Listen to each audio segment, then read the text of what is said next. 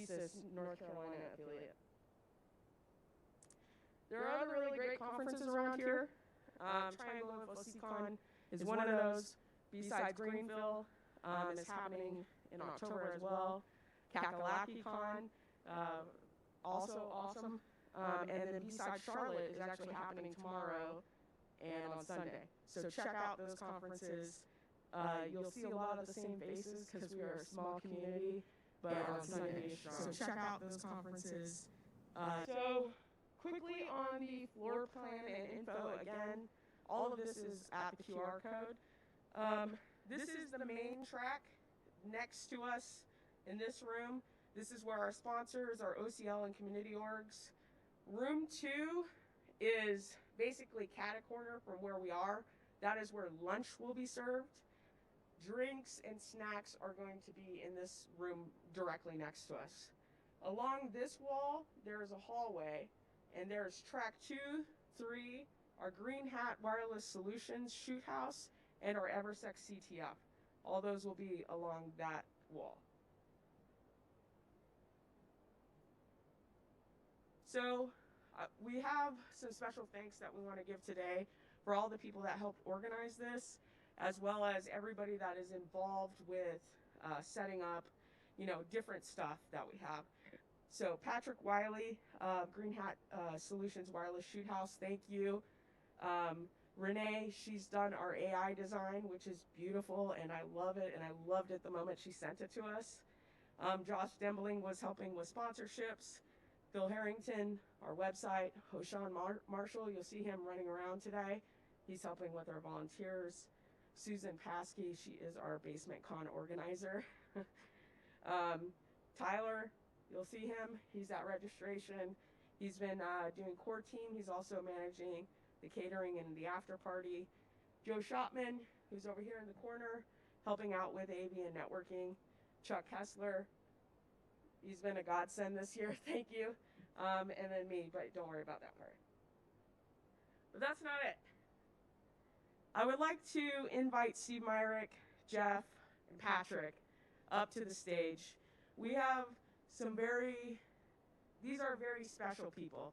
And if you've been to BSides before, BSides RDU, you know that every year we have a CTF. And every year we have a lockpick village. And every year we have a Hacker Jeopardy. And it's because of these guys right here. So thank you, thank you, thank you. You guys are an amazing part of this.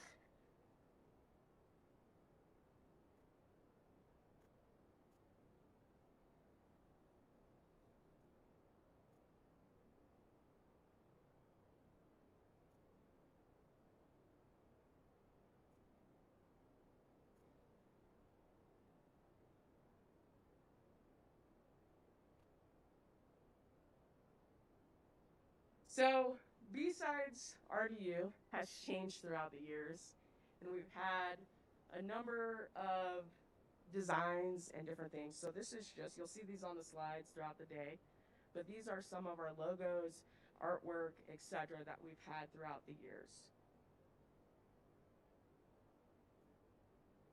We have some great pictures here. These are just more pictures throughout the years, but ultimately, what we want to say is that BSides has been wonderful. Our community is wonderful. We want to continue to grow. Keep coming back. Thank you guys so much. With that being said, we have one more special guest that we'd like to introduce, Jack Daniel, who is one of the co-founders of Security BSides.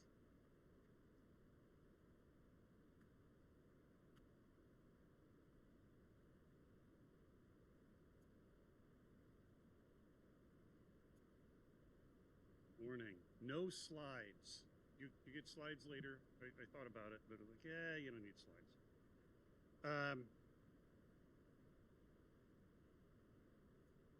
This is the 10-year anniversary. 10 years ago, a group of people made BSides RDU happen, and it has continued to happen. That year, Army Trained reminded me last night, that year, BSides RDU shared the spotlight with two other events to be the 100th BSides event. Today, you are all part of the 883rd BSides event, since we did what we thought was a one-off event in 2009.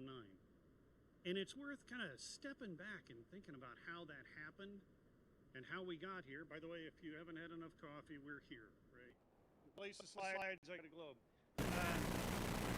I'm going to give you the really short version of why I do what I do and have done it. Decades ago, I was a mechanic, and I ended up in the parts department because it was one of the first departments that got computers in the car business. First, it was accounting because of money, and second, it was parts because of inventory. Decades ago, I was a mechanic. I wasn't afraid of the computers, so over the course of years, they made me do more and more computer crap until one of the first departments that got computers in the car business. First, it was accounting because of money, and second, it was parts because of inventory. Decades ago, I was a mechanic. And I wasn't afraid of the computers, so over the course of years, they made me do more and more computer crap until one of the... If your infrastructure was built on Windows 98 and Windows NT, you learned about security whether you wanted to or not.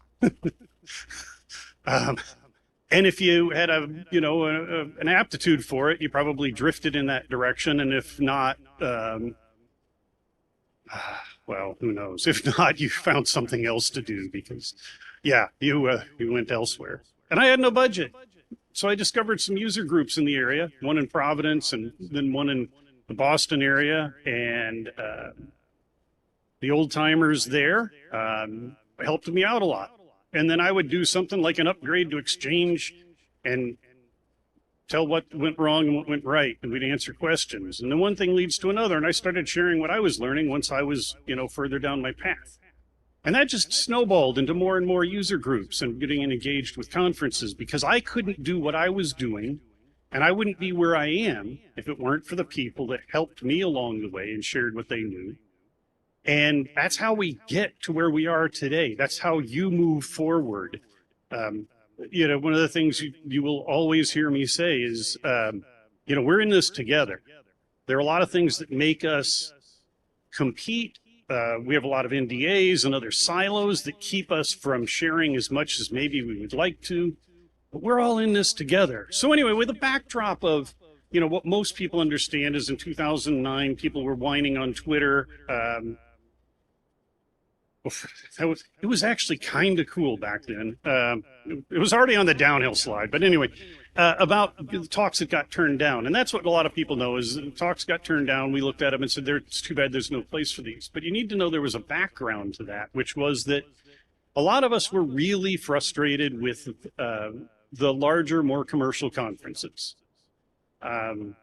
RSA used to be a hardcore cryptography conference, right? It was privacy, cryptography, and it evolved into what it is now, which is important for the industry, but it's not our vibe for those of us that have more of a hacker mindset, even if we are securing industries, securing businesses, working in vendor land even.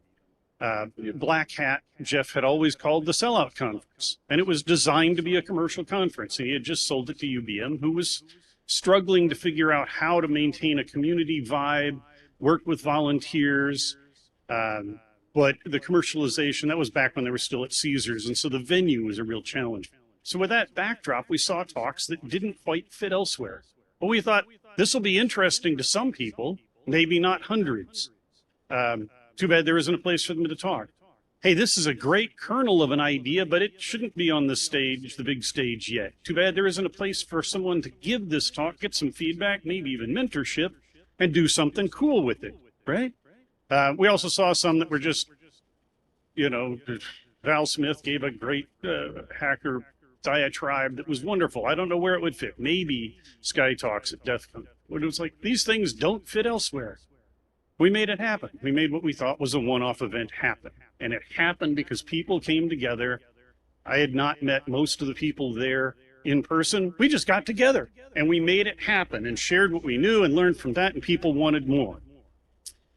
So a little bit about that. Can we see again anybody's first, how many people at your first BSides event? This warms my heart. It really does. BSides should be welcoming.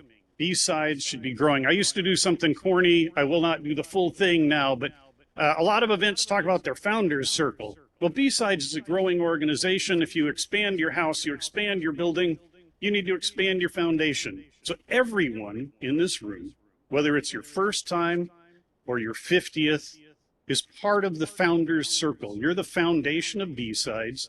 You should feel welcome here. You should make others feel welcome here. Pretty straightforward, right? And then you should have conversations. You should feel like you're here to participate in the community and the conversation.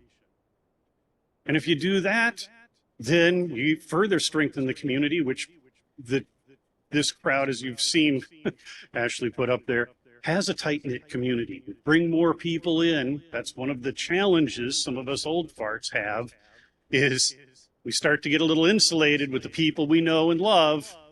And got to remember, kind of open it up.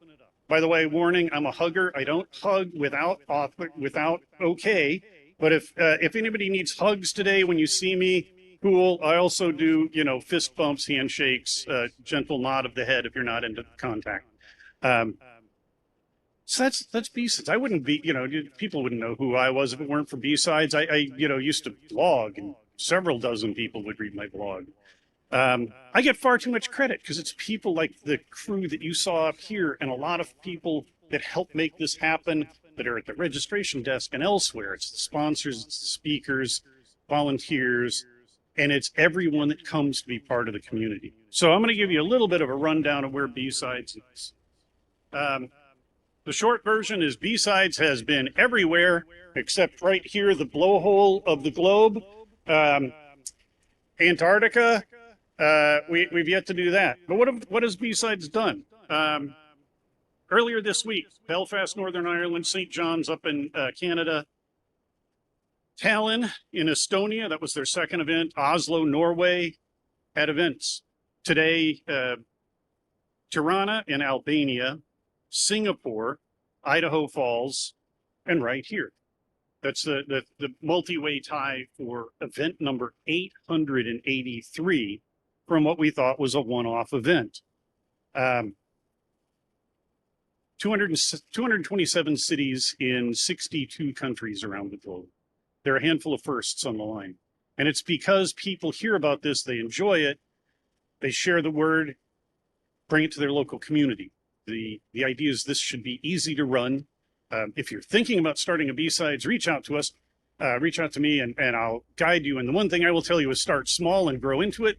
If you look around, if you're not familiar with what it takes to run a conference, ask people who've done it, you grow into it. But it's because people have thought, I'd like to do this here, right? That's how this started over a decade ago. And the first one happened a decade ago. Is there was a conversation. And it's like, well, why don't you do a BSides? And well, here we are.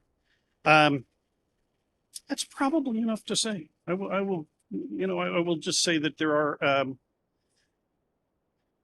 event 900 will happen next month. Event 1000 will happen by the end of next year. Doesn't matter. This event is here today. You're here today. So you won't be in Cambridge in England tomorrow. You won't be in João Pessoa in Brazil. You're here today. Make the most of it. Share, learn. And then I will leave with a typical Uncle Jack closing. The tech is cool, but take care of yourselves and take care of each other. We're all we've got. And I don't know if you've noticed, but life seems to be getting a little more challenging lately. Past few years have been a little weird on a whole bunch of fronts. And the final bit of advice I will give you is that I said take care of yourself and take care of others in that order. It's best not to focus all your efforts on taking care of others to avoid taking care of yourself. It works for a little while, but you just put off taking care of yourself, and that's really bad.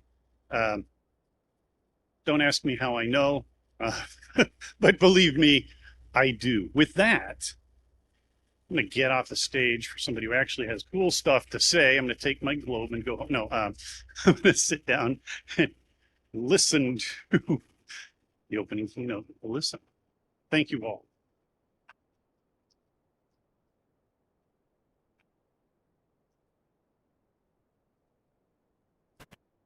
Hey everybody, before we get to the cool stuff, Alyssa, I just wanted to jump up here real quick. I'm Chuck, one of the conference organizers, and thank you everybody for being here. It does take a tremendous amount of effort to put something like this together, literally a year's worth of work leading up to today. And yeah, we just have some amazing sponsors, amazing volunteers making this happen. So yeah, Ashley, you're good. And I'm sure as we go through today, we're going to have a few little bumps along the way. So just be patient with us as we get through that. But again, just thank you for everybody being here. Thanks for our sponsors and thanks for our volunteers. So yes, I was just going to do a really quick intro for Alyssa and just read your bio off so everybody knows who you are. So Alyssa is a hacker who in her preteens bought her first computer and hacked her way into paid dial-up community platforms. She grew up in a hacker culture, finding her hacker family in IRC channels during her adolescence. While in IT, it was not her original career plan. She ended up working as a developer and later a pen tester in the financial services industry. It's amazing how that works. A lot of us never started out in InfoSec or cybersecurity, and our paths lead us there over time. So that's one of the things that's always fascinating to me about how people get into this industry. There's no one way to do it. But as she moved into consulting, her focus defending technology systems and personal privacy grew to a point where she was advising Fortune 100 companies on how to build comprehensive security programs. Alyssa is now at New York-based Epic Global. She's very much a hacker to this day, and she's built on that identity to grow her career. She is an internationally recognized public speaker and author of the Cybersecurity Career Guide. And she's an advocate for helping others make a career out of their passion for hacking and security, I think, as a lot of us are here today. She's also a proponent for the open sharing of ideas and perspectives on improving our technologically connected world. So with that, yes, we're officially going to start the cool stuff and bring Alyssa up here. So thank you. And I think you're just plugging into that. Yeah.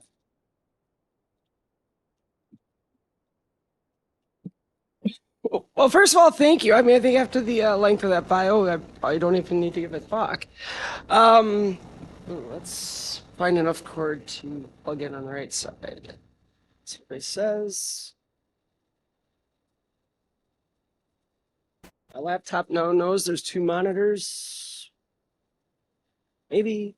Oh, good. Not what we wanted.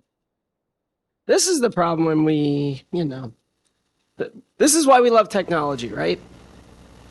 Because, well, it never really does what we really want the first time around. And there's a reason for that. Somewhere, someone told me there was a reason for that. So, all right. So first of all, hello. Let's do this the right way. Hey, BSides. We're like there. I know it's early. I know. One more time. Hey, BSides. Jack, they need drinks. We'll get there. All right. So first of all, I'm excited to be here. I'm kind of sweating this impending storm we've got. I don't know how much that's going to do here, but I saw this morning now they're talking 45-mile-an-hour winds. That sounds fun. This is what I came to Raleigh for.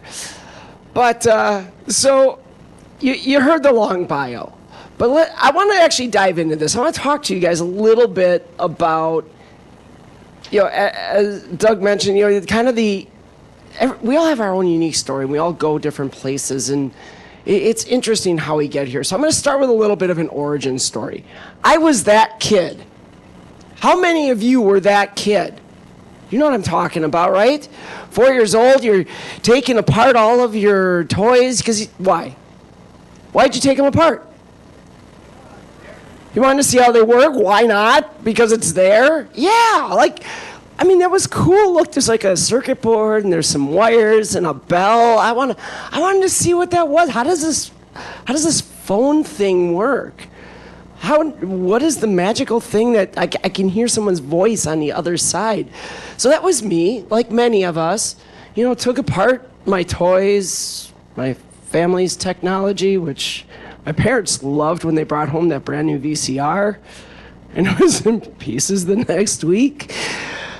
Hey, it went back together. It worked just fine. There were only 3 extra screws. All right, come on. I did okay. But it's that mindset that drives kind of that hacker mentality we hear about. And, one of my good friends, Jason Street, talks a lot about how, hackers aren't criminals, all right? We're artists and creatives and inventors. That's what we do because we want to understand technology. We have this driving urge, and that was me. So at 12 years old, I got my first job. Like a lot of people, it was a paper route. Now, there's probably some people in here who have no clue what I'm talking about. Paper route, we used to deliver newspapers to people's homes. They were actually paper. And they showed up at your doorstep, and someone somewhere thought it was cool. Let's pay a bunch of 12-year-olds to run around at 6 in the morning and put these on people's doorsteps. I see some handsome people did this. Yes! So I saved up a bunch of money. I had over $1,000. Now imagine a 12-year-old with $1,000. What can a 12-year-old with $1,000 do? Well, lots of things, but I went to Best Buy. That was my first computer. This was 1989. Okay, so you can do the math. You can figure out how old I am. I got it. I know I dated myself, but we were already there with the newspapers, right? So 12 years old, bought my first computer. Why? Because I love technology. I wanted to see how this stuff works. I saw Mr. Wizard on TV doing, different science experiments on computers and drawing pictures and things. I wanted my own computer. We had computers at school, but, in 1989, people did not have these things in their homes. Today, we carry 3 of them around in our pockets at once. So it didn't take long. I had the computer. Well, then I bought a modem to go with it because I heard about all these cool dial-up communities. In fact, you got the little discs. You all remember these, or most of you remember them, the AOL, Prodigy, etc. So I found my way into Prodigy. Cool. 25 free hours. Now, what's the problem for 12, now, almost 13-year-old when those 25 hours run out? Well, back then, and I think even now, most 12 and 13-year-olds don't have credit cards. Kind of hard to sign up for an online service. But I liked taking technology apart. So I went to the library and started reading up on books about UART and reading about serial comms and modem communication. Long story short, ended up finding what today we would call a vulnerability in the client side of this, and basically discovered that the only validation for your sign-in really happened on the client side once you were logged in. Cool. So that was easy to bypass. We were in. Golden. 12-year-old found her way to get free Prodigy. So that's where it started. But then the internet came along. And I, now a teenager, was one of those teenagers who was kind of the freak at school, not a lot of people to talk to who really understood why the heck I was so interested in computers and ones and zeros and all that stuff. But I found my way into IRC. And you want to talk about my formative years spent in Undernet, various channels, doing various things, including slapping people with large trout. I found my hacker community there. We talked about all the stuff we were playing with, and the coolest part of the whole damn thing, nobody knew who anybody was. Didn't know your gender, didn't know your ethnicity, didn't know any of that. We didn't care. We just were all into technology. We had that driving desire that we wanted to know how this stuff works. We wanted to play with it. We wanted to talk about it. We wanted to talk about all the cool things we did to it. Yes, some of it by today's standards would have been criminal activity. I mean, you could argue at 12 years old I was probably engaged in some criminal activity. But I found the community like Jack was just talking about. This community that we see at BSides. It stems from these worlds. And that is a community that has meant the world to me my entire life. Because in those years when I had few friends, I was bullied at school like a lot of us were. They were the people that got me, and we understood each other. So now let's fast forward a little bit. I go off to college. I think, I'm going to get into pre-med. So I go to Marquette University, 3 semesters of college-level chemistry. Said, Alyssa, pre-med's not for you. Woo, yeah. So I'm, now we're in the dot-com boom, right? They were hiring programmers left and right because everybody had to have an e-commerce website. That was the thing. You had to get online. We got to get our business online. We got to have an e-commerce website. We got to start selling because everybody's doing it, and it's really, really important. But that worked out for me because, I was dropping out of pre-med and I needed to do something else. Found my way to computer science, but more importantly, I found my way to my first job. My first adult job, first salary job, we'll call it. It was for a company called M&I Data Services, which later became Metavante, which later became FIS. But I started there as a programmer, working on their online and PC banking applications. So I was back to working with modems. Because that PC banking was dial-up, right? It wasn't even internet yet. So online banking was our internet side. I worked there for 9 years as a developer before someone from the security team came over to me and said, "Hey, I want you to join my security test team." The hell is security? What? I didn't know what that was. And she says, "Well, we do pen testing." Okay, I don't know how to do that. "Oh, you're smart, you'll figure it out," she said. Literally. That is a verbatim quote that I will never forget. Well, someone tells you that, that's a pretty strong encouragement to say, you know what, I don't know what I'm jumping into, but I'm going to jump in. And of course, it turned out that, that was a perfect job. I knew how to do that. I just didn't know I knew how to do that. So another 6 years at that organization, 15 years I spent my very first job. Very first adult job. You don't see that a lot. But I learned a ton. But you know what? Then we merged. We became FIS, and I didn't really like the new company. The culture was different, whatever. So I got into consulting. I ended up finding myself at a company called Fishnet Security. Very interesting name. It was very intriguing when I found that. Fishnet? Is this red light district stuff or what? I didn't know. But, it was one of those moments where, okay, yeah, I want to find something different. Consulting would be good. I've seen financial services for 15 years. Let's see what the rest of the world is doing. So I took a leap of faith. I went there. They said, "Hey, you know what? We opened up a brand new position for this. You don't have any team, but we want you to build one." I don't know how to do that. I've never had to do that. My team was there.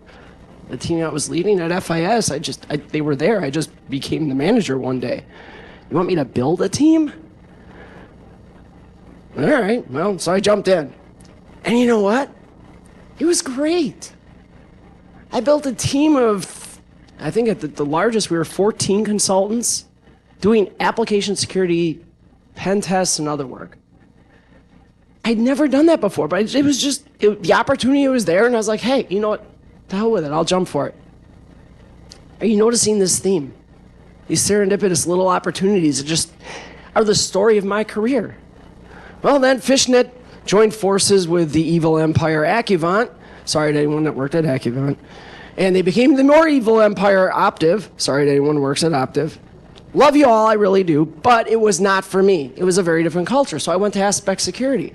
Now I'm focused on application security, only they want me to work with executives and boards and high-level managers, not on doing pen tests and threat modeling and stuff. They wanted me to help these companies build application security programs. Jesus, I don't know how to do that either, but here we go, another leap of faith. Why not? I'll jump in, we'll see what happens. 3 years later, it was going amazingly. Now, this was a company of 50 people. Incredible. I loved that company. It was great. And then along came Ernst & Young, and they bought us. And when you go from 50 to 250,000 people, this might shock you, but things change. So All right, let's move on. I landed at CDW. Now I'm in a VAR and I'm doing pre-sales work and I'm learning all about how that world works. Again, never been there before. Leap of faith, jumped in. It worked out great. Worked there for a while. Then I went to Sneak. Now this was a fun one because this came up completely out of the blue. Wasn't even a position I looked for. But now I'm jumping into the startup world. Never worked at a startup. Didn't know anything about it. They said, oh, well, we want you to be an AppSec advocate. You're just going to go speak. You're going to travel the world and you're going to speak at different conferences. Sounded awesome. Would have been if it hadn't been for COVID.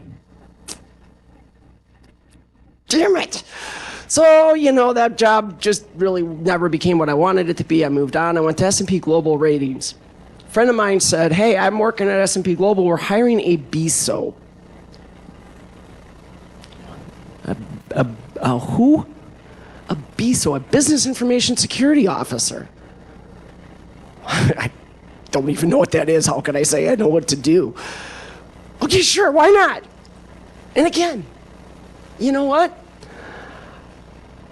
I don't know if it's that I'm that naive or it's definitely not self-confidence.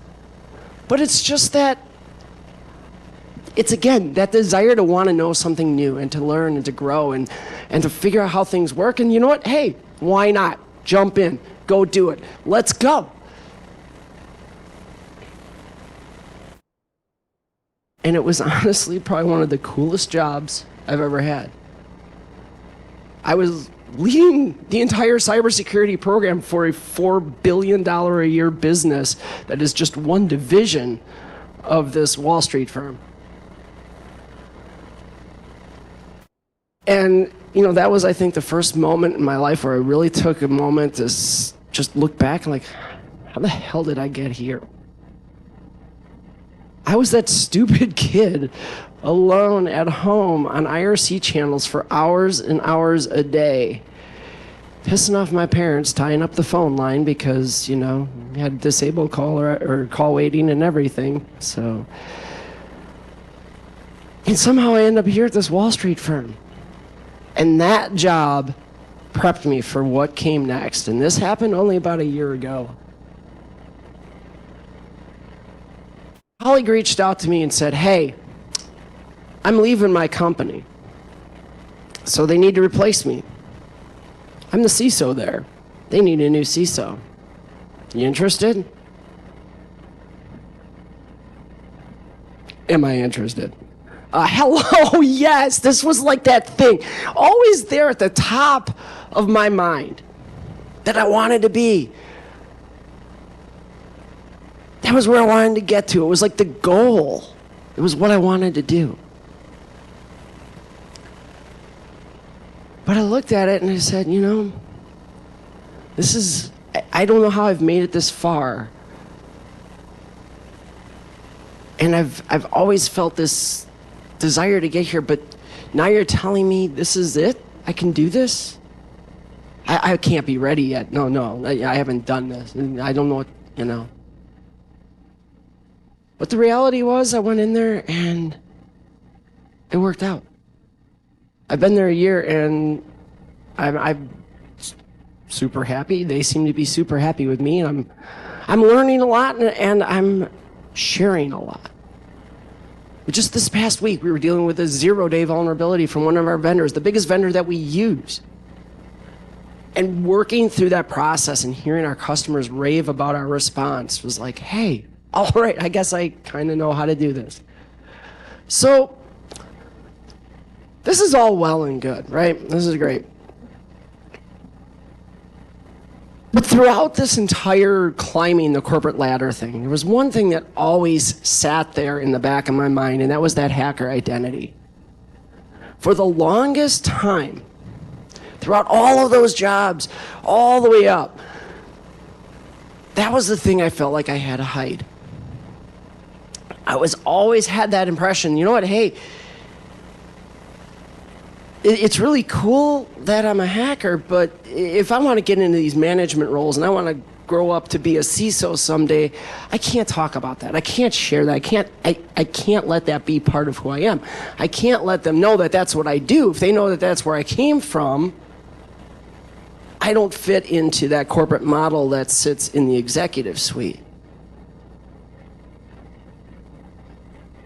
But the reality is, it wasn't until I embraced that and ran with it and said, this is who I am, that things really accelerated. I don't know if you caught that.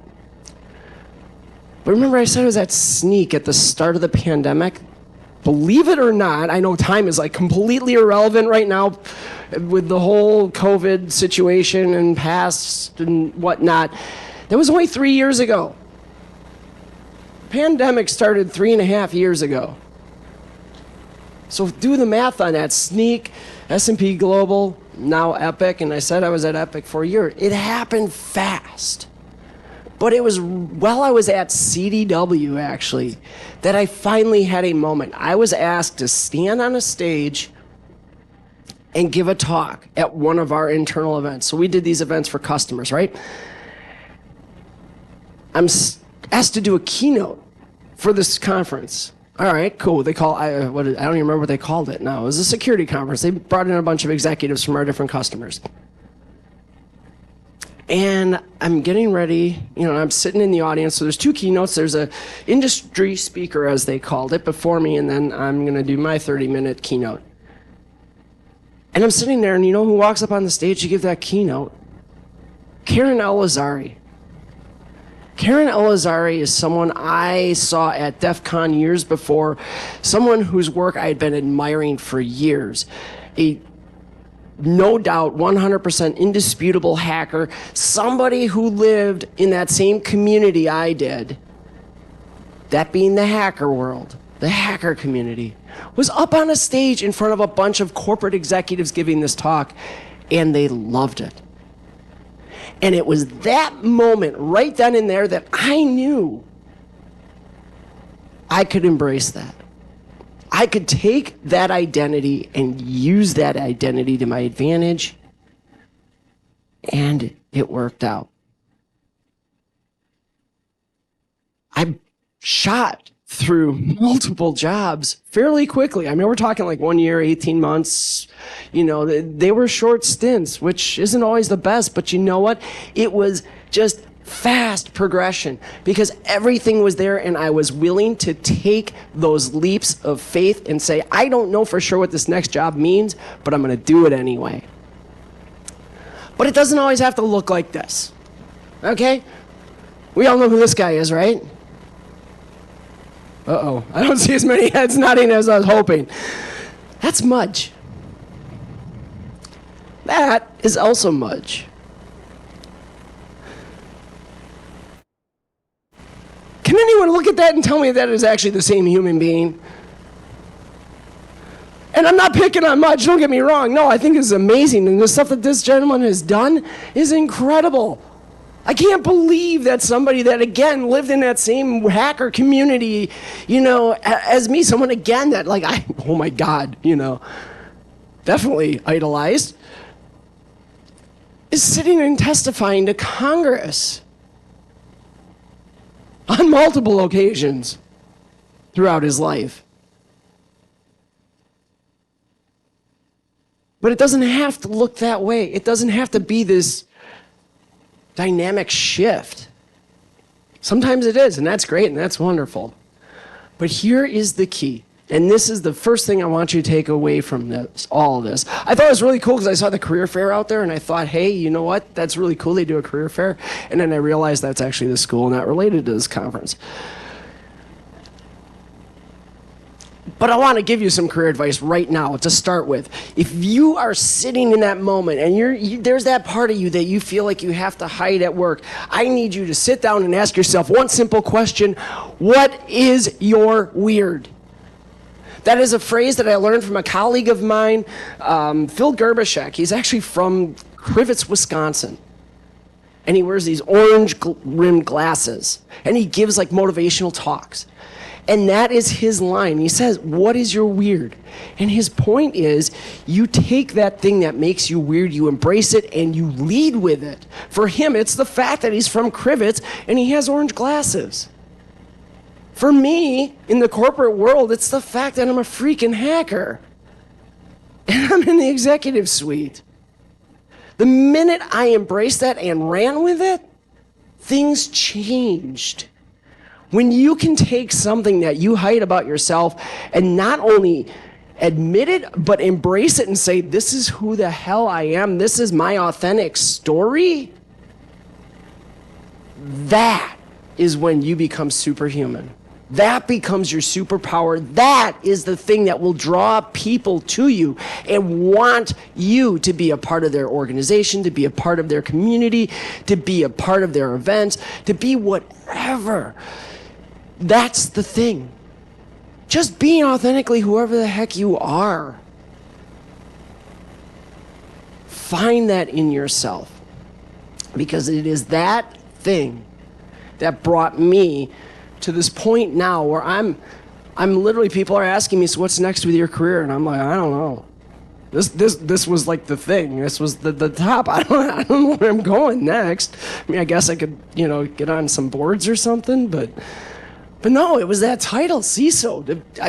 And not even for a little company. I mean, we're like 9,000 people across the globe. It's a big company. That to me is like where I wanted to get, and it happened in the course of a few years. I'm telling you, the power of finding out who you are and being authentic to that is huge. So, my career, my long origin story that I just went for like 25 minutes telling you all about this. I mean, I probably could have just done it in the bio. But why? Why did I sit here and tell you all this? Because every person in this room has those doubts, is thinking, I don't know if I know how to do that job. I really kind of like that job, but God, I'm just not ready to do it. Get past that. Now, that origin story tells you a lot about how I got here, but there were a lot of really cool serendipitous opportunities that I latched onto. But there were a lot of lessons learned. A lot. And I'm learning new ones every day. So I wanted to share some of those lessons with all of you, because I'm hoping you'll identify with some of this. I'm willing to bet. But B, these are all things that will help, I hope, regardless of if your goal is to get into, some executive leadership role, or you want to be the baddest, most kick-ass pen tester that ever existed on the face of the planet. I'm hopeful that these things are going to help you get to that point. So many lessons learned. It was a long road. I go back to early 90s, well, mid 90s, late 90s, 97. What is 97? That's late 90s. It's definitely not early 90s. 1997. How many of you know SQL? How many of you know how bad this is?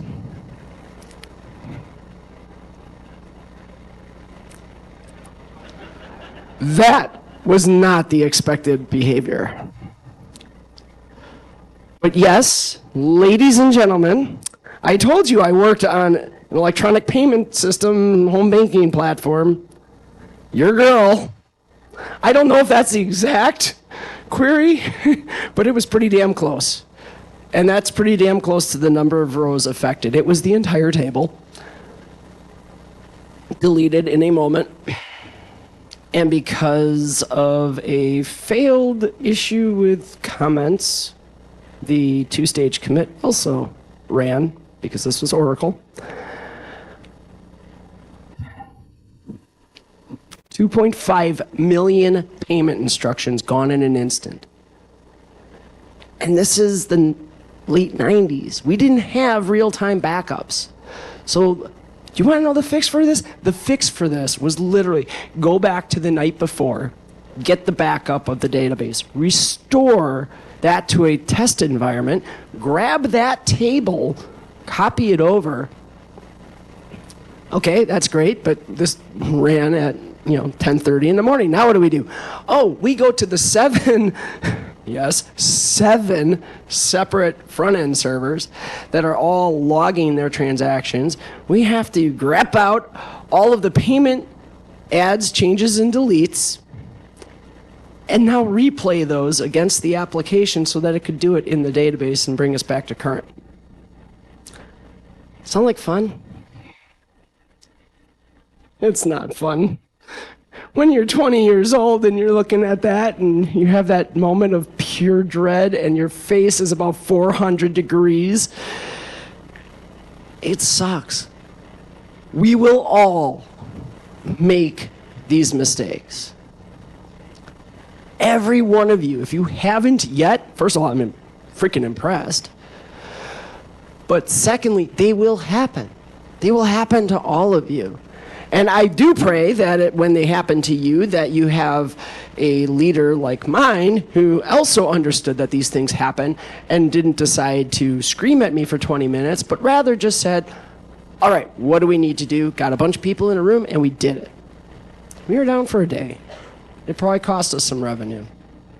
I know it costs us some money in terms of other things with float, and I won't get into all the weird banking stuff. But know that these things this is how you learn. This is part of how you learn. You make mistakes. You, quote unquote, fail at things. If everything worked right the first time when you did it, I don't think you'd be learning much. So embrace that. Understand that that's going to happen.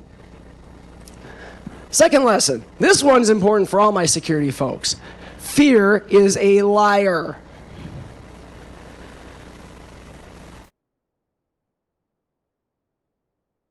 There's this concept we lovingly call FUD, right? Fear, uncertainty, and doubt.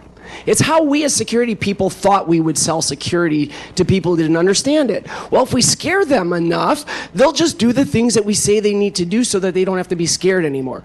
Guess what? Neuroscience says you're freaking wrong, because that's not how it works. Neuroscience says you scare people like that, it triggers fight or flight, and you know what your de facto first option is always? It's flight. So when you scare somebody, they don't want to talk to you anymore.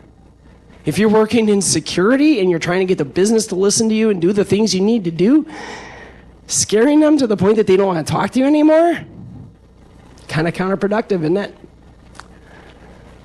So this is something I think we're starting to understand as an industry, and it makes me very happy that we're starting to understand that this is not the way to go. Now that said, there are plenty of vendors out there with really, really horrible marketing that still try to play this up. So understand, I don't care if you're a pen tester writing a report, I don't care if you're an executive talking to a board, or anywhere amongst that. Get that idea out of your head that your job is to stand there and scare people, or that scaring people is somehow going to get them to listen to you when they don't listen to you otherwise. This doesn't work. Playing into that, let's talk about security advice that we give. We love to throw these quick little quips out there, right? We like to say things like, never let a good crisis go to waste. That's not wrong, okay? But there's nuance in that statement, and the nuance is this. If I have a crisis, so my organization that I'm with right now had a ransomware event 3 years ago. No joke. I'm absolutely being honest with you. 3 years ago, they have a ransomware event. And you know what's happened since? Absolutely wonderful commitment to cybersecurity in terms of budget, in terms of awareness, everything. They didn't let a good crisis go to waste. But the problem is, when we say this, too many people think that it means, oh, the checkbook is open, so let's dive in and get as much stuff as we can. Now, here's the problem with that. One, if you look at any of the studies about post-breach investment, that tail lasts about 18 months in most organizations. 18 months, you've got kind of an open checkbook. You can do whatever you want, and then it dies. Do you know why it dies? Because we run out, we buy a bunch of whiz-bang, shiny, blinky boxes, we hire a bunch of people, we do a bunch of things, but we never come back and show the value of what we did. We did all this stuff. We probably did a lot of really great things. But if we can't say anything more than, oh, we got all of our people on MFA now, so, all of our systems now require you to get MFA, and you can't traverse the network horizontally. If you have, an account on one system, you're going to get MFA'd on another. They've all already stopped listening. Okay? But that's what we unfortunately tend to do in this industry. And that's why we lose the funding after 18 months, because it becomes boring.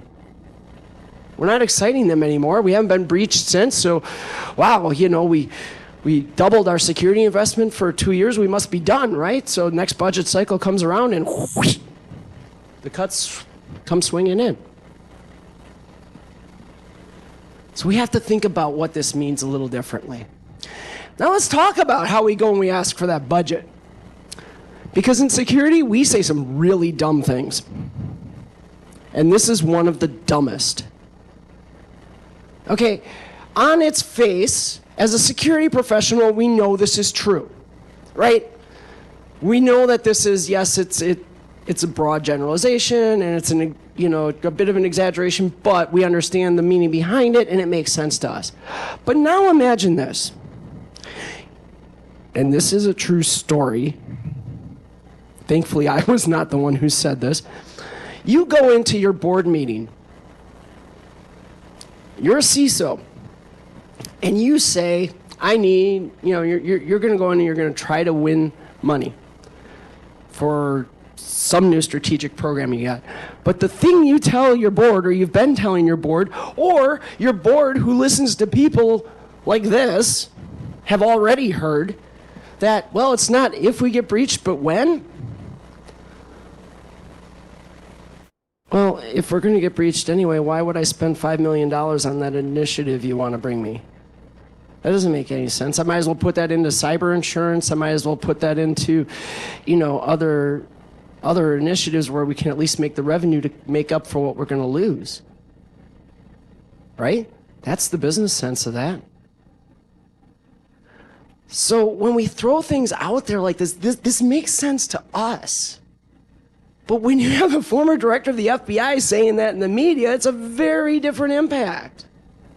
If you walk into your board meeting and you say that to them because you're talking about, here's our vulnerability stats, or you're trying to make the point that here's why we have to keep doing more and more and more in cybersecurity, you say something like that, oof, yeah, that's not going to get you what you're looking for.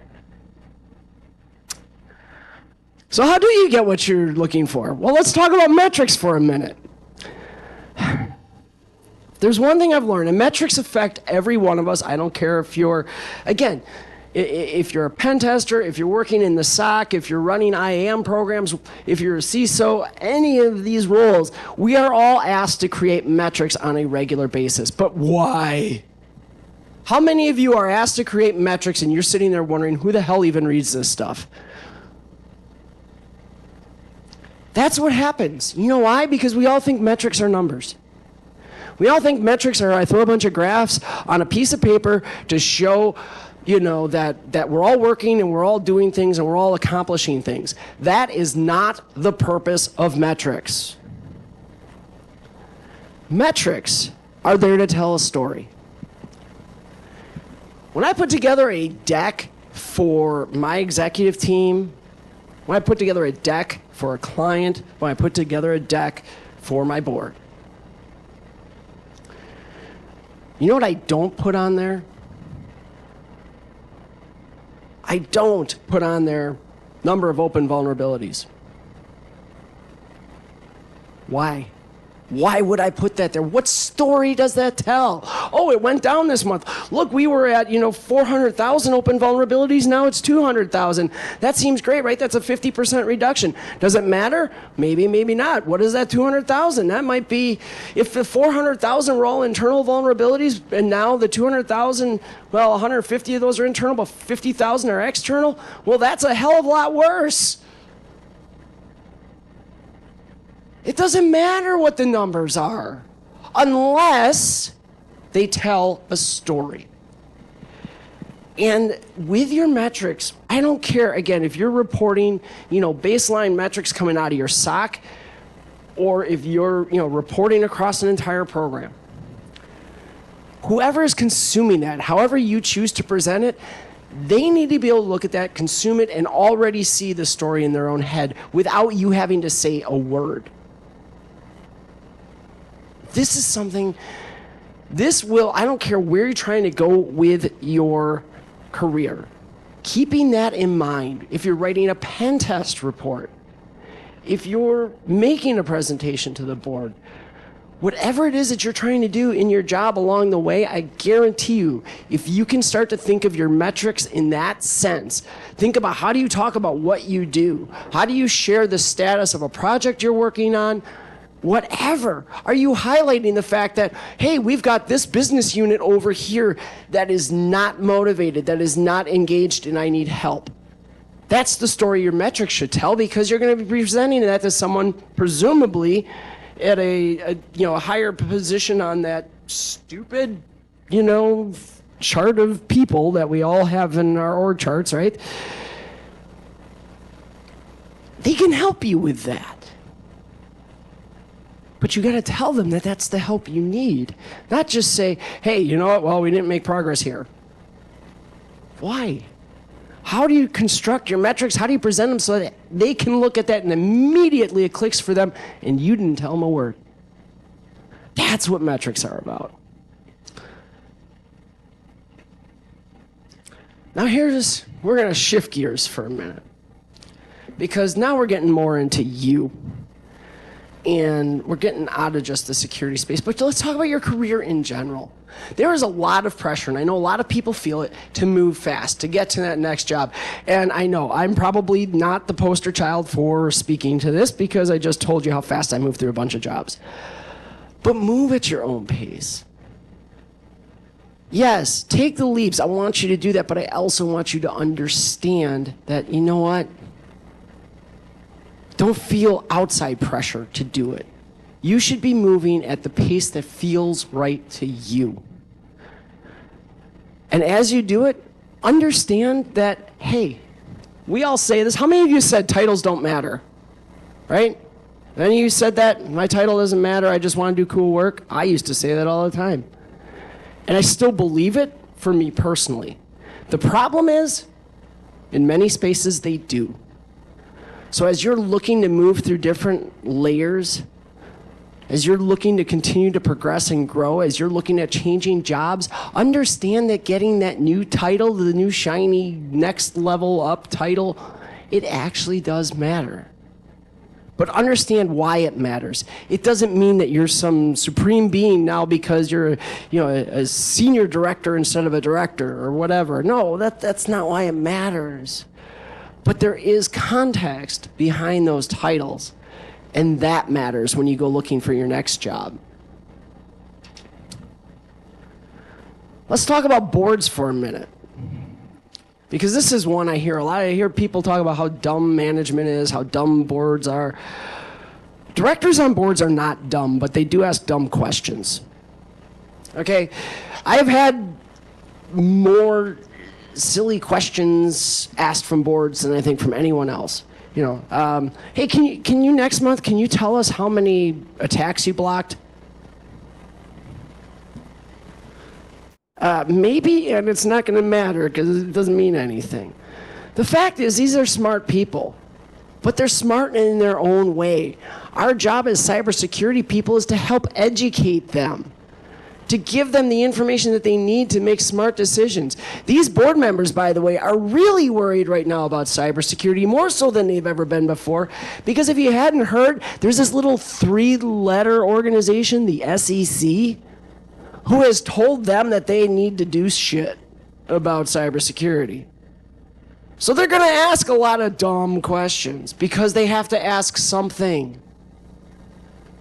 So take it as your job to help lead them down the road of the questions they should be asking you. If they ask you, can you tell me how many attacks we blocked? Tell them why that's not the right question to ask. When they ask you, when are we going to be secure so we can stop investing in cybersecurity? Help them understand that, well, that's only going to happen when you stop creating new stuff. When are you going to be ready to do that with your business? Oh, never? Right. Thank you. Help them understand those things. That's what you're there for as a cybersecurity professional. Again, I don't care if you're, in the SOC and you're writing up an incident report. I don't care if you're a pen tester and you're writing a pen test report. I don't care if you're in vulnerability management and you're writing up your monthly report on, open, closed, and everywhere in between vulnerabilities. Your job is there to educate other people who are not security experts. Your job is not to secure the organization. Get that out there right now. That's a hot take that a lot of people get really angry when I say it. That's not our job. Our job is to educate. And yes, we do all the cool operational things and other stuff that we help them along the way, but are you writing code that fixes your applications? Many of you might not be if you're in a security role. You might be implementing the firewalls, but who's buying them? I don't think you put your credit card down on that, did you? So remember, you're educating them on why this stuff matters. And to that end, remember, you will never know it all. None of us will. There is a whole lot of cybersecurity to learn about and a whole lot of knowledge, some of it that none of us have found. We're all these little bubbles, they overlap, we share knowledge, we exchange knowledge. There is no one out there, not me, not Jack, not any big name that you see at some conference speaking, not anybody you see making millions of dollars in cybersecurity. Is anyone making millions of dollars in cybersecurity? Where's that job? I need that one. No, that's the reality though. Nobody knows it all. I don't care how much they feel like they know everything and they have something to say. I have something to say about everything. I have the biggest mouth in the world. I guarantee you, I'm just one little cloud in there like the rest of you. So understand that, use that to your advantage, and let that be the thing that guides you, that, hey, you know what, you can continue to progress. I'm going to touch on this one. Here's a fun topic. Diversity is not about making people feel good. We just had this conversation over here before we started. Look at the speakers who are here today at this conference. Visually, it is an amazingly diverse group. But look at their bios, find out who they are, and look at how diverse they are in terms of their backgrounds, where they come from, and then go look at the talk schedule and see how diverse the topics are as a result. That is what diversity is about. Getting those people in a room together so they can share those ideas and make your program more effective. That's why we talk about diversity. We don't talk about diversity because we want to make people feel good. That is a great side effect. Why would making people feel good ever be a bad thing? If you have an answer to that, tell me, because I want to know. Here's one for you. Management is not for everyone. I said all the way along, CISO was kind of my paramount goal. A lot of us get stuck in this trap of believing that, I've gone as far as I can in technical. My only route now is to management. You have to understand that management is a very different skill set, is a very different world. We joke about managers living in PowerPoint and Excel. Do you want to know what the two most used applications are on my machine? PowerPoint and Excel. But that's for a reason. It's because I'm not in there. I'm not in configuring Microsoft Sentinel and Defender. I'm not in there in our Palo Alto firewalls pushing firewall rules anymore. That's not my job. My job is to build a team. My job is to educate the board, to educate my fellow executives. That's my job. You get a job as a manager, you are there to lead that team and set them forth in a direction. If you're a director, you are there to run a program and to make it strategic and to push it forward. Those are not technical things. Those are very specific skill sets that you may or may not enjoy doing. Now, what I'm not telling you is I'm not saying don't jump into management. Try it. See if you like it. But also don't be afraid to get there and say, you know what? This is some bullshit right here. Get out of it if you need to. Because it is not for everyone. And I have seen so many teams turn toxic just simply because the manager didn't like the job they were in and didn't really want to do it. All right, so I got to go because I'm already running over. Way to go, Alyssa. But I'm going to leave you with this quote because I really do love this quote. It speaks to so much of how I try to continue to look at things. It makes me feel like, this is just a bit of a guiding principle for me. Those mistakes are going to happen, failures, etc. It's all a part of it. So embrace that. Let that be a part of your experience. Finally, well, that showed up weird, but there it is. In any event, all of my social media information. If that MFer starts charging for that other site. Oh, was that out loud?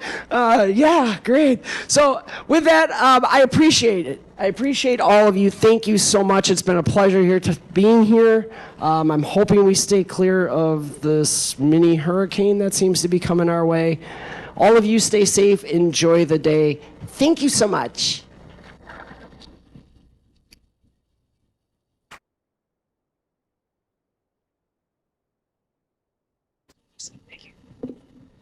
Thank you, Alyssa. That was just totally inspiring for the morning. So yes, we're getting ready to head off, and we have breakouts happening in the rooms over here to the side. Obviously, CTFs as well. Hopefully, you've had a chance to look at the program and decide where you'd like to be. A lot of activity going on. I think Joe's asking about Q&A here real quick. Okay.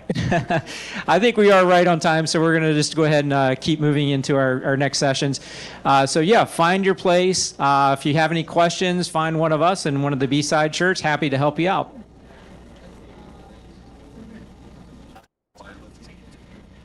Oh, okay. Unfortunately, it sounds like the wireless CTF is canceled. So sorry about that, if anybody's planning to do that.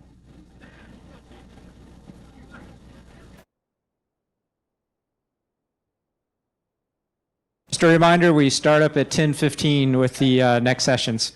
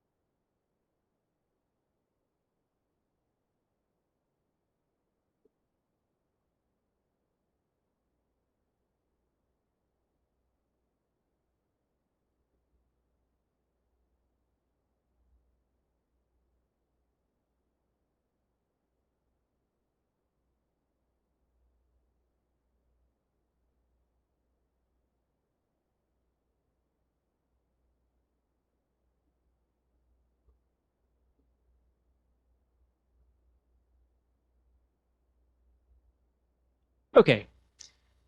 Hey, everybody. Hopefully, everybody will start settling into rooms here as we get started with the 10:15 sessions. So just really quickly, did want to just mention it's going to be coming out later, but InfoSecon, Raleigh ISSA, they're going to be giving a discount code for anybody who registers for their conference, which is in October. I think it's October 20th, if I recall correctly, at the Raleigh Convention Center. So be on the lookout for that. That is a great event as well, and hopefully everybody will be able to join us for that too.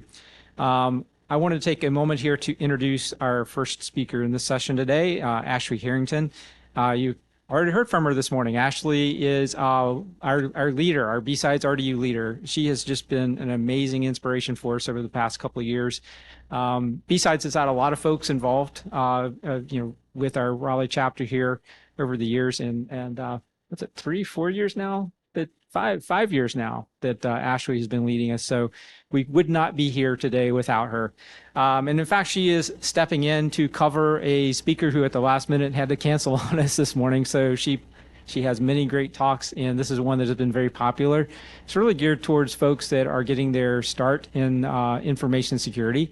So I'll just do a quick intro here and tell you a little bit about Ashley's background. She is an experienced cybersecurity leader, a lifelong tech enthusiast with a decade of experience in technical roles, now focused in management, multiple certifications, CISSP, AWS, and certified ethical hacker, and it has also done advanced studies in cybersecurity management, master's degree, right? Yeah, she just finished that up at Purdue last year.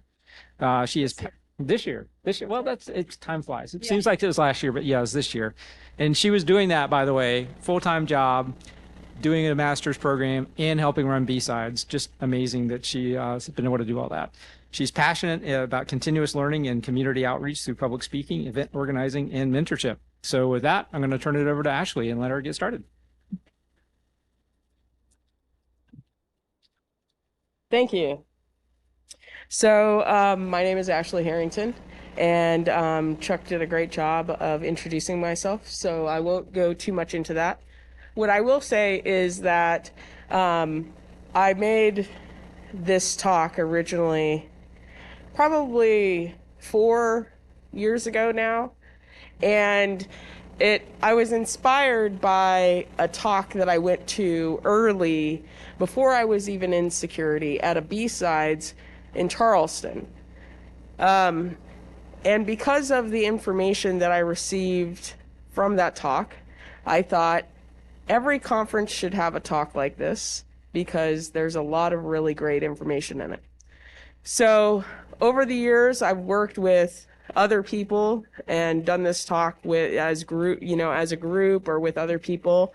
And so it's kind of grown just as I have and just as our community has. So this talk here, all of the pictures, I would say 99.9% of the pictures in this talk were generated by an AI.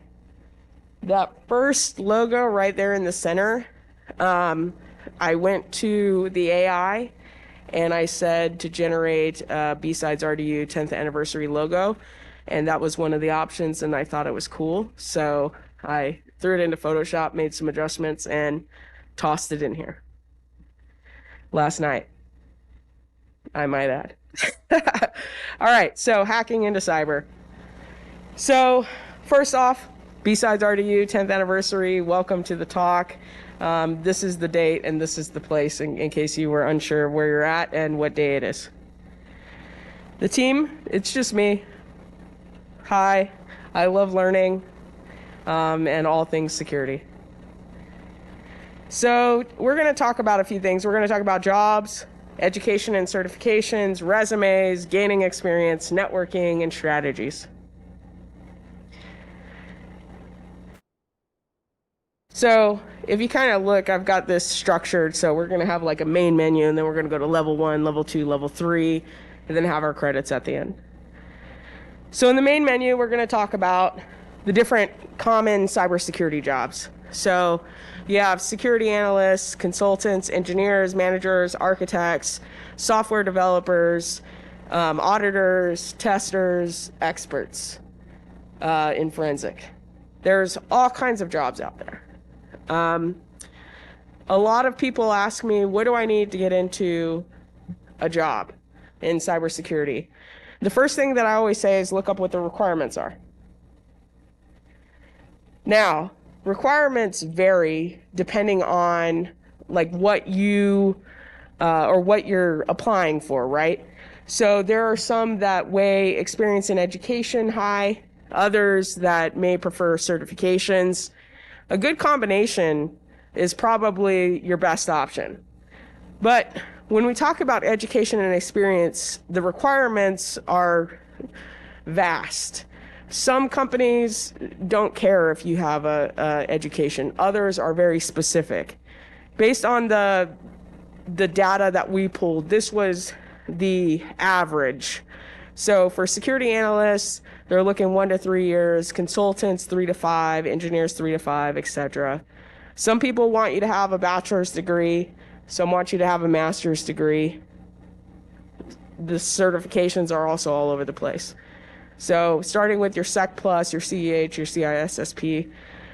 If you can make it to a CISSP, it kind of, and I'll show you a visual later, it kind of goes across multiple genres of the security domain. And you'll see that actually when you're taking your CISSP, there's 8 domains that you really study for as part of that test. The biggest thing is with your certifications is making a plan. Figure out what it is that you want. If you saw in a requirement, a job requirement, and that's one of the reasons why you want to get certified, that, hey, they're looking for Sec Plus or CISSP or whatever, you have to make a plan. And I always say you need to study. And when you study, don't just read the book, right? Learn it. If you don't understand what's happening, spend extra time to study that specific thing. I do it all the time. I'll close the book that I'm reading, set it aside, and go study that specific thing that I didn't quite understand. The other thing is you need to schedule the exam. There's no better timeline or something that forces accountability like knowing that you put money on the line to say that you're going to take this test, especially some of the certifications that are $950 or whatever it might be. If you put that much money on the line, that's what you're doing for yourself, right? You're not going to lose out on that $950. So make sure you schedule the exam. This next thing is called the certification roadmap. It's by Paul Jeremy, and I absolutely love it. So here's the thing. It looks a lot like there's chaos happening, but it's really easy to read, actually. I'm going to show you up at the top, across the board, you have the different domains. So you have communication network security, IAM, security architecture and engineering, asset security, security and risk management, etc. Down the side, on the left-hand side, all the way at the bottom, it starts at the beginner, goes up to intermediate and expert. What you'll see is the certifications in each column for that domain, and they're put in about where they might fit on how difficult they are or how much experience you need. You'll see things like the CISSP, which is the second, and the GSE and the CAS Plus. Those cross multiple domains. And they kind of give you an idea of what layer they are. So if you're new in security and there's something that you are specifically interested within security, you can take this roadmap here and you can say, okay, I want to be in security operations or whatever, but I'm a beginner. Then you can kind of see, hey, there's options there. So this is on, if you search up Paul Jeremy certification roadmap, it's on GitHub, it's all over the place. You'll be able to find it and kind of do your own research. Paul Jeremy with a Jerimy security certification roadmap. All right. If you look real close at the pictures on this, like I said, these were AI. Some of them are really awesome. Like the guy with the finger right here, like his fingers are all messed up. Like these are so bad, they're great, if you know what I mean. This was like cyberpunk, AI generated photos. All right, there's another category that we talk about, GRC. This is your governance, risk, and compliance. There's all kinds of jobs available in that area too. This is a lot like less technical to some degree, but plenty of opportunities there as well. They have their own set of requirements depending on what title you're looking for and certifications, but totally a valid security, I would say proximity to security type job.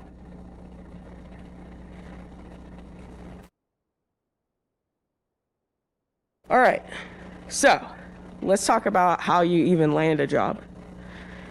The first thing is your resume. You want to make sure that you have a targeted resume. I think a lot of you guys already know this, but target the resume based on the job you want. So if you're online, you're looking at jobs, you see, hey, like I want to be a security engineer or whatever it might be, make sure that when you apply to that job that your resume is tailored for that job. Also use spell check, really big. Of course, we may be able to skip over some of that stuff, but it's important for you to do that. And then for your LinkedIn, make sure that you're using keywords in there and have your resume reviewed with professionals. Also do practice interviews. Have a friend just kind of like meet up with you and say, hey, help me practice for this interview. It actually will help you. Make sure that you ask questions as well, like, hey, have them prompt you and you answer for those questions. Gaining experience. So how do you get better? Learn the basics, essentially. So, for example, why is logging important? There's all kinds of things that maybe you've studied or whatever, but you haven't like really thought about. Make sure that you know the basics. When you go into an interview, sometimes the questions are going to be basic, and sometimes they're going to be hard, and that's okay. If somebody asks you a question that you don't know, it's okay to say, not quite sure on that, but I can get back to you. Self-educate, do as much studying and learning as you can. Find a mentor. Free learning is everywhere. Learn to do basic capture the flag events too. We have a capture the flag event happening today. They're happening all the time. There's a lot of virtual ones. You can use Hack the Box, and there's all kinds of stuff, and I'll get to some of those resources later. I also recommend opening up the NIST 800 series documents. You have 800-53, that's hardening. There's a bunch out there. But when you go in there, those documents kind of show you, and they're free, what a lot of baseline hardening standards are out there for all different types of subjects. So it's kind of interesting to read, and if you're preparing to go into a career in cybersecurity, it's probably good to like have an understanding of some of that stuff and be able to talk about that in your interview. Networking, you're here. So we're not talking about like firewalls and TCP IPs and stuff. We're talking about like right here in this room, chatting with people amongst yourselves. It's a good start. We also have a ton of RTP groups. There are a ton here today. Feel free to start random conversations with the people at the community orgs, at the sponsor booths, Lockpick Village, your CTF. It's really awesome. Also, find another person that's new. Come talk to me. My nickname is FNoob. And I got that actually because of my first CTF, which happened a while now. When I went in there, and I like to talk about this story. When I went in there, my mentor, Pete, said, hey, Ash, you need to come up with a Twitter handle. And I was like, I'll figure it out later. He's like, and it can't be something like your name because that's not cool. You got to come up with something cool. And so, anyways, I was kind of like ignoring him a little bit because I was really excited. I had just installed Kali on my computer the night before. I had to sign up for this CTF. So I go ahead and I start putting in my username and password, and I think to myself, hey, you know what? I don't actually need to remember my password because I'm just going to throw it out after this anyway. It's just for this CTF at this one conference. So I go ahead and just literally go blah, blah, blah, like with my fingers on the keyboard, have no idea what I typed. And then as soon as I clicked submit, it said, great, you're registered. Now please log in. And I was like, I have no idea what my password was. Why did I do that? So I clicked the forgot password button. And when I did that, the server was still in verbose debugging mode, and it spit out in clear text the username and password of the admin for the server that was running the whole CTF. And it was really great. And so that kind of pointed out that security misconfigurations, you don't have to be a hacker to stumble across those. A freaking noob can do it. And I was that freaking noob at that time. So find a noob. We're great. We're always learning. That's the great thing about noobs. All right, so some strategies. The biggest thing is to figure out what you're interested in. Like I always say that your job, what you do professionally, is going to take up most of your life. It's going to take you away from your family. It's going to take you away from your friends. It's going to be the thing that you're doing when you're not doing the social things with your family and friends. Or when you're at home by yourself being an introvert. I don't know, right? But either way, figure out what it is that you like to do. You don't want to spend your life doing something that you hate. So narrow down your interests, pinpoint your requirements, and then create a study plan, whatever that might mean to you. Now, resources. Lots of resources. A lot of these resources are free or cheap, with the exception of SANS. I don't know why they're so expensive these days, but if somebody's willing to pay for you to go to a SANS course, you take them up on that. But Hack the Box, Try Hack Me, Offensive Security, Over the Wire, National Cyber League. You guys can read this list, right? Take a picture of it. There's a lot of really great stuff out there. And I work with a lot of interns, and they love this slide. It opens doors for them because they go in there, they check the stuff out, they learn something new, they get to try a new hack that they haven't seen before, and then they're informed about it, and they know it because they had the hands-on experience to get through it. All right, interviews. So, some interview tips. I think some of these are pretty standard, but be prepared for your interview. Research the role, study for the standard questions, research the company, research the people. Usually they'll tell you, hey, you're going to be interviewing with such, right? The last interview that I went into was over 5 years ago now. And, I'm a hacker, OSINT, right? Not that hard to search out who these people are. And you find out, hey, they used to work at Microsoft, or hey, they used to do this or whatever. These are talking points that you can bring up to show, number one, that you studied, and number two, so that you can build some rapport with them. Mock interviews are great. The biggest thing is show your interest in the job. Like, are you interested in the job that we're hiring for? Show some interest. Not too much interest because you don't want to seem weird, but enough, like you care and that you're interested in the role. Be honest about your skill level. If you say, hey, I'm an expert on firewalls, and they say, oh yeah, do you know how to do this thing? And you kind of, maybe exaggerated about your expert skillness on the firewall, that's not going to look too well. In security roles are usually positions of trust. So we need to trust you, and we need to trust that you know, and you're going to say what you know, and that you're not going to lie to us or anybody. So just be honest. Be honest about your skill level. It's okay to say, hey, you know what? I've only spent, a little bit of time but I'm really interested in this, and this is kind of the path that I want to go, and I'm willing to do that. Be open to learning, be open to being taught. That's the biggest thing. So many people are willing to teach you as well. You're going to have to do some learning on your own and teaching yourself. But if you're also open to being taught, that's really critical. Highlight your accomplishments. Don't forget to do that.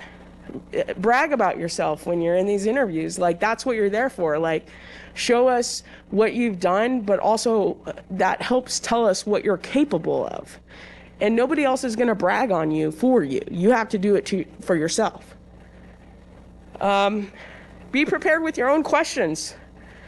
That's really critical, I think, for some interviews. I love it when I'm in an interview with somebody and somebody that I'm interviewing says, hey, so I was researching and I had a couple questions. It tells me that, number one, you came prepared and you did all these other things, you researched, you did all this stuff, and that also you're interested in engagement.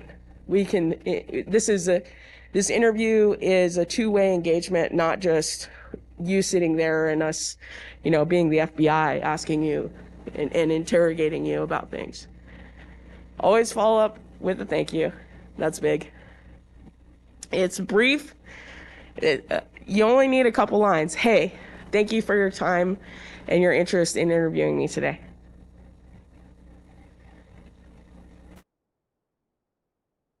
All right, level 2, governance, risk, and compliance. Woo! All right, so for the non-IT people, hey, this is great. GRC is great for non-technical.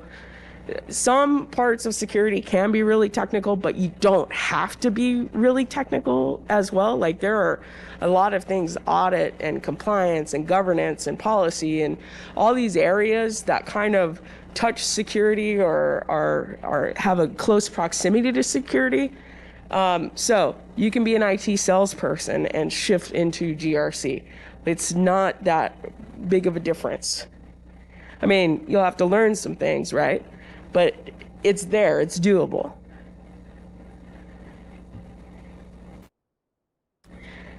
It's a great area if if you want to be more of a sales engineer, if you want to be more vendor neutral, if you have a balance of ambition for IT, soft skills, and willingness to learn. If you're already in IT, security is another great thing. You can either go directly into very security related fields, or you can go into the ones that are more have a proximity like GRC. I started out a long time ago as a help desk person. Then I went into sysadmin, server admin, did all kinds of great stuff with that. So this is one of the things that makes me really good as a security person is my IT background. So if you have a background in IT, like, security is a great segue. It's very handy. The other thing too is if you love writing policy, you probably don't, but I do. It's fun. There's room for you. All right. Moving on. Level 3. All right. The final countdown. All right. So our local community groups, we have a ton listed here. 2600, DC 919, ISSA, Oak City Locksport, OWASP, RTP Security and Beers, Women in Cybersecurity. We also have the Cloud Security Alliance here. All of these are on our link tree. Get involved with your community. It's a great way for networking.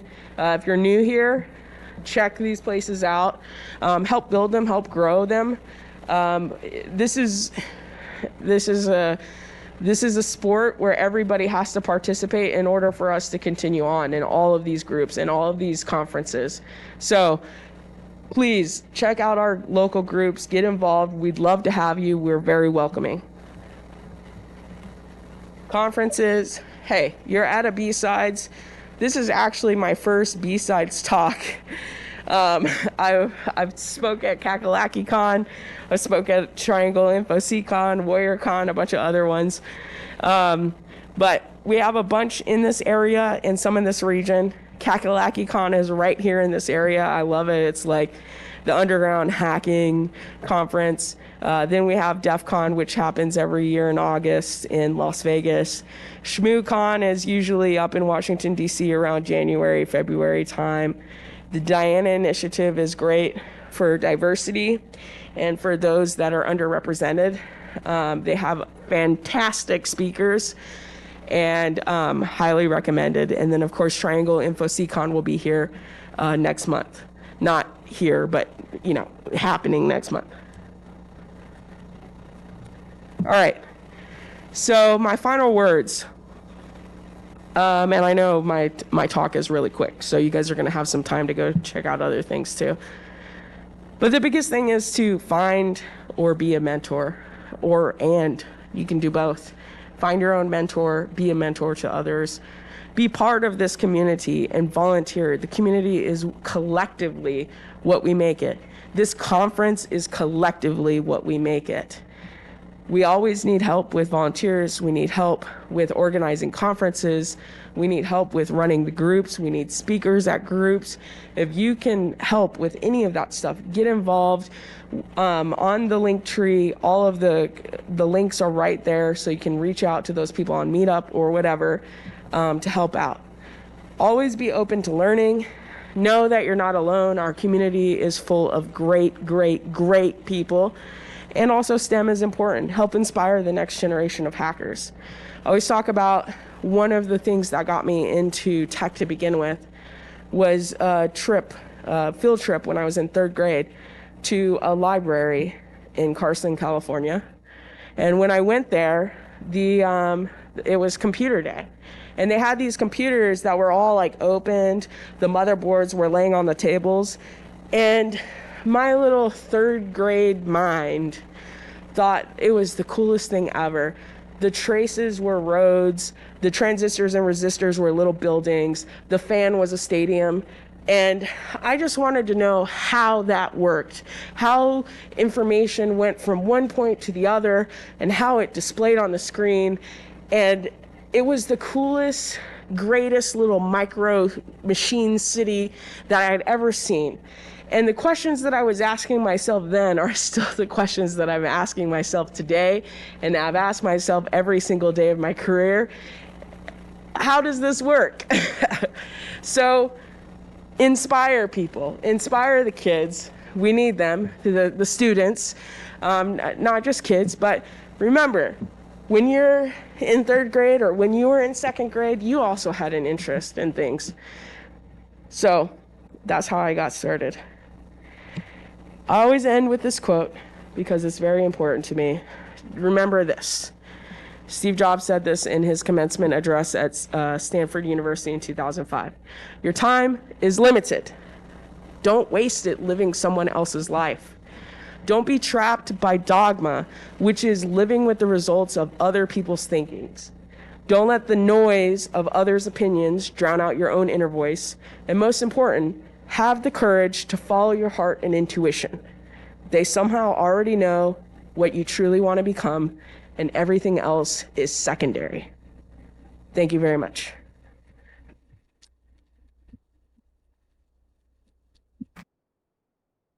All right. Anybody have any questions, or are you guys ready to go hang out? All right, easy peasy. Thank you, guys.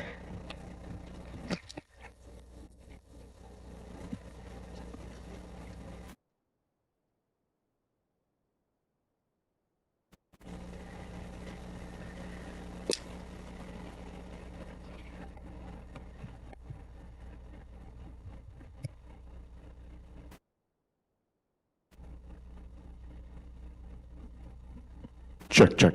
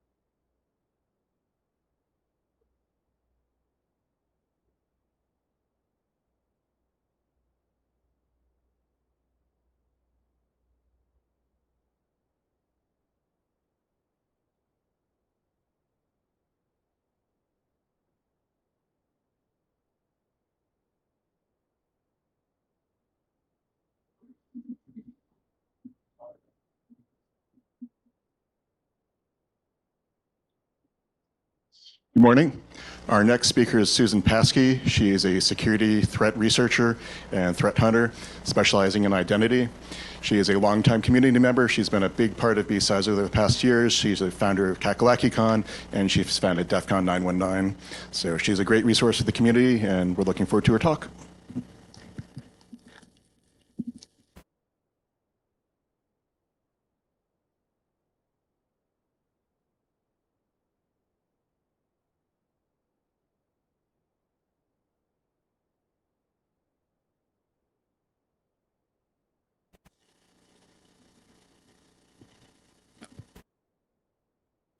Okay, that's better. I'll actually be able to hear this one maybe.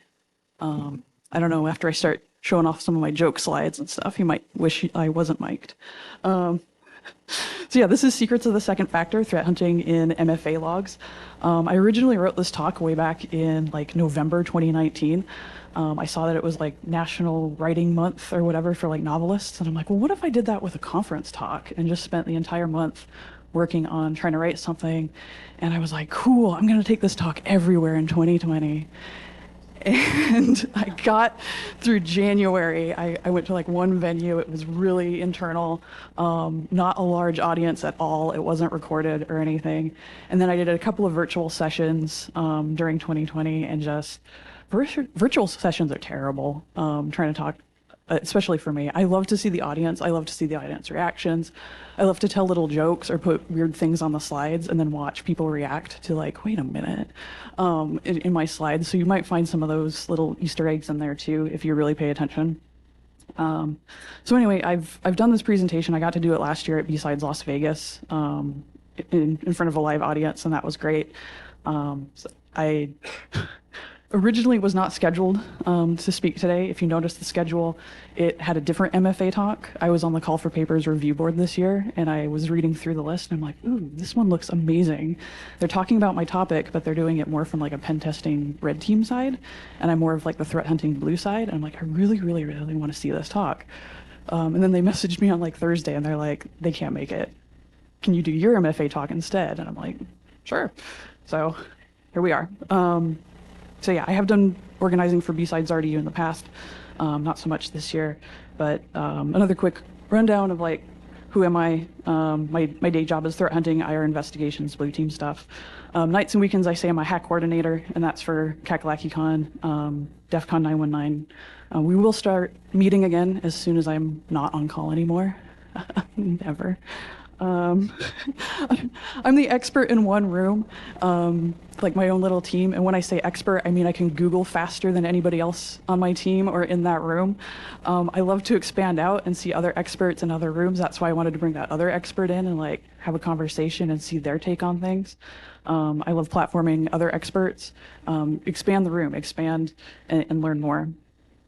This talk is going to focus a lot around Duo. I use Duo as the MFA system and the logs just because it's really convenient. That's where I spend most of my day-to-day. I have started diving more into Okta lately because they've been popping up in the news. I've been able to get access to a little bit of Okta data and start going through that. I think it's applicable for the most part, but the logs that you're going to be seeing up on screen are Duo. I am a Duo certified administrator. Sounds impressive. It took a couple of hours, and since I'm in there day to day, it was a really pretty easy test. But if you're interested in learning even more, like they do have a certification if you want to do that. And then what is this talk actually about? I'm going to go over a quick MFA 101 just to level set, make sure everybody knows what it is. I'm going to go through what they tell you, the explicit things about MFA and what it's intended for. And then I'm going to go through what they don't tell you. And this is where you start to get into a little bit of the secrets and a little bit of like oh, hey, this isn't 100% what it's marketed as or what we all think of it. And then we're going to get into the threat hunting. I love threat hunting. And I put up a bunch of my different findings and stuff for you. And then we're going to get into some conclusions and some actions. And then I just want to level set about some expectations here. It's not all about like installing. I'm going to assume that you're in an organization that already has MFA installed. I'm not going to tell you exactly how to set it up. I might tell you a couple of the caveats of configuring it, but you should have it set up already. This is primarily more around organizational security. We're not going to take it too personal. assuming that you have access to like a corporate or very large data set, you can go through different things like that. And then it's about threat modeling and threat hunting. And like I said, I've given this talk a few times, and I was like, oh, I feel a little bit bad that I'm not getting into the personal stuff, because a lot of people in the community conferences, maybe they aren't in the field yet. They don't have the career, they don't have access to those data sets. So I'm like, hey, if you want to go beef up your personal multi-factor, this isn't my project, but it's a good one that I found. It's like a whole listing of all sorts of places where you can apply your personal MFA. Different banks, different websites, what services have it available, and how to apply that. And I'm going to sit on this slide for a minute because I'm seeing all the phone cameras come out. So go ahead and jot it down, check it out later, beef up your personal security a bit.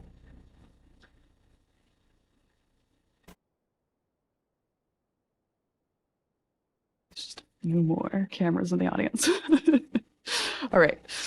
So we're going to go ahead with MFA 101. If you don't really understand too much about it, this is also level setting for like the expectations of the talk as well.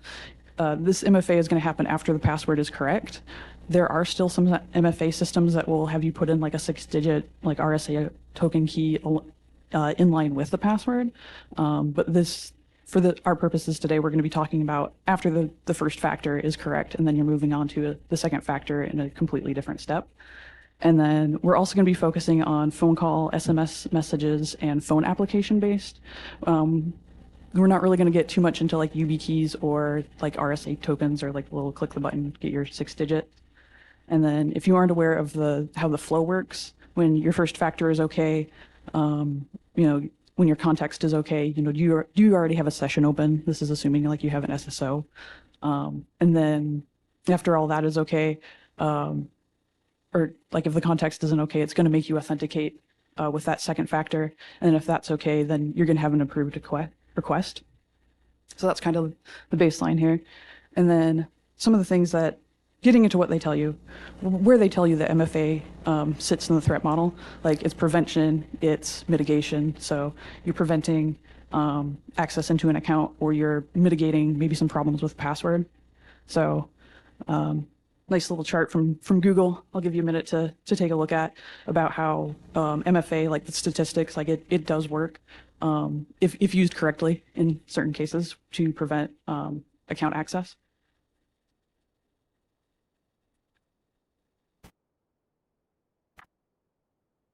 This is where I mentioned that I do put up some slides up from time to time because I know that I talk fast.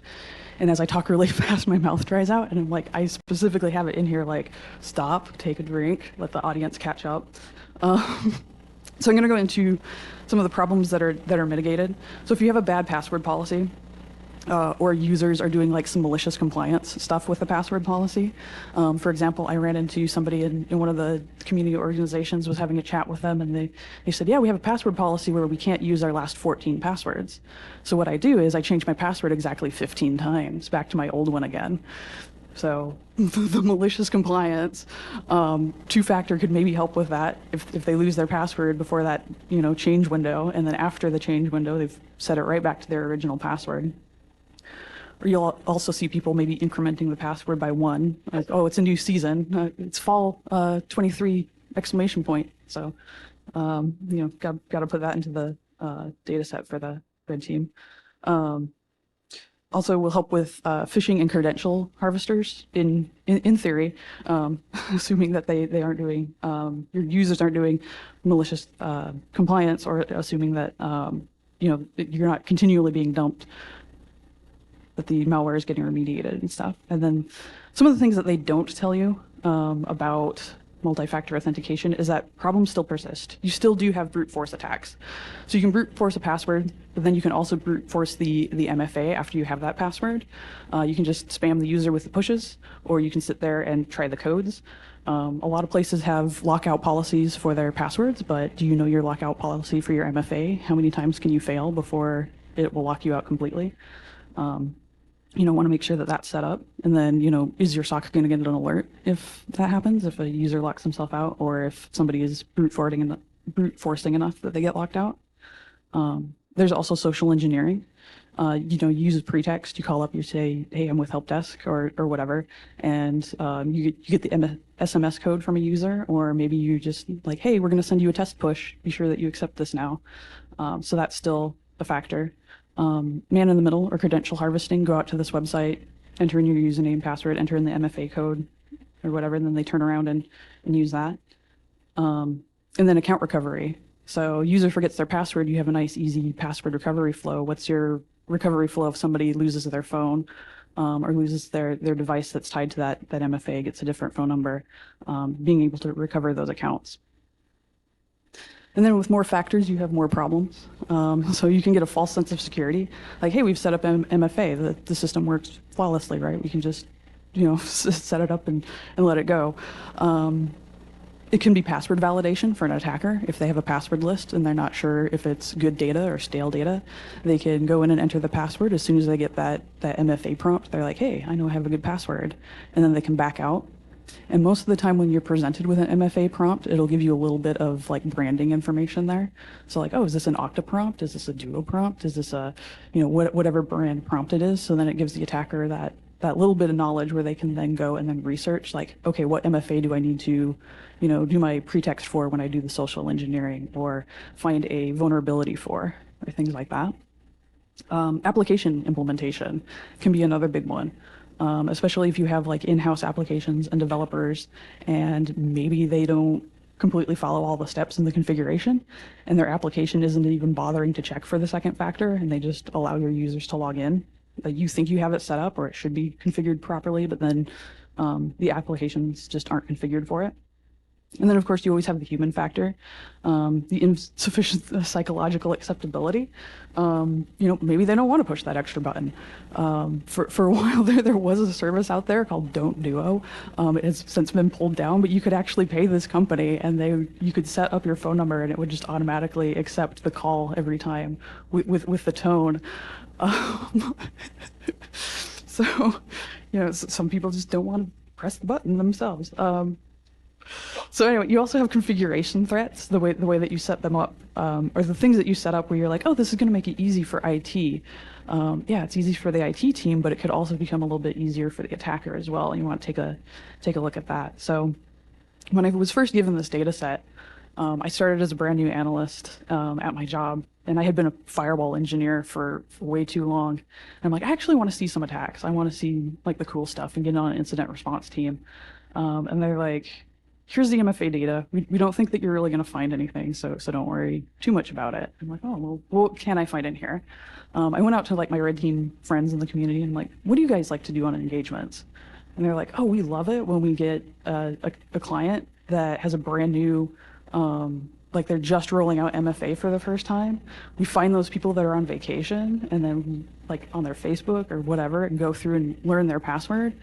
And then because they're just rolling it out for the first time, as long as the password's correct, we can enroll a phone on it because they haven't enrolled one yet. And I'm like, oh, that's a good one. So if you set up your new users, the first time they authenticate with their password, they're allowed to add a phone. You might be letting an attacker add their phone, or you might be letting a red team add their phone to that. So you want to watch for that one. Controls around how you're letting people enroll their device. Open self-service device enrolling. So if you're leaving it open, so say a user gets a brand new phone and they can just ease of use, ease of help desk, they can enroll that new phone themselves using their previous phone. They can also enroll other phones, or a threat actor could be spamming their first device until they press, the acceptance, and then the attacker adds that second device. So, do you want to tie up help desk time enrolling new devices, or do you want to leave that open enrollment? And then there's also the concept of DOSing the MFA server. And then if the MFA server if you have that configured for an open failure, and what that looks like is if you can't communicate to your MFA cloud service, if you can't communicate to Okta anymore, you can't communicate to Duo anymore as a whole, do you just lock everybody in your company out, or do you allow that to fail open? And then you can kind of see the issues if you get like a red team or a threat actor that's able to get onto like a server and start changing the hosts file and start changing where that traffic goes. Even worse if you get into somebody in DNS and changing stuff for your company.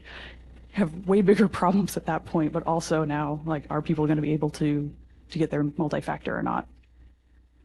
So the other thing is like establishing a baseline when you go to configure MFA.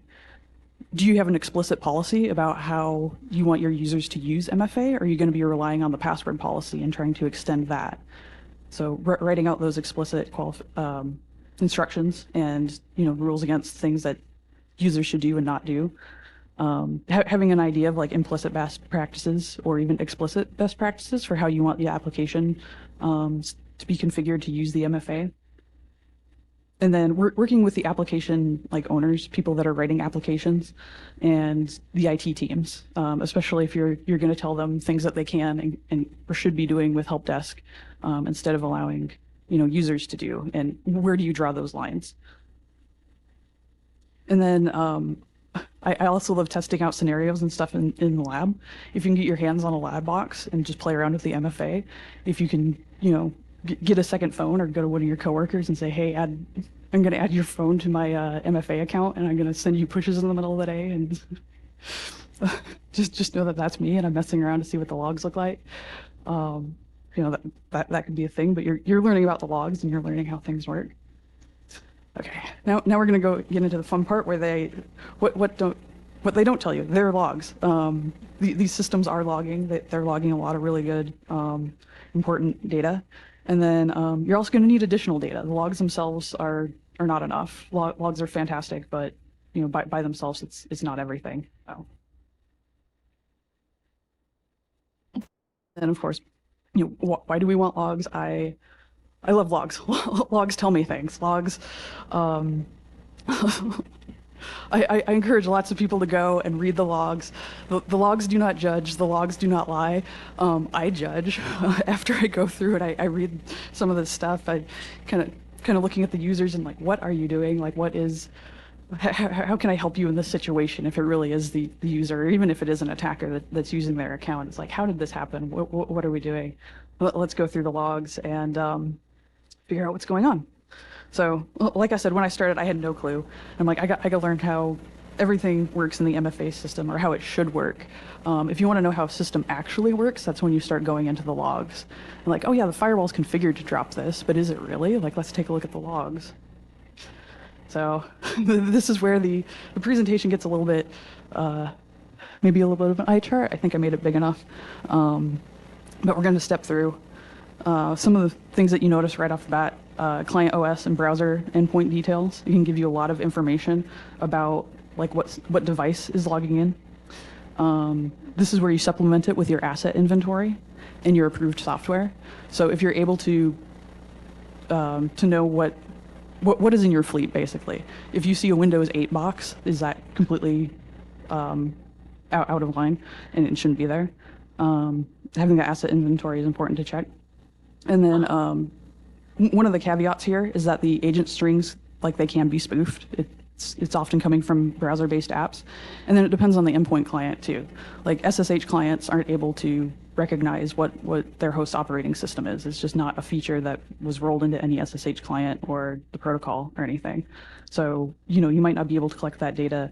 You can also spoof that data for the browsers. And then some of the stuff where you go looking for the threats, like I mentioned, the non-issued or the non-approved operating systems. So your entire fleet is Chromebooks, and you start seeing Macs logging in or Windows devices logging in. Somebody's probably using their personal devices, and maybe they shouldn't, or maybe that's an attacker. If you're seeing old or end-of-life OS versions, you're not supposed to be running some of that software.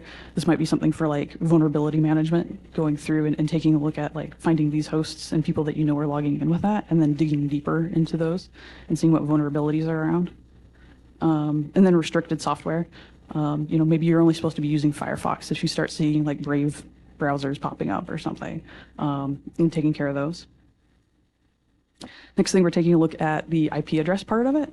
So the IP address of the accessing device. The location is based on an IP address lookup. You can also do DNS and ASNs to get a little bit more information about where the authentications are coming from. You're going to supplement this with your known corporate subnets, and maybe if you have any threat intel, you can go through and see if there's any maybe known malicious actors working through certain IPs, if those have been hitting your organization. And then take a look at your acceptable access locations.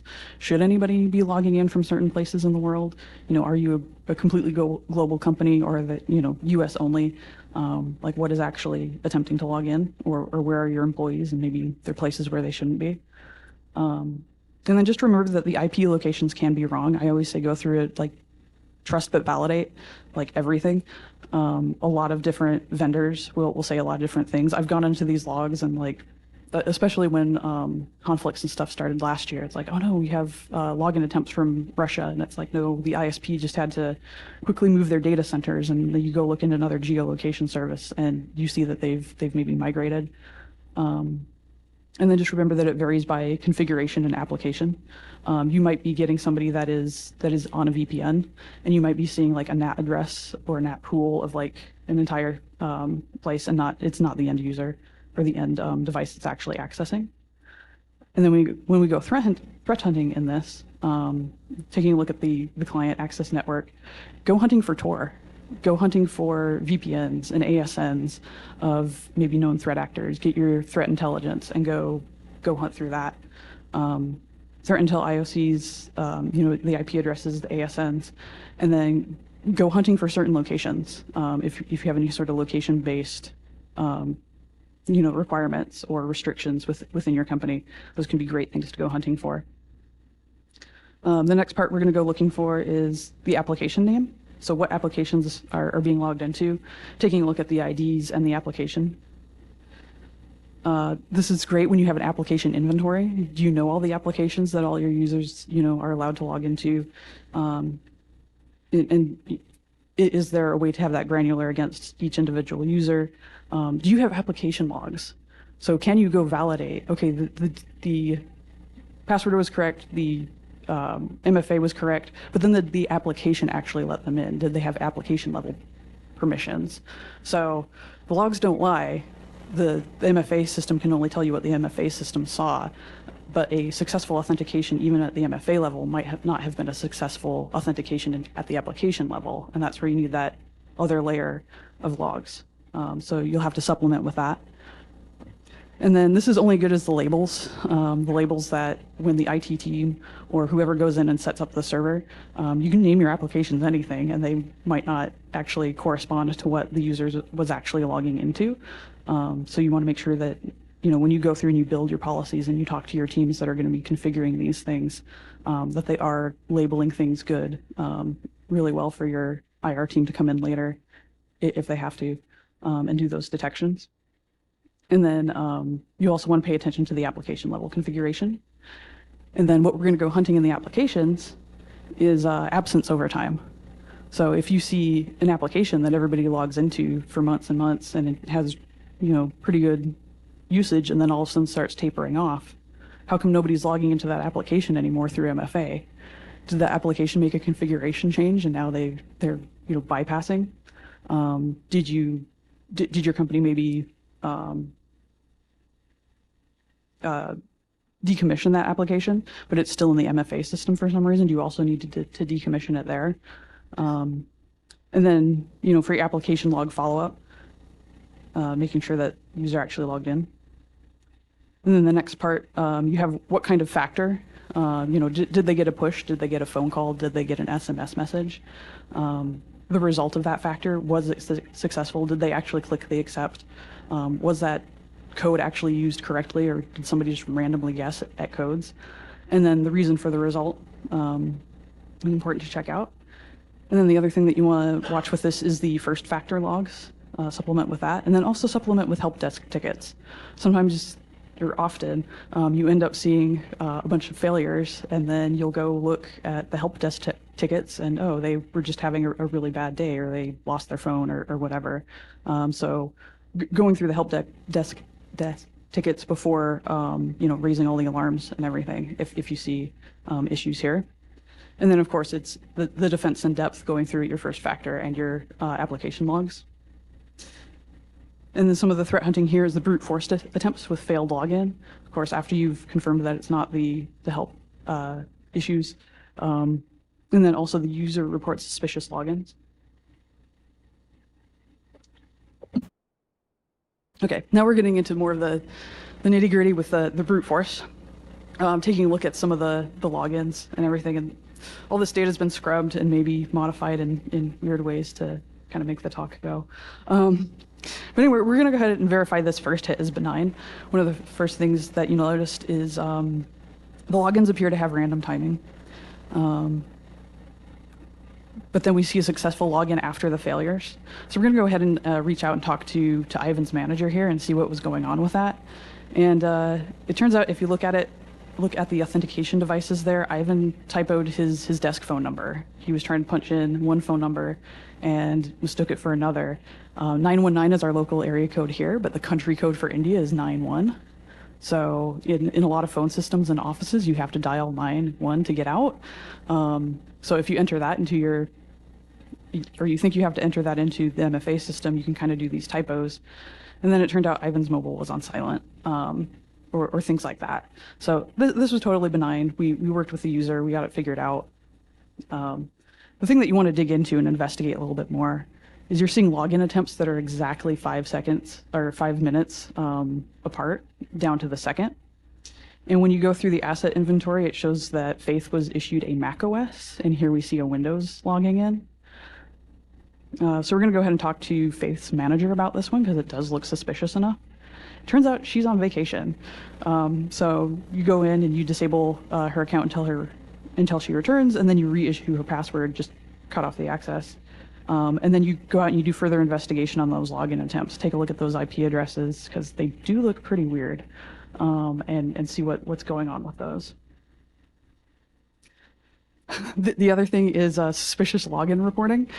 In some systems, it's called fraud reporting. So if a user gets a anomalous push, something that they didn't ask for, a lot of the applications will let them say, no, this wasn't me, or click some level of deny, and then report that as fraud.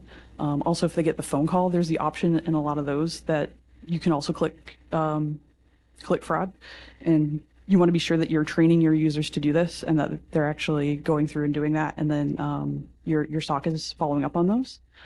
And it allows users to actively report because they're probably going to be the first ones to notice that something is weird with their account, and something is going on. So they need to be trained up for that. And that's going to be on your push and your phone call options. And then, of course, the user education is required. A lot of people don't even know it's there. They'll maybe send an email somewhere, and eventually it'll get back to your security team that they had this weird thing happen, or maybe people don't even think about it, just put their phone back in their pocket. But that could be one of your first indications that there's something bigger going on in your environment.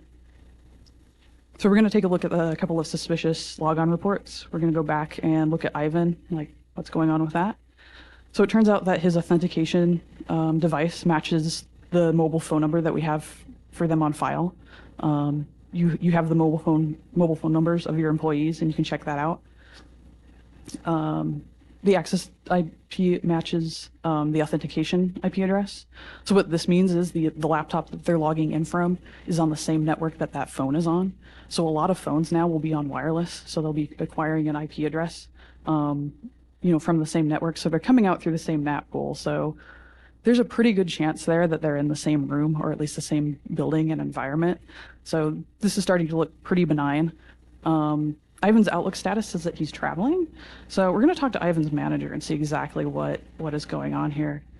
Oh, and it turns out that Ivan was out in Las Vegas at some conference, and he was just showing off to other people at a party how fast his incident response team responds to a fraud report. Don't do that. But yeah. All right, we're going to investigate in on Faith a little bit more. Again, the asset inventory shows that Faith was issued a Mac OS, and here we see a Windows logging in. That's kind of weird. We'll talk to Faith's manager, and she's on vacation again. So much vacation time. It's great. we're going to go ahead and disable the account until return and then reissue the password. And then we're going to do some further investigation on those login attempts from the same subnet as before. So we're kind of starting to see a pattern here. And again, that is a really weird looking IP address. All right, so one of the next pieces looking here, the phone number or token device that did the authentication. The IP address of the authentication device, I kind of mentioned that a little bit before already. And then the location based on the lookup service. So we're drilling down into this a little bit more. As I mentioned before, you're going to want your employee phone book and have a mobile device asset inventory. You know, are you issuing company phones? Should they only be authenticating from company phones? You know, if you're letting them, you know, bring their own devices, it might be a little bit more difficult to track. Maybe you have to go through some history a little bit and see what their patterns are. And then after you stare at these logs long enough, you kind of get an idea for the phone number country codes. But it's also good, you know, to go Google that real quick and, you know, see that the phone number that they're authenticating from makes sense to where they should be located, especially if you have any sort of location restrictions. And then just the caveats here are bring your own device and open enrollment. You know, they might have other things that they're doing. And then the push and the codes, if they're going through the application, those don't actually require cellular. So you might see an authentication device listed as a phone number, but that's actually just an identifier for the device in general. I had a video that I couldn't really get to play well, but I took the SIM card out of one of my phones and just had it on wireless, and I was still able to send pushes to it. So, you know, you can have a phone that's not even on cellular and still get these codes. And then some of the things that you want to look for and go threat hunting in the authentication devices is the mismatch to the access device. So if you have something that's completely out of the way, you have a laptop, that access device or that server or whatever that is sitting in Moscow, but it's sending a push out to a phone in California, you've probably got some things to follow up on there. The other thing that you want to take a look at is multiples. And what I mean by multiples is multiple users on one phone going out and combing through all of the data and seeing how many users are tied to one phone number. So we're going to take a look at this log because it's interesting. And we see that all of these users, they all have the same manager and hire date. So that's kind of interesting. We called the phone number and that extension because they were allowed to use the phone call. And as soon as it rings, it goes straight to an answering service. And that outgoing message, you just hear a tone. And we record that tone and we play it back. And it turns out that it's the tone for when you press 1 on the phone. And that's really weird. So we're going to email with the manager. It turns out they're in a secure building and the agents that are working there can't use mobile phones. It turns out that they've all set it up to one extension. They've set it up so that as soon as they authenticate it in with their first factor, it sends the MFA push to a single extension that was set up for that tone. It plays it back. They're all just authenticated, completely bypassing pressing the button. Not really what should be going on with a multi-factor system. So we're gonna go ahead and order them hard tokens. They're in a secure building. They can't use, you know, their own individual things. So we're gonna get them like little, either the UB keys if we can, or the individual like little press the button tokens and issue those out.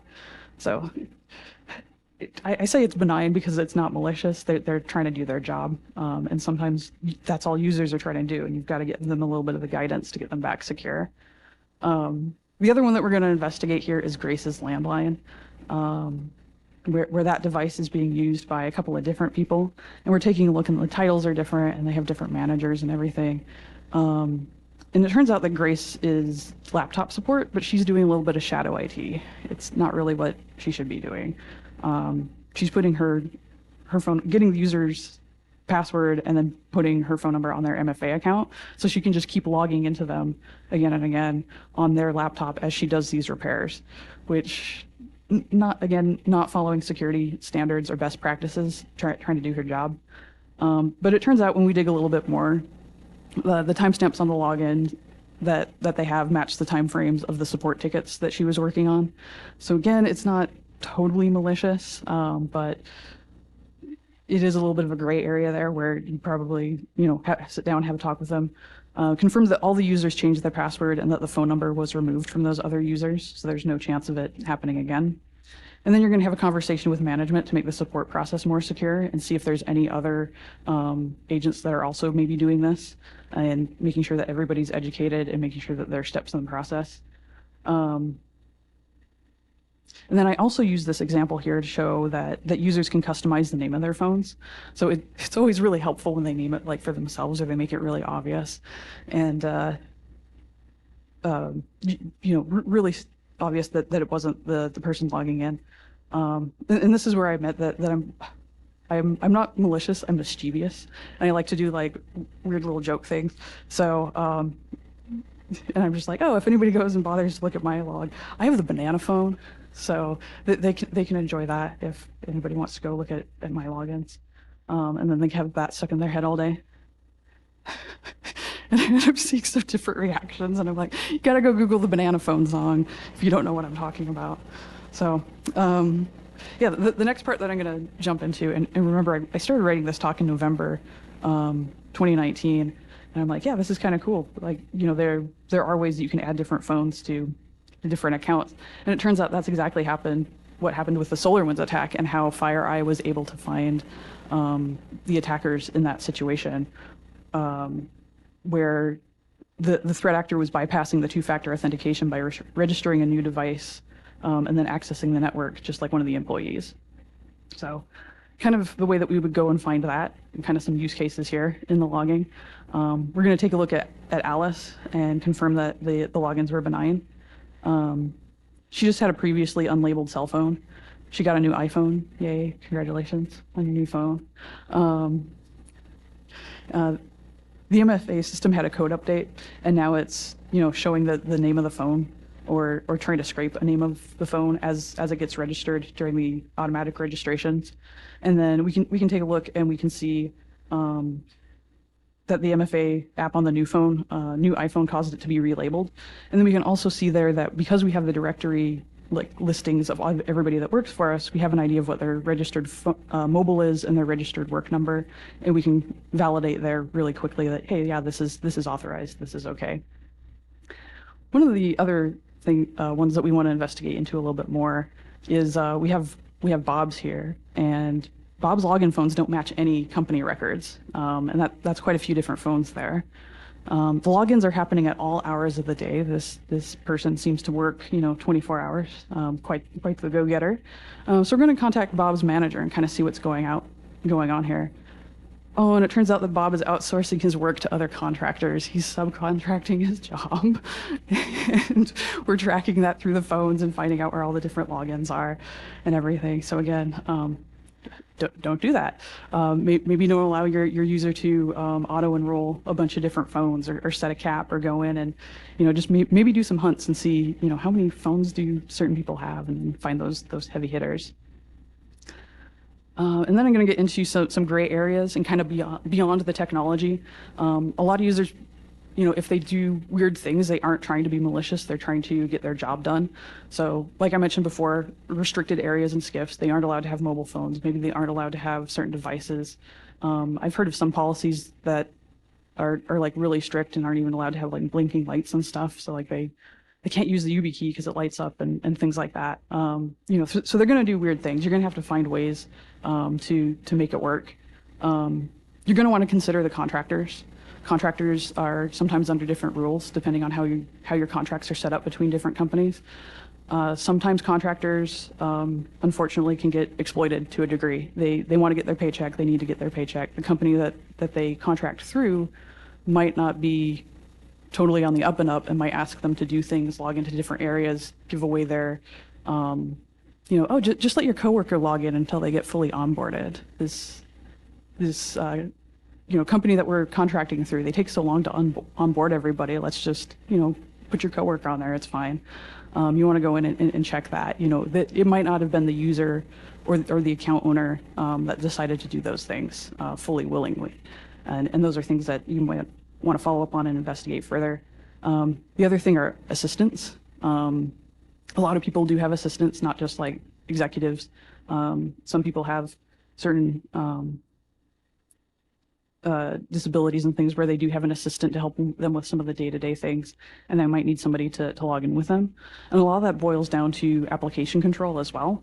So, like I said, I gave this presentation at BSides Las Vegas 2022, and one of the things that I just loved on their form is they explicitly have a place for the administrative assistant. And you can type in that email, and they can get the copies of the email, and they can log in and manage some of your stuff so that you don't have to share a password. You don't have to share MFA. They have the ability to assist, and a lot more, especially if you're an application, developer or doing application security. How many of your applications allow for assistance, and write that into your applications. If there's any part of your application that could benefit from having an assistant, users are probably going to end up adding assistant one way or another, and we want to do it as secure as possible. So kind of some of the takeaway actions: respond to the findings. Just always go out and take a look at things. Limit the self-enrollment is one of the top things that I can say. Or like notify the users after a device has been enrolled, so that they can confirm that it was them that added that device.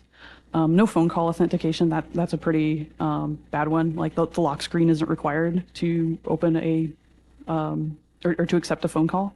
So if they lose their phone, they can send that through the phone call and just answer it that way. And if you do have to use phone call authentications, put in some restrictions. Change it so it's not the default tone. That don't duo thing that I mentioned in the beginning, it was always defaulting to 1. A lot of the systems just default to 1. If you change that number, and if you go into the configurations, you usually can, and just change it a little bit, change it periodically so that it makes it a little bit harder for people to automatically set it. Then always go through and fix what you find. Go through the logs, find things. Educate your users. Go beyond the password policy. We teach them all sorts of things about the password policy, but have they been trained to report suspicious MFA requests? Have they been trained that no, adding your spouse's phone as a backup really isn't how we do it here?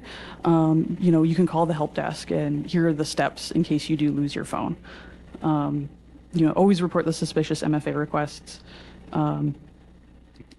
Make your security team safe for them to report requests for credential sharing. Administrators at a lot of places will often share credentials and stuff around. And if, users need to be empowered that if somebody comes and asks them for credentials so that they can so that somebody else can log into the systems as them, that they're safe reporting those things so that we can, not necessarily like go after those users or like punish them, but to go through and take a look at our systems in a broader scope and see, is there a way that we can make this whole process more secure so that they don't even have to do that? And then be sure that you include contractors in on that training as well. Some places, kind of don't include them or don't bring them along on these conversations, and they should also be looped in. So the big MFA takeaways is keep updating. Keep taking a look at the landscape and what the latest threats and things are, and then update your MFA systems. Update your logging systems. That was another thing that I learned along the way, is that sometimes companies update logs and maybe you're still not pulling those into your SEM in the most updated versions. Search for the unusual, and then investigate your logs. Just always be curious about what's going on and kind of pull those threads a little bit more. It's really easy to say, oh, this looks benign, or oh, this is coming from, the call's coming from inside the house, from inside our company. But what is actually going on with that call along with it, and just be a little bit curious and spend a little bit extra time with your logs. So it's kind of the end of the talk. I'm just going to give a big thanks to my employer for the on-the-job research and training. My coworkers for being understanding of my obsession, how whenever there seems to be an authentication or MFA case that comes in, I always just kind of pop out of nowhere and be like, did you check this? Like, this is so cool. I'm going to read through like all your case notes and go through and look at the logs myself and follow along and things like that. So it's great for them to be understanding of that. And of course, all the security professionals around in the community, the organizations that you've been hearing like all day today already. Some of these stories I took from around the community, and people that are like, oh, I'm never going to speak, but you can talk about this. And so some of the examples that I gave today are a little bit blended between some of them, and some of them came from not things that I saw firsthand, but heard of from good sources and things like that. And then just Duo, I mentioned them before, but they have some great, fantastic documentation. If you go out, they actually break down all the different pieces of the logs, so that made it easy for me. The reference slide, I'll sit here for a minute, pull out your cell phone, and if you want to follow up on the different things and where I got my different information and maybe read in a little bit more. And then after that, I'll do QA.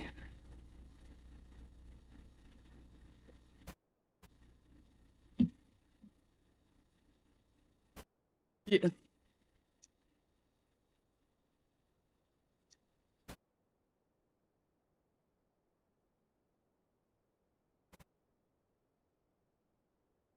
I always default to kind of Talos intelligence, just because it's convenient. But yeah, it's the easy button. Yeah.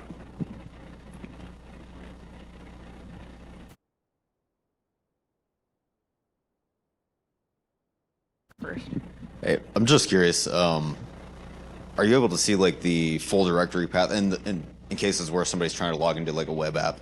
Are you able to see the full directory path or like additional HTTP headers? Like, so you can see like, oh, somebody's trying directory busting or like they're trying to fuzz log4shell. Yeah, not in the MFA logs. That's usually just picking up the portal where they're logging in through, or like the referrer. So in that configuration, that's where your application logs in. Application logs come in a lot nicer to what they were actually getting to, or to what things that they were attempting. Or if you have a proxy in front of like all of this to see what's actually flowing there. I haven't seen that in the MFA systems log to that level.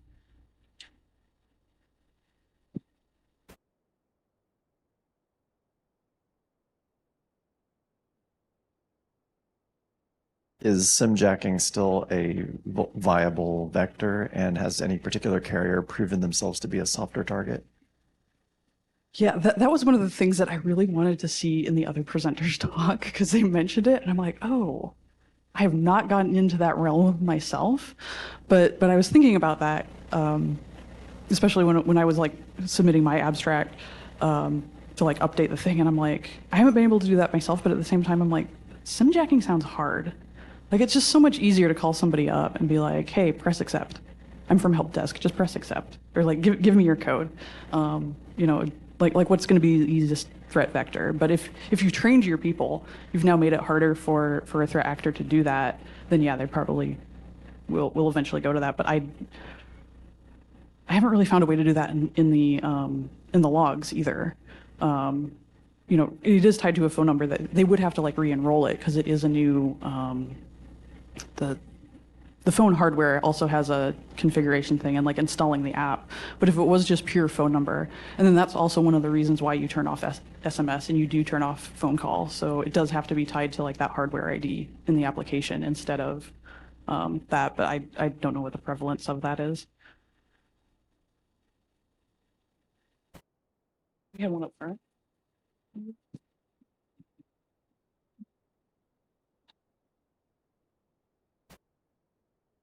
Would you mind pulling up the slide that you got off of Google showing the fraudulent MFA prevention by type? Oh, yeah. Because looking at it, it made me look like that security hardware tokens were like 100% preventable. Yeah.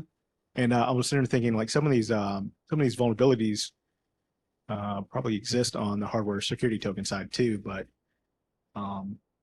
I don't know what your thoughts are on with some of that, because I mean, I know, you know, we shouldn't be leaving our YubiKeys keys in our laptops in theory, but we do. Yeah. It was interesting because one of the first times I gave this presentation online, somebody told me about like leaving a YubiKey key plugged in on like a server, and then I didn't quite fully understand it because they just told me the story, and I haven't proved it out myself, but like taped something over it so it was always pressed down. So then like they would authenticate in, and then it would automatically do it. And I'm like, that sounds really weird. I definitely want to prove that one out. It was one of the slides that I took out for this one too is like coming soon, or like stuff I'm going to research some more. And that is actually on my list, is like, oh, can you spoof a YubiKey or do something around YubiKeys, or somehow do token sharing? And I just haven't got the time to really dig into that too much. I haven't like come across it in the wild yet either. So it is one of the things that I want to take a look at.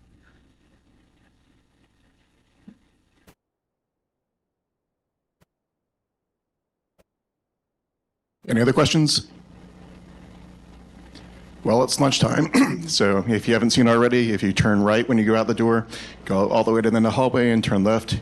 It's from Jasmine, and there's vegetarian and non-vegetarian options. And thank you again, Susan, for speaking.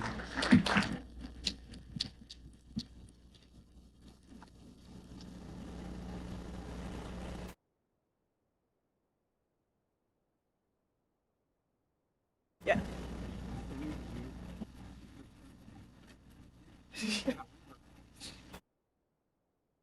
It is.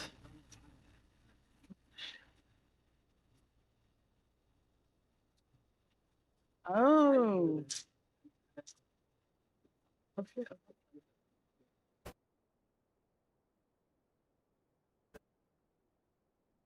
Oh yeah.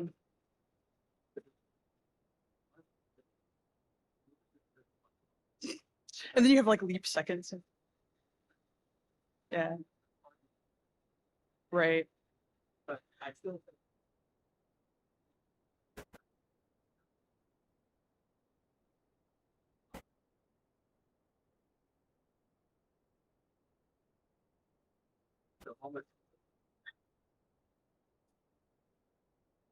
Oh.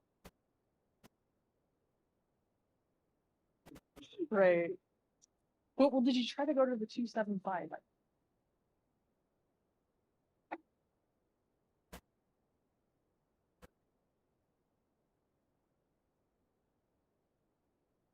That's it. So you go to the 275. Yeah. Although it's like those. Yeah. Yeah.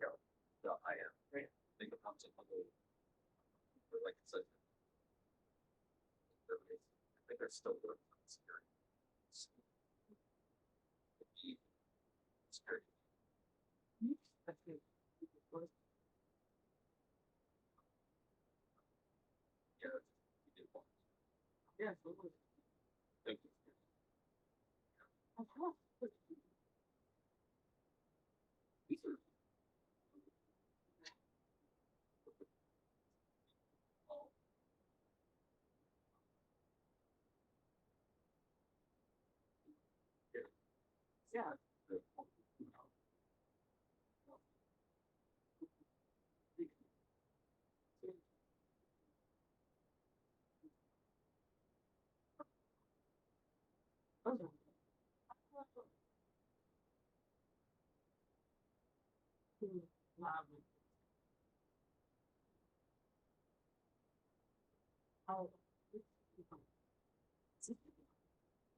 Yeah, that's what using somebody else's page.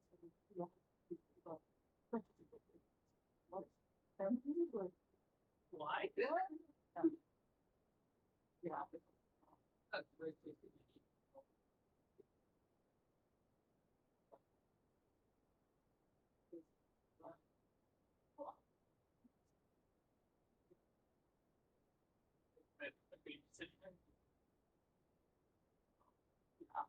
So I used before it.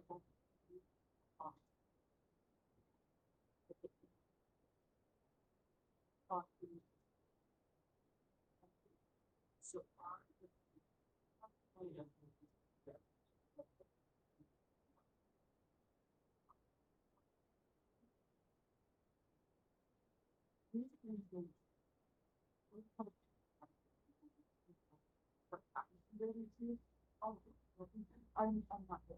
I'm good. I don't really know. Yeah. Yeah, but there's these no society. Yeah. Yeah. So I think about that. Yeah. Like, I don't know, like, okay.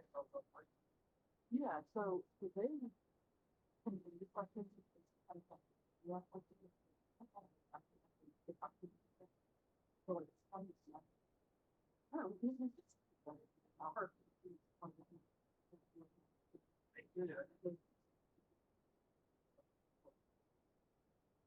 Everybody. It's not really sensitive. Yeah. Oh, I gotta double check if he's in the, yeah, he's right. So, he's the good one. I see that.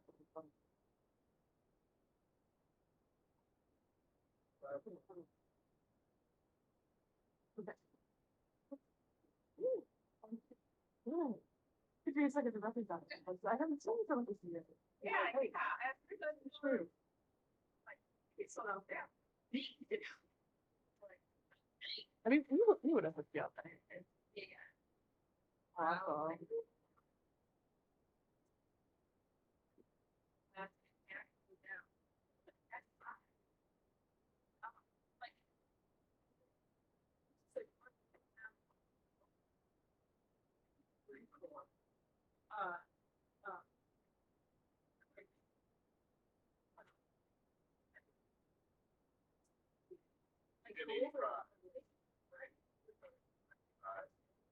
Yeah.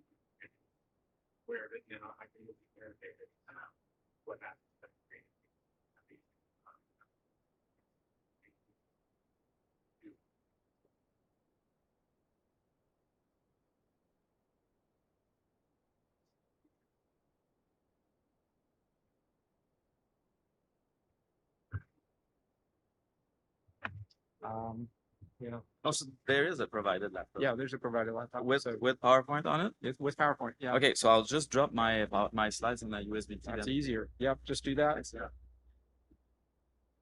Okay. And people, I can have notes like speaker notes. Yeah, in there. shouldn't be a problem. Okay. Yeah. Excellent. Yeah. All right. So I'll finalize the deck and then come here and test between during a break. Yeah. When's your talk? 2:30? 3:30? Okay. Yeah. So yeah, just like during lunch or something like that if you have a moment. Go up here. Yeah. So, yeah. Excellent. There's like one more joke I want to add. I know that I want to add, but You know what? I appreciate that. It's like every time I do a presentation, it's always like one more thing I want to put in there right before I do it.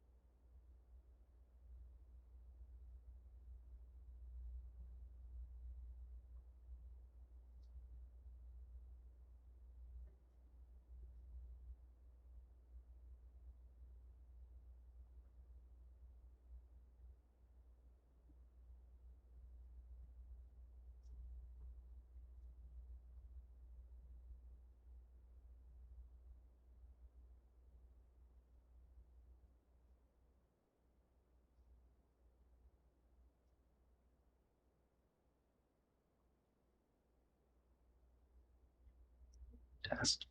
Okay.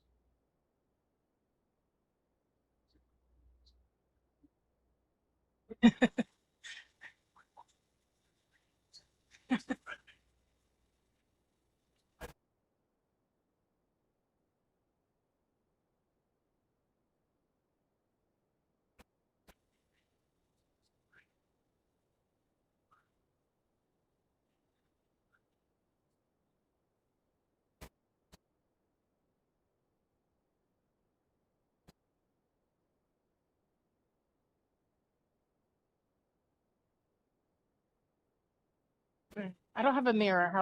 How's my chef's hat? Is it okay? Yes.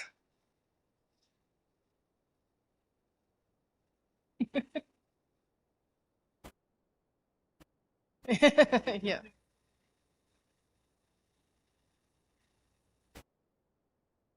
Yes. And make sure you get a raffle ticket because I'm raffling off books. I also like to do that for my talks. I had 4 different authors kindly donated their books. And the key is you have to you have to listen to my whole talk to get a book.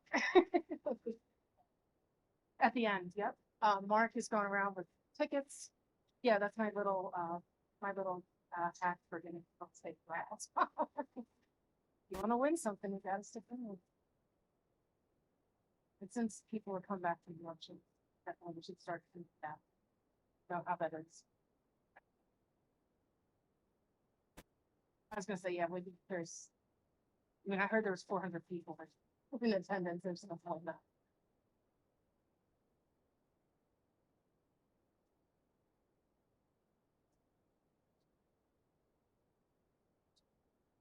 Yeah.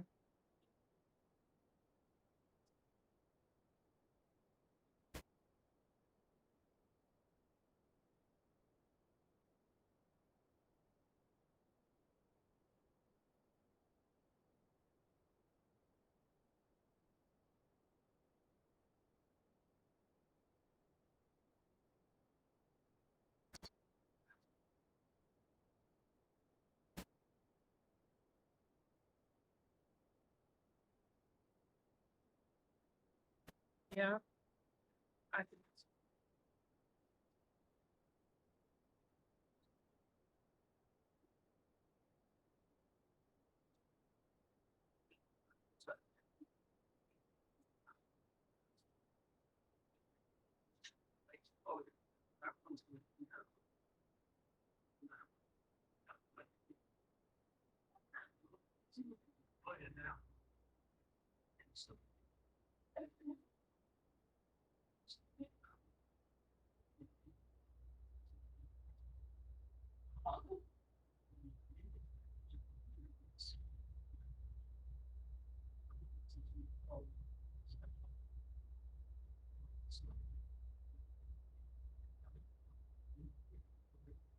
I realized didn't I inadvertently wear NC State colors?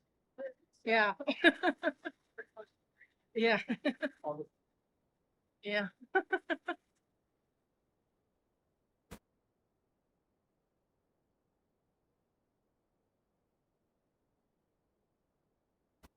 Yeah, it's probably a good idea.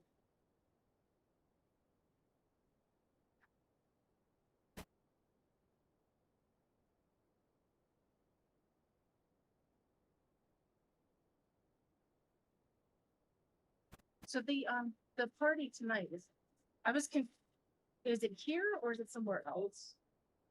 Not that far away. Okay, that's why I was confused because I just got my, but that's good. I have a rental car, so I can go there. But yeah, you have to. I know that Ashley told me about Ubers, but I won't bore you with that. The dis when it gets to be long distances, I don't like to use Ubers, especially if it's in an area I don't know.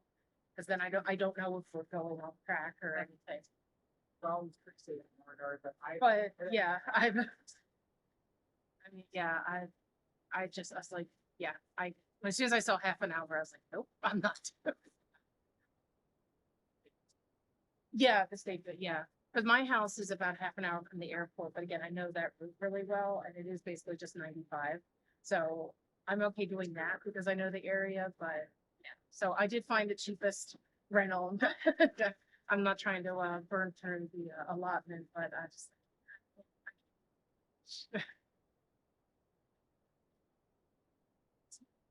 I know. Oh, I'm not talking about anything weird, am I? Oh, okay, thanks. No, thank you. I think people need to know about my Uber paranoia. But thank you, I appreciate it. I already put my password in while the thing was on, so I think I'm pretty. Oh, that's all right. It's a junk account I don't really use, so here. Welcome, welcome. Come on in. If you would like to be a part of the raffle at the end of my talk, please make sure you see my buddy Mark over there handing out raffle tickets. And yes, you have to be present to win, which means you have to stay and listen to my talk to win something.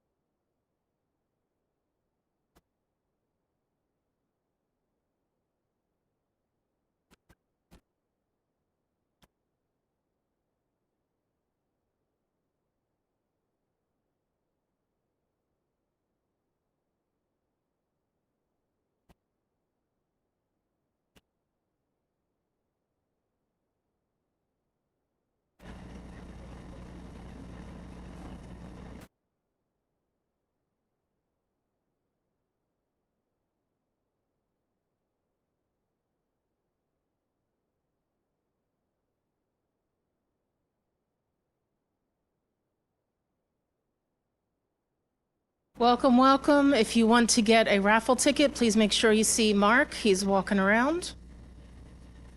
Hold on to it till the end of my talk, and then we have 12 books that people can go home with, signed by the authors.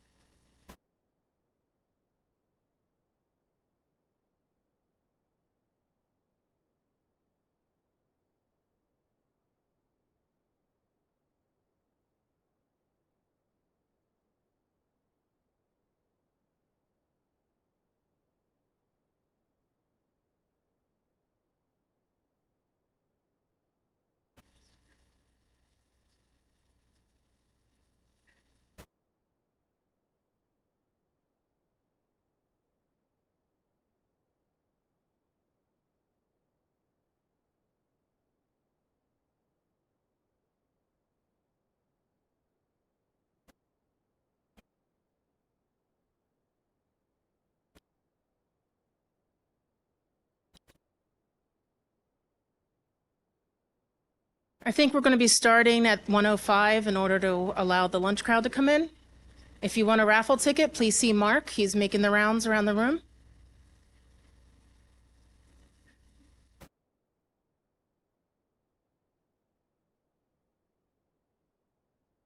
If you sit in the front row, that's the splash zone, so make sure you have protection.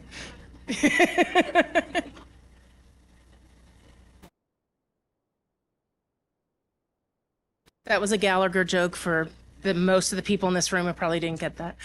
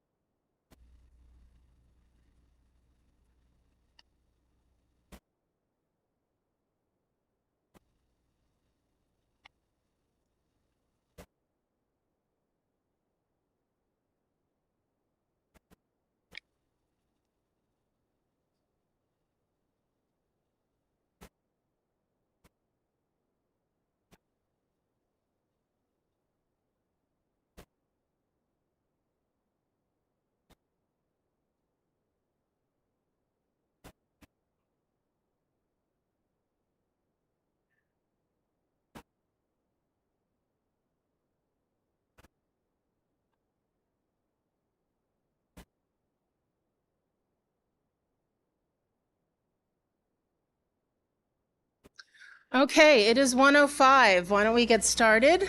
Again, one more mention of raffle tickets. I am having a raffle after my talk at the conclusion. We have 12 books that were donated by the author. All but 2 of them are signed by the author.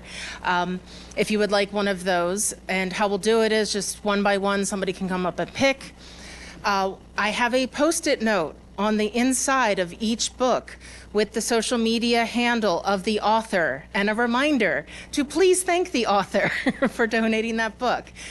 So please do that if you do win a book. Thank you. I see a hand up already. Yes. Mark is walking around the room. Look for Mark. I'm not sure where he is at the moment. But there's a gentleman named Mark walking around with a box and orange raffle tickets. Okie doke. All right, so let's get this party started. Hello, everyone, and welcome. This is Food for Thought, a smorgasbord of cybersecurity. I wanted to call this Cyber Chef, but that name was taken, so we went with this. This is the second time now that I have been a keynote at a BSides, and for only getting into the industry about 7 years ago, I think that's not too bad. So, and with Jack here, I'm just grateful for all the BSides. They've been so tremendously helpful and really important to my career. So thank you for that. All right, let's get started. So first, the disclaimer, the important disclaimer. Opinions and thoughts expressed are mine and my own. Hey, front guy, front row. Shh. They do not reflect my employer or any of the groups with which I'm affiliated. If you have a problem with something that I've said, buy me a drink, talk to me about it later. If you like what I say, then just let me know. So what is this talk about? This talk is about everything and nothing at the same time. It's basically things that I feel like we don't really talk about enough in our professional community. I'm not going to be able to cover all of them. If you've heard me speak before, I speak a lot about empathy, so there is a good chunk about empathy and communication in this. And, some career advice, my reflections on things, and hopefully just some fun. So already went over the raffle tickets. You have to be present to win at the end. All right, so who can tell me the first cardinal rule of going to a buffet or smorgasbord? Does anybody know? Well, some close. Don't fill up on bread. You go to the high value items first, right? You go to the shrimp, the lobster, if any, and the oysters. You don't go to the bread. You don't go to the salad. You don't go to the low hanging stuff. Come on, think about it. So how does this pertain to information security? Well, within our community, we have a lot of MDM, right? Misinformation, disinformation, malinformation. Also, just side note, how good does that cake look, right, by the way? Thank you, stock photos. So it's interesting, right? We deal with a lot of MDM professionally with threat actors and things like that. But we also deal with it in our community. And I know this is a joke, but I'm going to use this as an example, but the DEF CON is canceled trope, right? But once upon a time, about 7 years ago, when I was new to this industry, I didn't know it was a joke. I didn't understand what was going on. I didn't get the joke. So we have a lot of things like that in our community that are kind of inside jokes, misinformation. But there's also, again, I know that that's a joke, but there's also a lot of things that are misinformation or disinformation. What I always tell people who ask me for career advice, I say, do a profile of the person giving you the advice. For example, when I was first trying to get into this industry, I had a lot of, no offense anyone, older, white, straight men tell me, oh, just get a CISP and you'll be fine. Well, first of all, I didn't even know what that was. But second, they made it sound like I could just go to Amazon and get it. Because for them, they had worked in IT their whole lives and just kind of fell into security. So their advice wasn't applicable to me. So it's interesting. You can ask people for advice, but really, figure out who it's coming from. Consider the source and think, well, you know what, their path isn't going to be the same as mine. A lot of times you see people saying, don't get any certs. I'm going to get into certs later, but oh, you don't need any certs. Well, I haven't been coding since I was 5. Okay, I don't have the same path as you. I really hate all this venom that comes up in our community, people arguing about certs. If you want a cert, get one. I think a lot of people don't understand that for someone like myself who came from a liberal arts, library science background, I needed certs in order to prove that I had the capability to be in this industry. And some people need that. So keep in mind who's giving you the advice or the information. So this brings me to my next point. There are a lot of charlatans in our industry, in our community as well. And this really bothers me because, I came from library science, okay? Some ways there's a lot of similarities, the drinking. In other ways, I'm going to tell you stories from library conferences later. But there wasn't ever anyone pretending to be an InfoSec professional or being a library science professional. A lot of the jobs, the minimum requirement was a master's degree. So, you had to have, credentials to get in to be a librarian. And now I'm in InfoSec, and it does seem like, we've heard the stories, right, about the boot camps, of people stealing money from people, or somebody just taking a boot camp on their own, and then all of a sudden they're like, I can run my own boot camps. I know everything. So I've been thinking about this a lot, and, I was wondering, well, why is this? Why do we have so many charlatans in our profession? And I see it as 2 reasons. First, I don't know if anybody knows who this is. This is bank robber Willie Sutton. When he was finally caught, I see a look of recognition in the back there. When he was caught, he was asked, why did you rob banks? He replied, because that's where the money is. So think about it. Think about our industry. It's typically higher paying jobs, or if you're of the criminal mindset, access to money. Which then brings in the next gentleman. Now this quote, it was actually misattributed to Sir Edmund Hillary, but this is George Mallory, who was the first to climb Mount Everest. And when he was asked, why did you climb Mount Everest? He replied, because it's there. So think about Willie Sutton and George Mallory. It's where the money is, and because it's there. Not only does that describe an InfoSec professional, but it describes the criminals we're trying to defend against. How weird is that, right? I just think that's a very interesting dichotomy that we deal with, and I think how a lot of charlatans are able to blossom and grow because of the access and the opportunity, and it's there. And it's growing, right? How many articles do we see of, oh, there's a lack of jobs and things like that? How many people have had a hard time finding a job? You keep hearing all these things about, oh, there's just not enough people. No, we're out there. I'll share something very personal. In the past few months, I was actually concerned I wasn't going to find another InfoSec job again. Sorry, I'm getting choked up thinking about it. It was, it's really bad out there. So our industry needs an overhaul. We cannot let these charlatans dominate the scene, dominate the narrative. I love what I do. I want to protect against the charlatans. So I think that advice for all of us, only you can prevent drama, okay? This is an actual sweatshirt I have. So I think that's kind of how we can start to kind of curtail it. Start clamping down on all these discussions that are meant to ruffle feathers. Clamp down on the people who are offering boot camps or things that they're not qualified for. Call people out, because all this does is it hurts our community, hurts our industry, it hurts the companies, if they think they can't even trust their InfoSec workers. So let's try to be more proactive and clamp down on the drama. All right, let's change gears a little bit, talk about some comfort food. what does comfort food look like to you? So we have on the one side here, we have some good looking mac and cheese, right? Does anybody know what the other plate is? Call it out. Oh, I couldn't hear that. Sorry, say it again. It's jollof. It's West African jollof. So my point is that comfort food looks different to different people, depending on your background, depending on where you're from.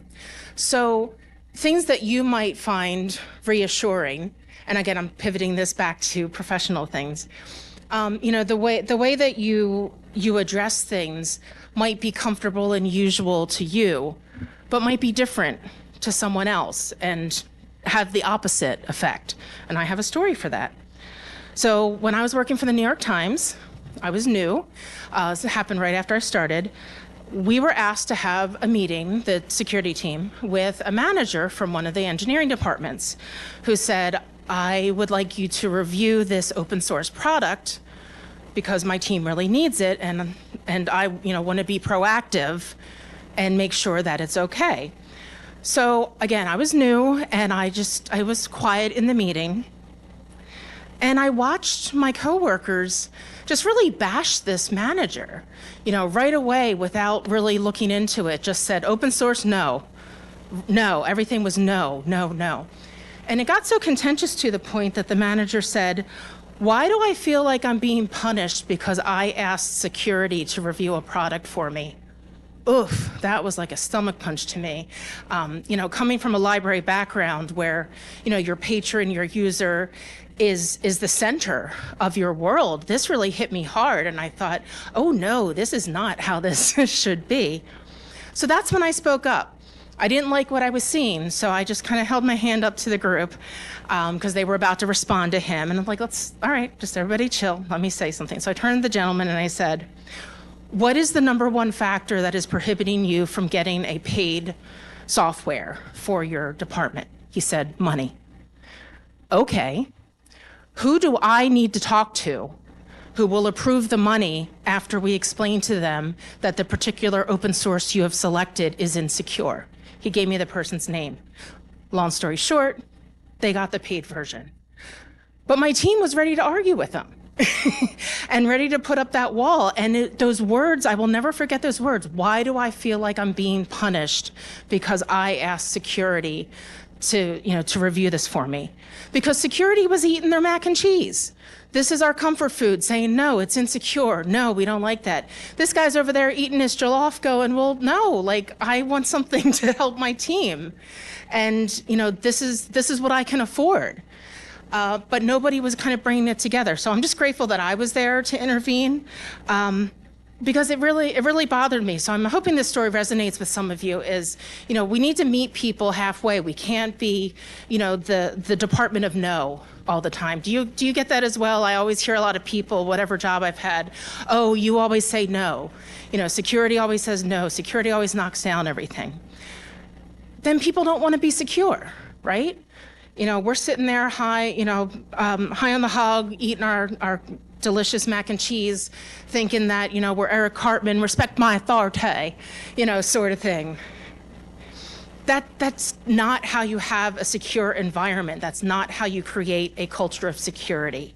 So you have to recognize that someone's comfort level, like this gentleman's comfort level was something open source, the security team's comfort level was something else. Come together. Now those two dishes would be really gross combined. So you come up with a better third option of, oh, okay, this is the potluck. This is what we both brought. Why don't we just go out to eat then and we'll get something that both of us can do.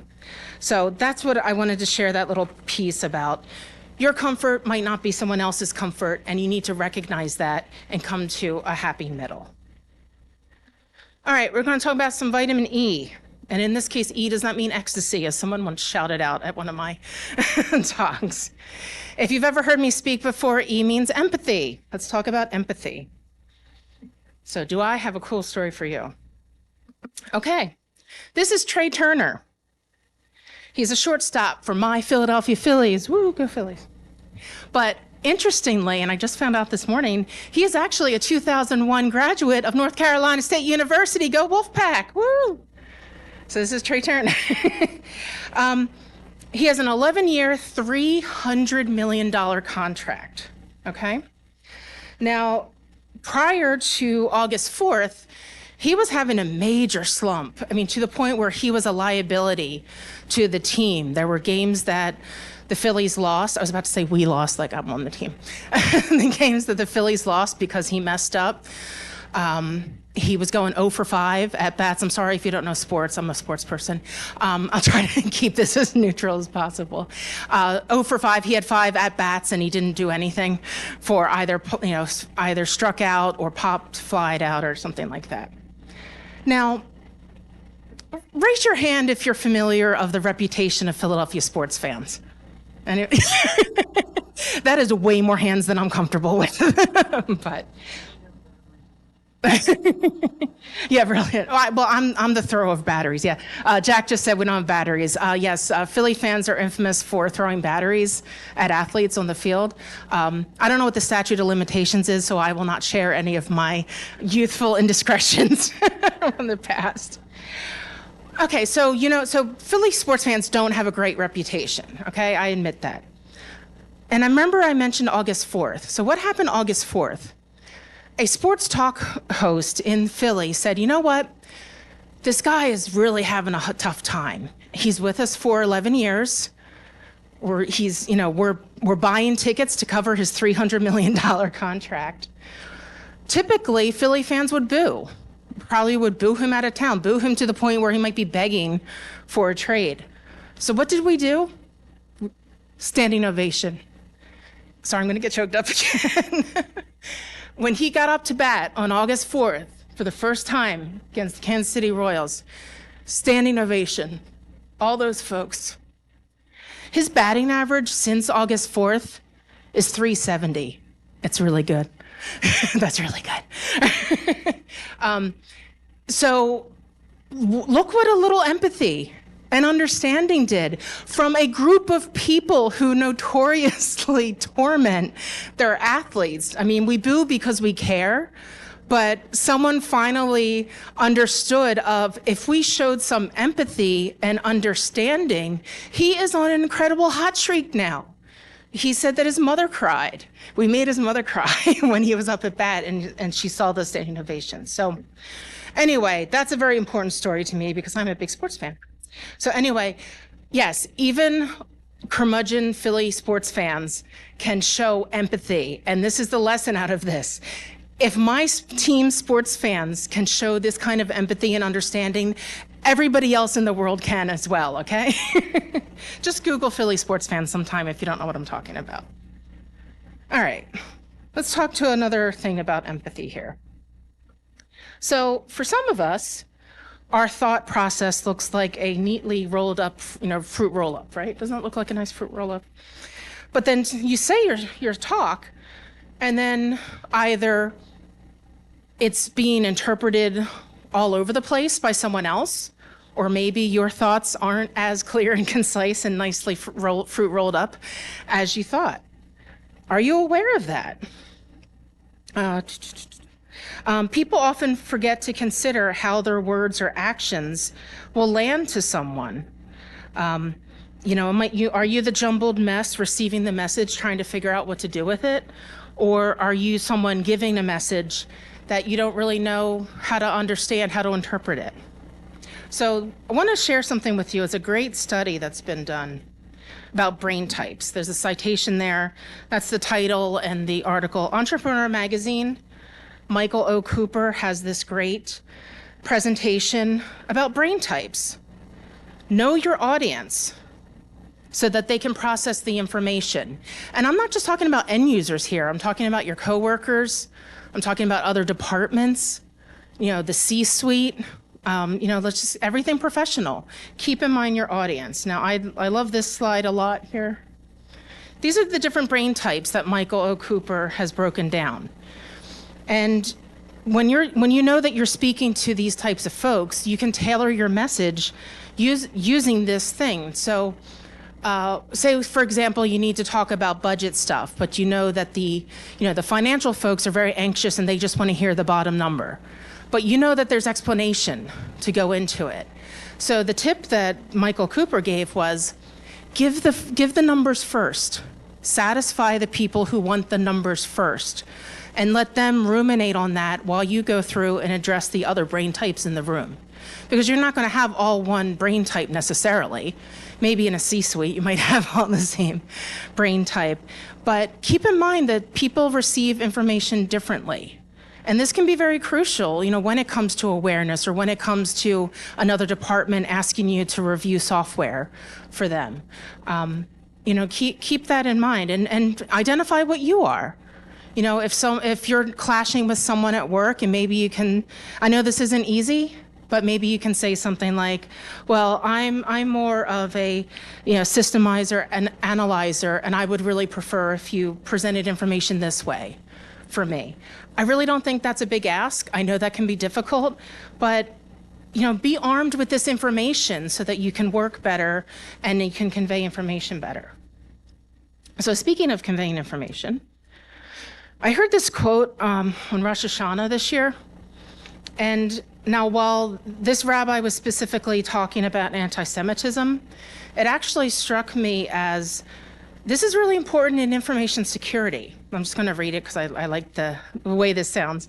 We all have an ethical obligation when we present information to do it in a way that considers the potential hurt, pain, and even harm it might cause. Now, you might be thinking to yourself, well, how does that apply to information security?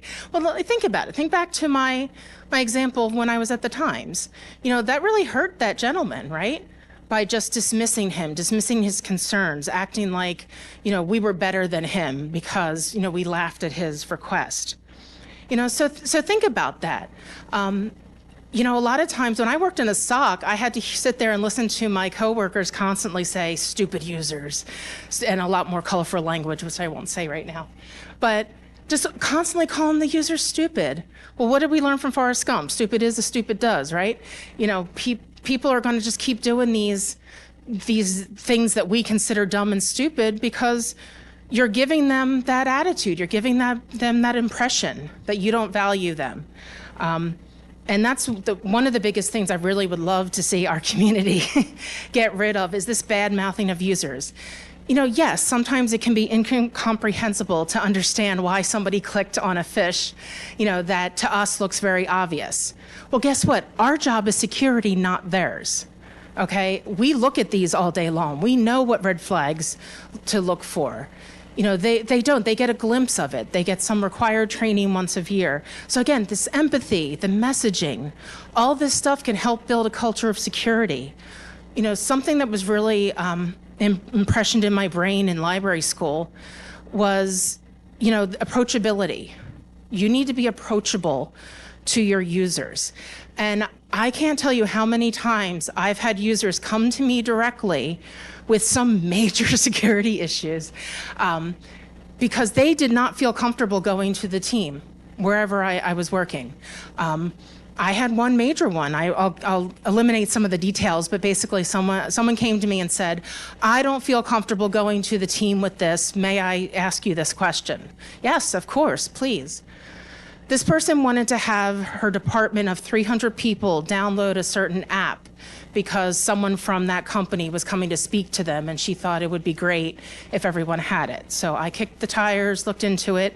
Oh, this was not a good app that we want the employees to have because I thought, well, people are going to forget and they're not going to delete it because she said, oh, we'll have everyone delete it afterwards. I'm like, that's not happening. So here's the funny thing. So I got all the information and I ultimately said, I advise against this. I appreciate you coming to me with this because she could have just not come to me because she was too scared to go to the security team. And then what would have happened? We would have had 300 vulnerable phones using company information along with it. So, I explained to her very rationally. Again, I thanked her. Thank you for coming to me with this. And I understand why you want to do this, but here are the reasons why I have to say this is not a good idea. I didn't tell her no. I just said it's not a good idea. She said, oh, okay, you make a great point. We won't do that. I'll figure out something else that won't be cause of vulnerability. When I told my CISO that, I got in trouble. I got in trouble because, well, you should have just given that to the team. I'm like, well, but I'm part of the team. I would have just picked it up anyway. I got in trouble because I was approachable. And if you are a manager or a CISO, please don't do that. Please don't punish people for being approachable. For some reason, I was the problem when I tried to explain, no, the problem is that people are scared to come to our security team. That should be the lesson out of all this. Not that I'm approachable. I have librarian face. I can't help it. People come up to me in public all the time and ask me questions. I wasn't planning on telling this story, but this is a very true, very real story. The first time I ever went to Boulder, Colorado, I was walking around with my husband, and this woman came up to me and she said, "You look like you know things." I said, "Okay, try me." And she wanted to know where something was. And yeah, I did, because I'm a dork and I studied the map before we went there. And my husband's just laughing, shaking his head like, of course, of course. Another time I was in Washington, D.C., and this family of tourists walked up to me and just started speaking French and asked where the metro was.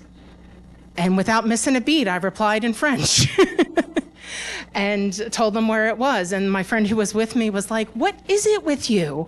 I'm like, I don't know. I just have a chip in my head, I guess, that people are, want to approach me.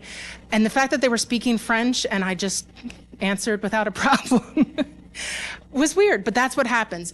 That's what's being approachable. You solve problems by being approachable. So please don't be like what I experienced in the past, and encourage your team, encourage your people to be approachable. So what if you're getting to a part where people are not being nice to you. They're not using good language or yelling at you for being approachable, things like that.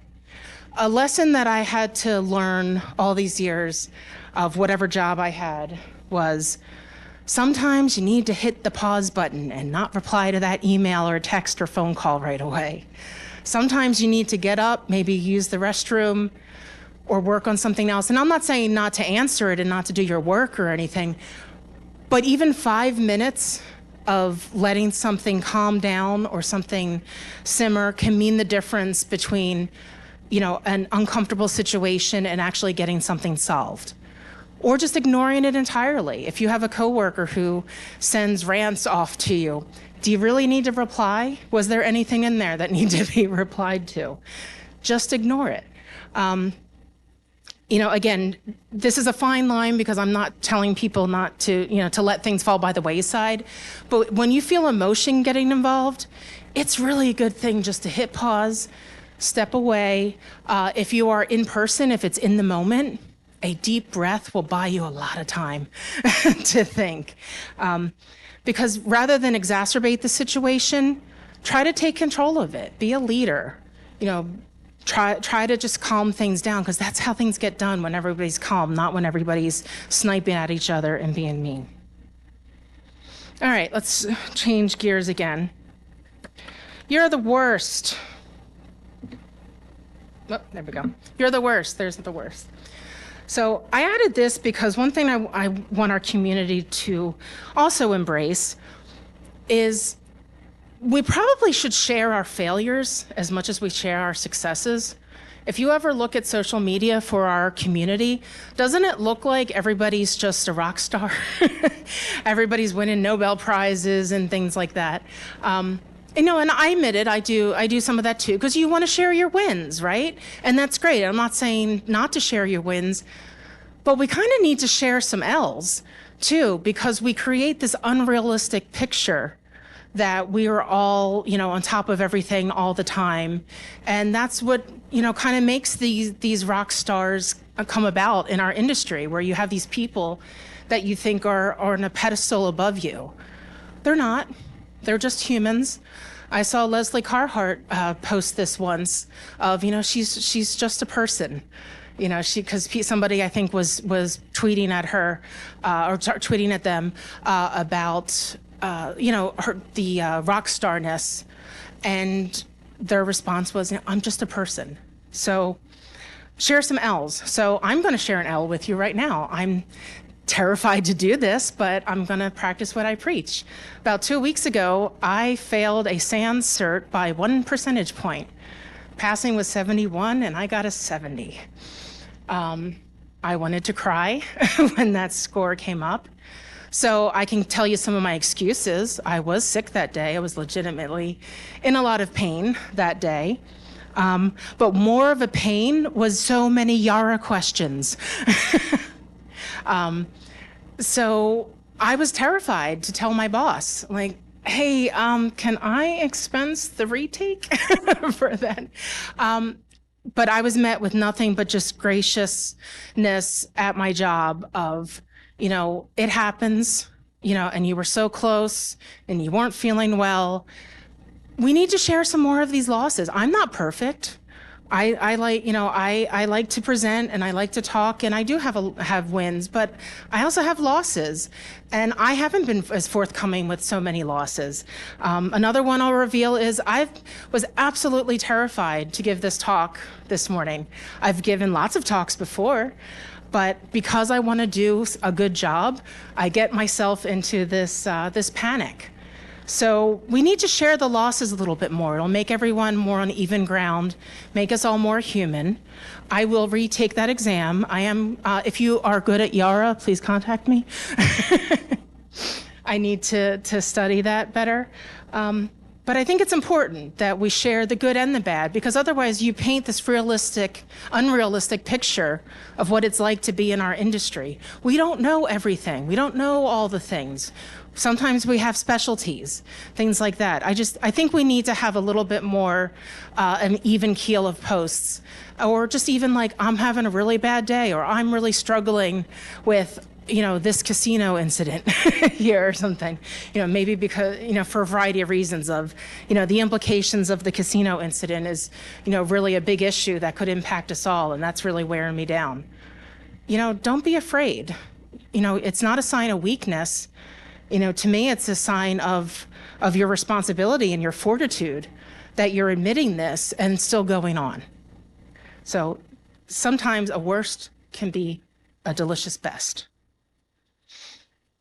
Alphabet soup. If you look really closely, you'll see, and I did not do this on purpose, I realized it afterwards, there's actually infosec or tech terms inside the soup. You see OSI, TCP. I did not even realize that when I chose this photo, and then when I was first presenting it, I was like, oh, well, you look at that. So, alphabet soup, going back to certs. I feel like I kind of covered it a lot before, so I'm not going to go into much again, and I just mentioned my uncert, that, yeah, unfortunately, these certs are kind of a necessary evil, right? And they're a big industry on their own, right? Of costs. Do what is best for you. Do what's financially feasible for you. I self-paid for that SANS class because I was unemployed, and I so badly wanted to get into threat intelligence that my husband and I discussed it and took advantage of the work study program to get a lower cost, and paid thousands of dollars out of my own pocket because I wanted to be in threat intelligence so badly. And I am now, so yay. But, do what you can for you. Don't let someone bully you or shame you because you don't have a cert. Oh, you don't have a Net Plus, or you don't have a CISP. You know what? I don't have, the same financial situation as you. Great. Somebody posted recently, I think they got all 12 of the SANS certs.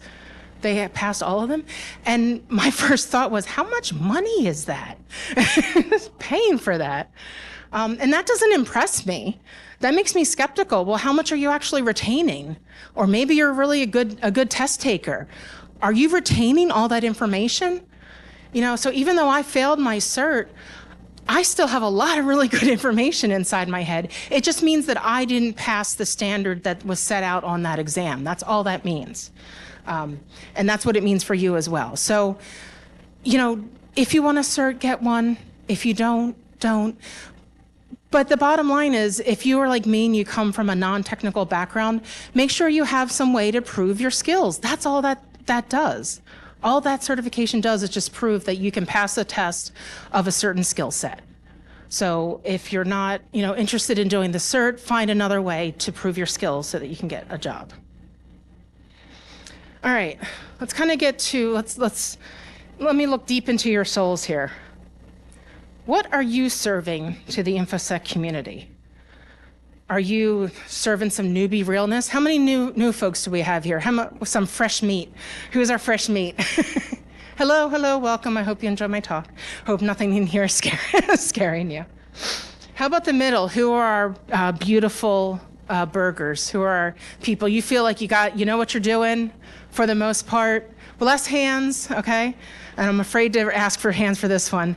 Who's running on empty? So I'm just showing this as, we're all at different stages. Sometimes, you're the fresh meat, excited to dive in and do things. Other times you're seen as the expert or the go-to person. And sometimes you are just out. So figure out which one you are. And I firmly believe that you can go back and forth between all of these. I might be burned out on one aspect of our community or industry, but I am serving newbie realness for for Threat Intel. So, it's all about balance, right? And if you feel yourself getting burned out and getting into those ashes, figure out what you can do differently. One thing I wanted to mention, and I forgot to put a slide in it, is, keep your brain fresh, keep your brain challenged. Who does Wordle? People still do Wordle? I know it's kind of lost in popularity. That is a great brain teaser. Do puzzles. Have you seen the new one called Connections? It's basically like you have to match 4 different terms together. It's kind of like SATs or ACT, I guess down here. Those are great mind teasers. And I don't think I'm sharing anything bad, but before I start my workday, I go through my puzzles.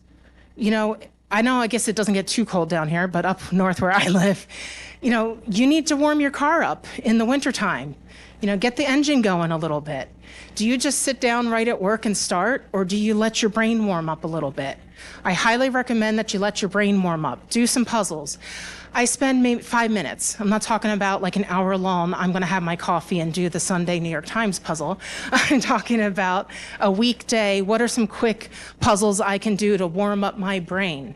And that, for me personally, has been a great game changer.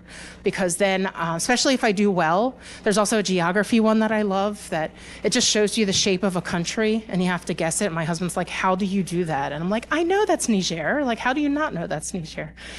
I'm a map dork, so especially if you're in that burnout zone, try doing that. Try implementing some brain teasers, some things. Get your brain going, because the endorphins you get from having, completed that, it sends me into my day, like all happy, like, oh, I just crushed that puzzle. I'm going to go in and do my work. So, all right, why don't we start to wrap it up here? It's going to have a digestif. It's fancy French for alcohol that helps your intestines. One of the quotes that I personally live by: lead, follow, or get out of the way. It's been attributed to so many different people. I'm just going to leave it without attribution, which we do in InfoSec for threat actors. So I think this is important. And again, just like the raw meat, the burger, and the burned out grill, you can vacillate between all of these. Sometimes leading might not be your thing. Sometimes you just want to get out of the way entirely. I encourage you to manifest what I call an intrapreneurial spirit. It's basically being an entrepreneur, but within your organization. Be the one to recommend things. I've only been at my new job for maybe about 6 weeks, and there's so many initiatives I've already mentioned and have taken off.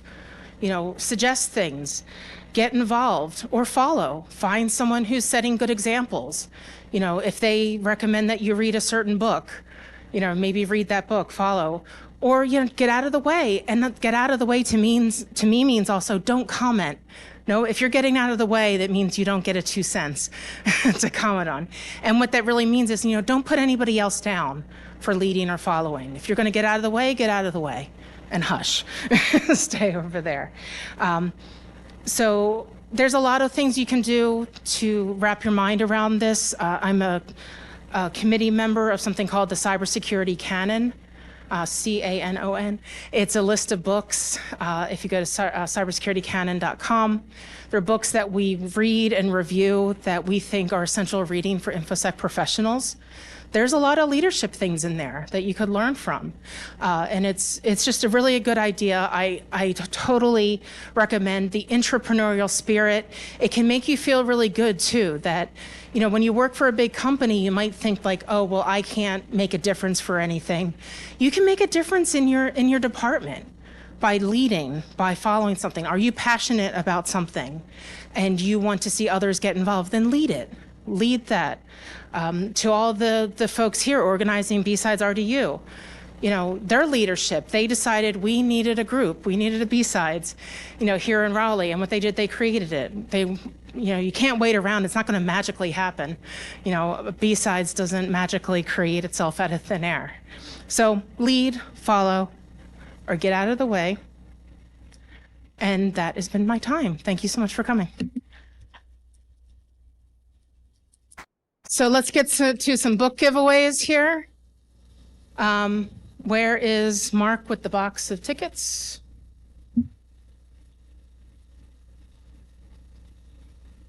So I don't know if you got it. I forgot. I'm dressed like a chef. So awesome. Thank you.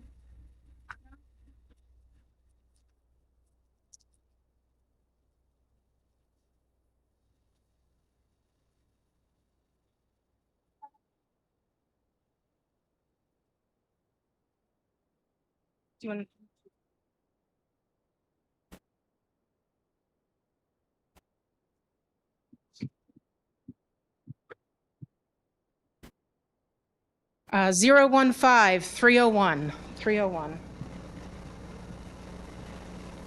Woo!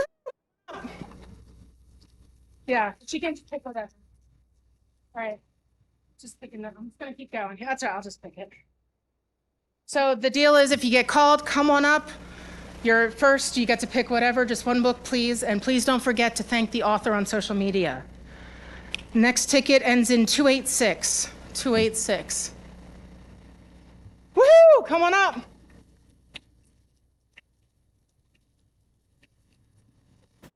Trying to mix up the numbers a little bit here.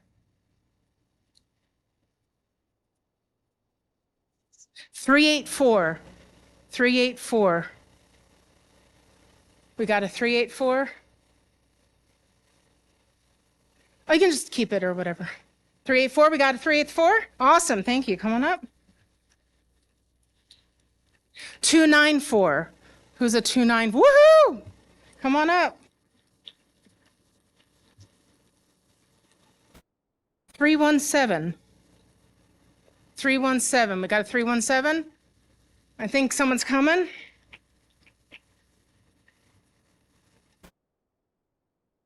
$2.99.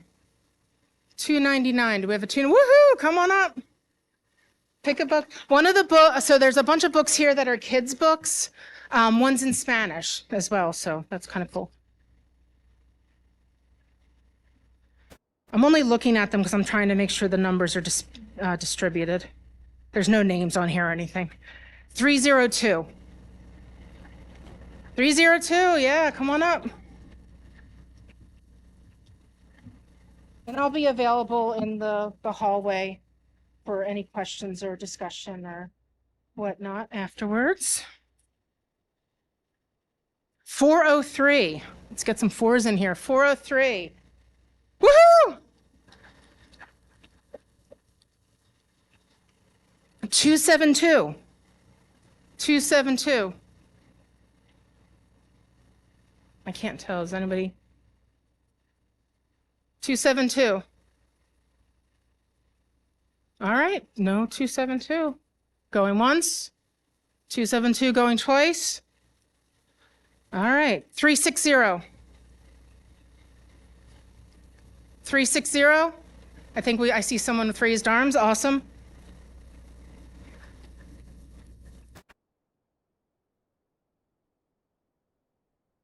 $276. We got a 276? Yeah.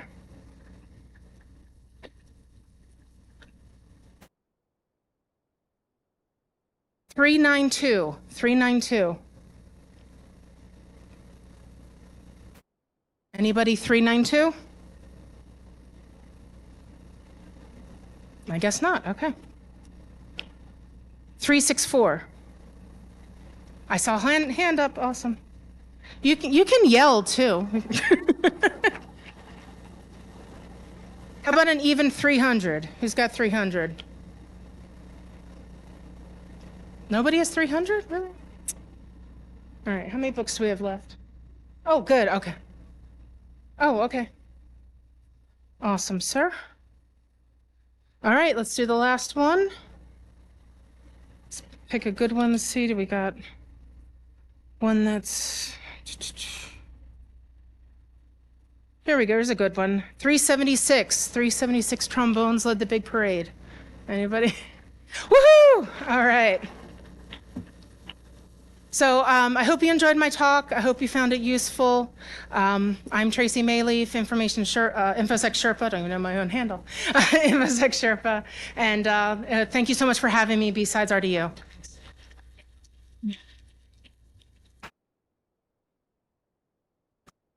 Okay. Thank you, Tracy. As a reminder, we're going back to having all 3 tracks again, so stick around for the next one here or take a look next door. As ever, please stop by and say hi to our vendors. They're the ones that make it possible to do this at the low cost, so make them feel appreciated if you can. And don't forget, if you enjoyed that little raffle, there's a bigger raffle at the end. And it all hinges on you visiting the vendors, our sponsors over there, and getting raffle tickets to put into the boxes out front. So don't forget to do that. Visit our sponsors and come back at the end for some more giveaways. Thank you so much. Oh, thank you. Perfect.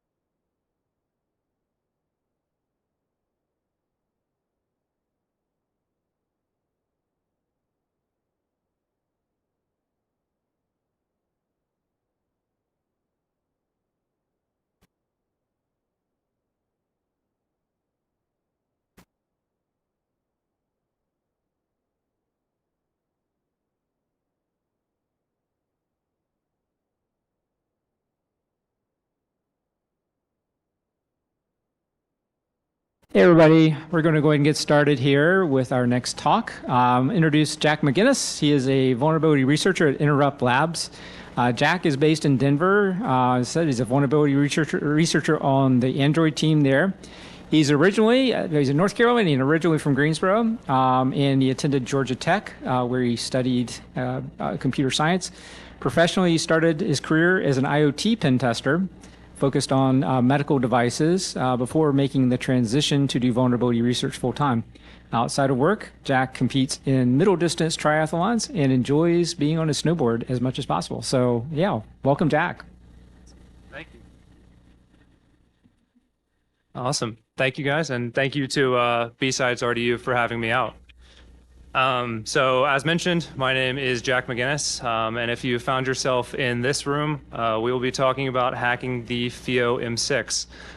In particular, I'll be talking about a local privilege escalation vulnerability I found and exploited, which was given the CVE 2023-30257. So just a brief agenda for today's talk. I'll first do a little bit of an overview of myself. We just had one, so I'll try not to spend too much time on it. And then I will go into kind of a description of the FIO as a device, both from a consumer standpoint as well as from a technical standpoint. After that, I'll talk a little bit about vulnerability research, the methodology I used to attack the FIO M6, and what bug actually ended up shaking out. We'll go through a quick root cause analysis of that bug before talking about the overall exploitation strategy. And finally, ideally, if there's still time, I'll open it up for questions if I've left anything unanswered. So brief overview. Again, I'm a vulnerability researcher at Interrupt Labs at the moment. Legal caveat with that all of this was done on my own time, and I don't speak for my employer, so nothing here is a reflection of their views. I'm also at _Stigward on Twitter or X, for those of you who still use the platform. And so feel free to reach out on there if you want to talk vulnerability research or if you have any additional questions after this. I'm also a first-time speaker, so fingers crossed that this goes well. And again, thank you to BSides for letting me demo this. So general goals for the presentation today, first and foremost, I hope that everyone's able to walk out of this room understanding what the FIO M6 is, what the bug identified was and why it was there, and how we ended up exploiting that.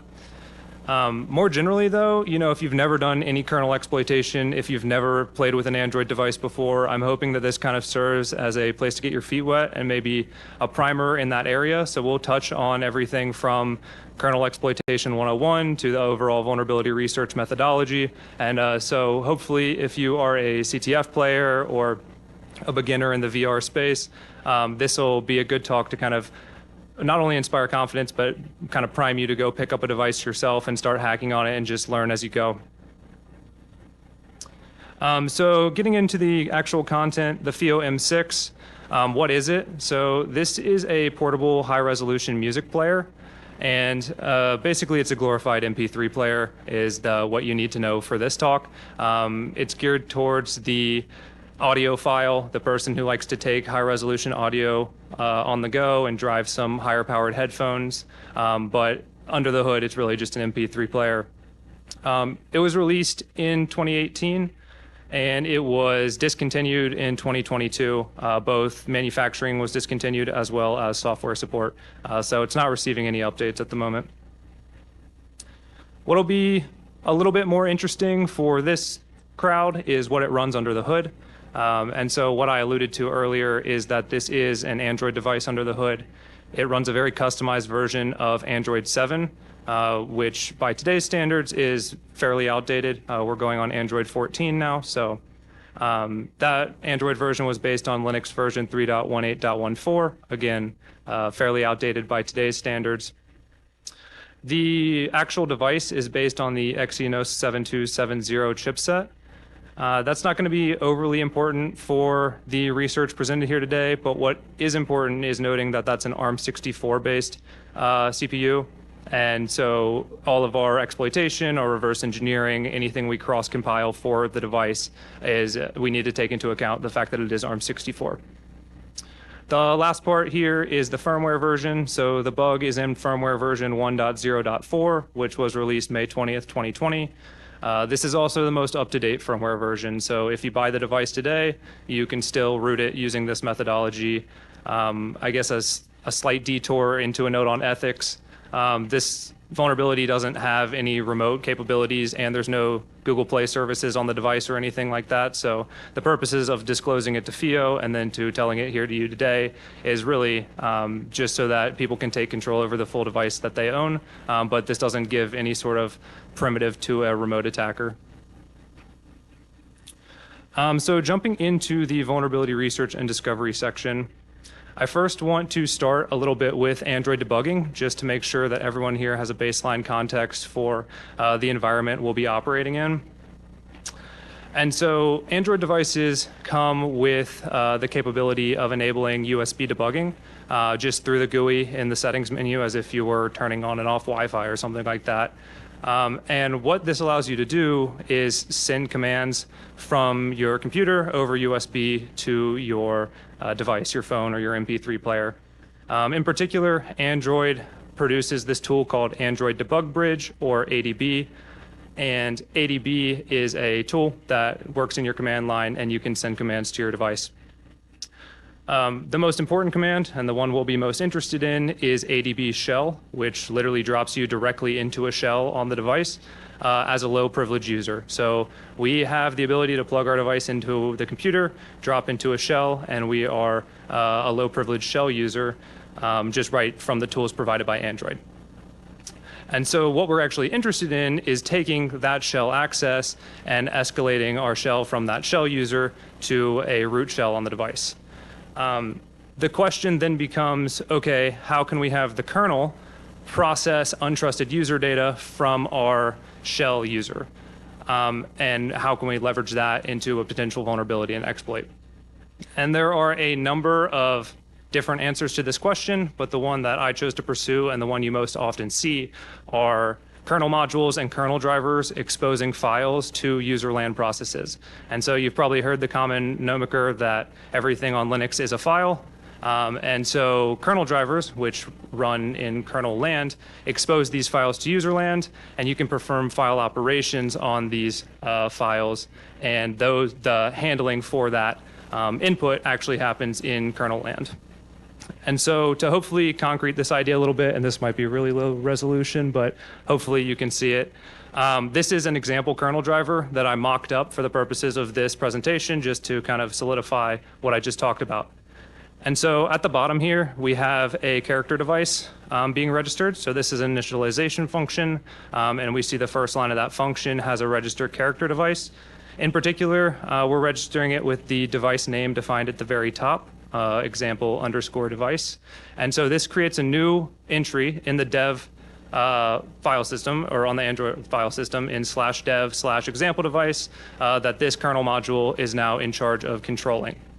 And so if our shell user has permissions to operate on that file, we might do something like perform a write operation. So we'll open /dev/example device, we'll get a file descriptor, we'll write to it, and then the kernel module is in charge of actually handling that write operation.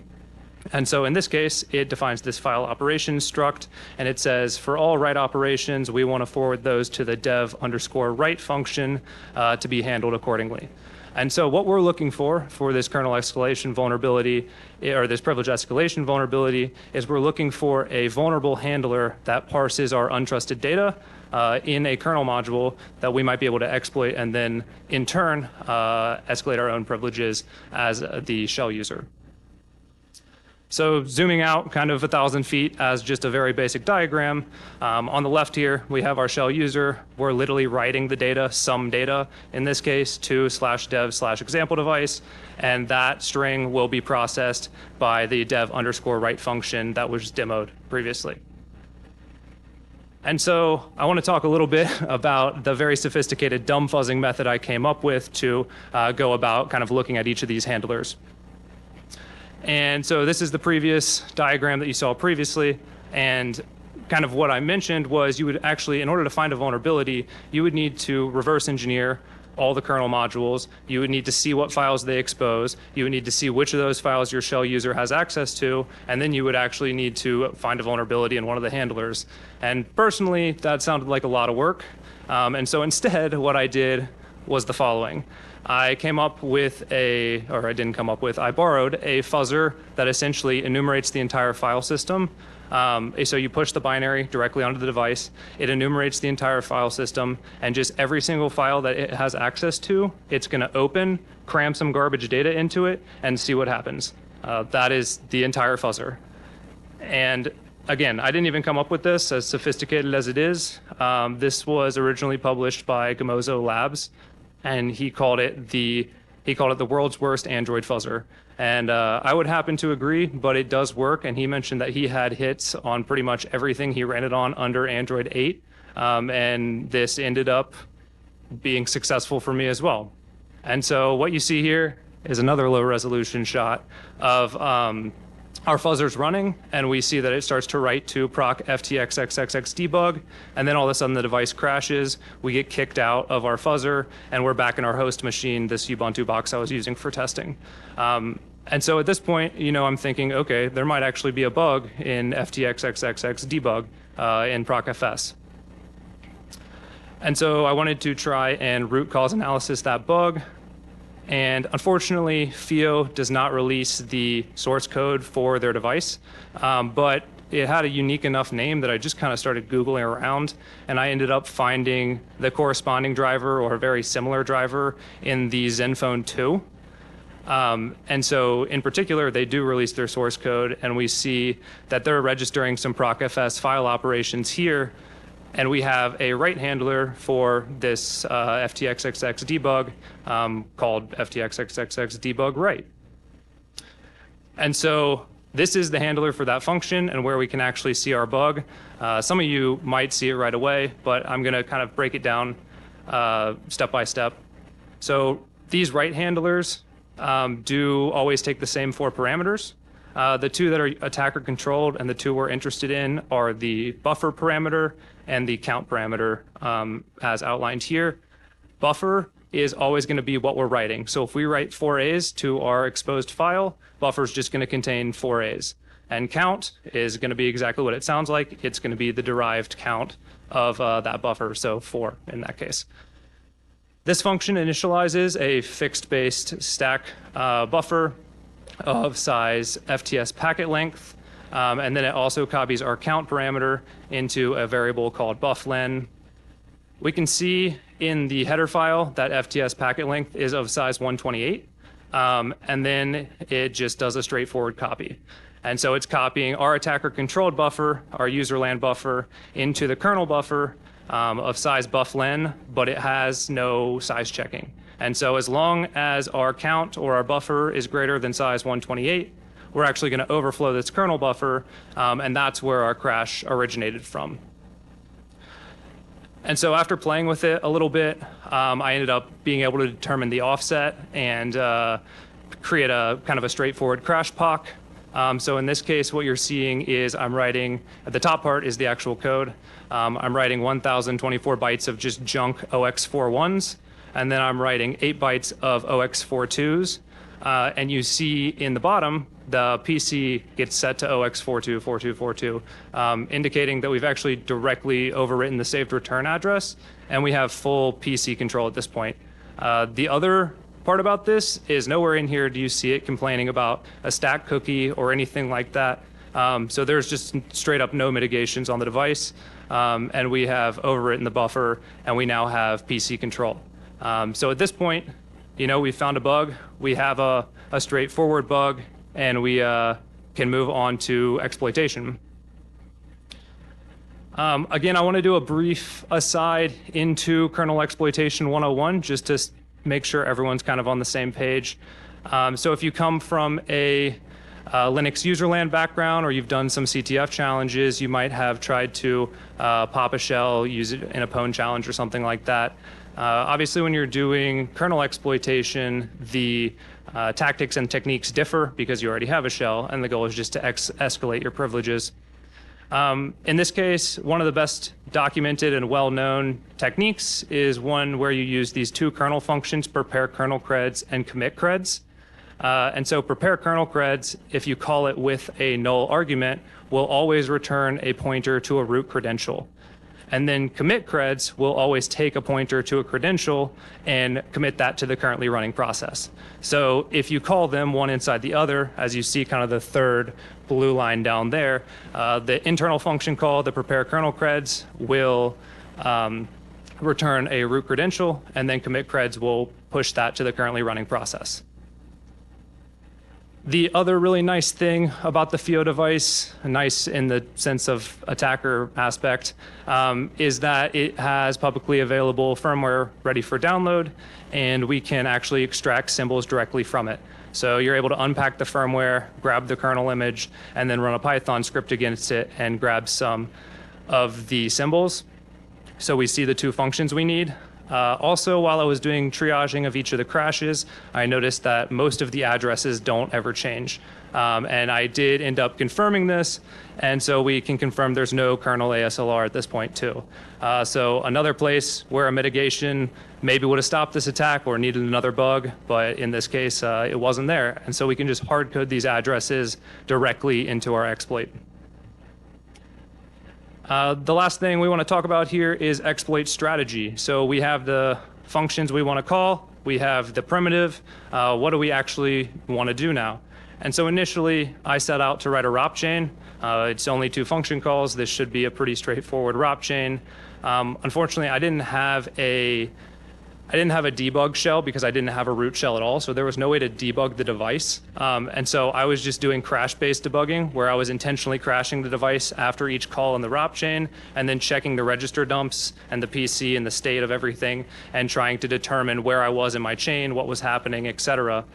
As I did that, I noticed that the bottom of the chain started to flow into X21, which is just an ARM64 register. And X21 was a pointer to the stack, and we start to have attacker-controlled data at that area of the stack. And so I was like, you know, we haven't had a single mitigation yet, so what are the chances the stack is executable?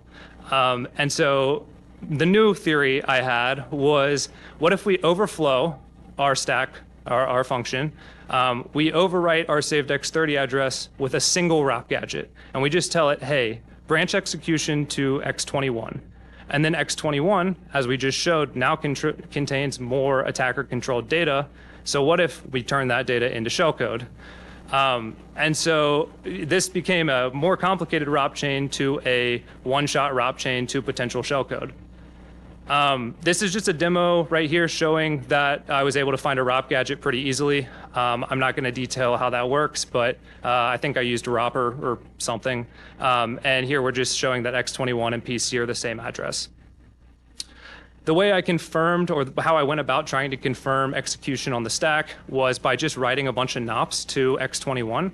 And so the idea there is our PC and X21 after the ROP gadget are going to be the same address. And if PC starts to execute the nops, it's going to start sliding down the nop sled. And then once it eventually crashes, there'll be different addresses.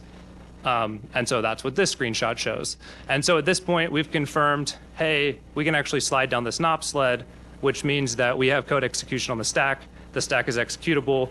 And everything from now on should, in theory, be custom shellcode. This is where I thought it was game over. It wasn't quite, so stick with me for a second. But this executes on the strategy we talked about earlier. So you can see the first instruction is just moving a null argument into X0, which is argument 1 in the ARM64 calling convention. Then we branch to prepare kernel cred. That comes back. The return value is also stored in X0 in ARM64, which is nice for us because we don't need to move our return value. And then we branch to commit creds. And so now, theoretically, our shell code has successfully escalated the privileges of our running process. This is where things start to get a little bit funky.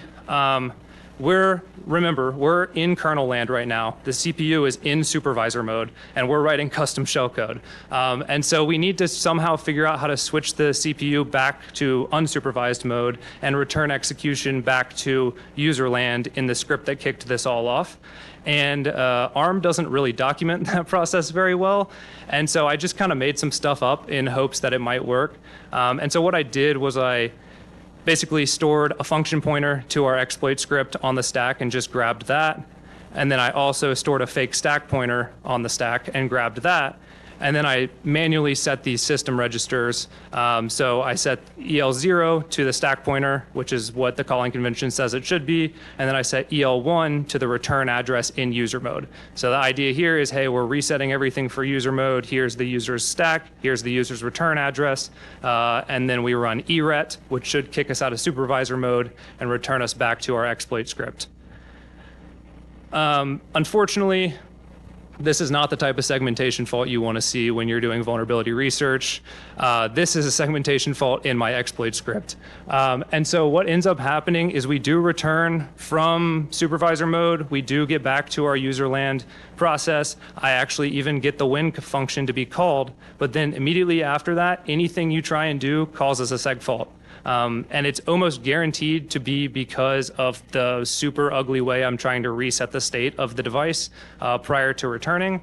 But after a full week of trying to debug this and trying as many different things as I could think of, I kind of just stepped back and decided, let's just revise our strategy a little bit. And so at this point, to recap about what we do actually have. So we have the ability to execute arbitrary shellcode in kernel land in supervisor mode. That should be enough.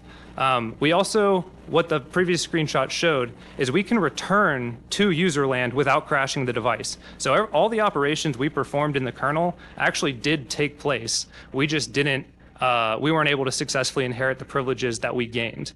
And so that's a huge win because we're not kernel panicking, we're not rebooting the device.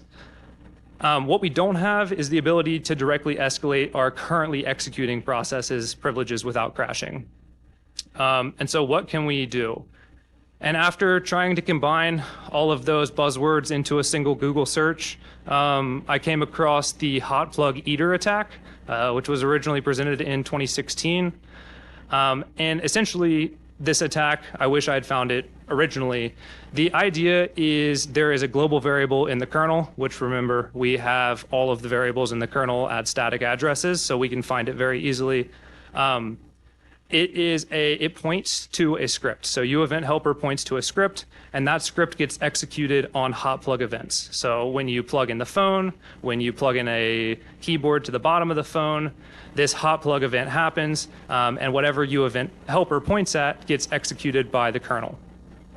The part that gets interesting is just simply changing uEvent helper is enough to kick off that script. So if uEvent helper points at script X and all of a sudden I change that uEvent helper to point at script Y, script Y will be run by the kernel when the change happens. So you don't actually need to plug the phone in order to get it to kick off.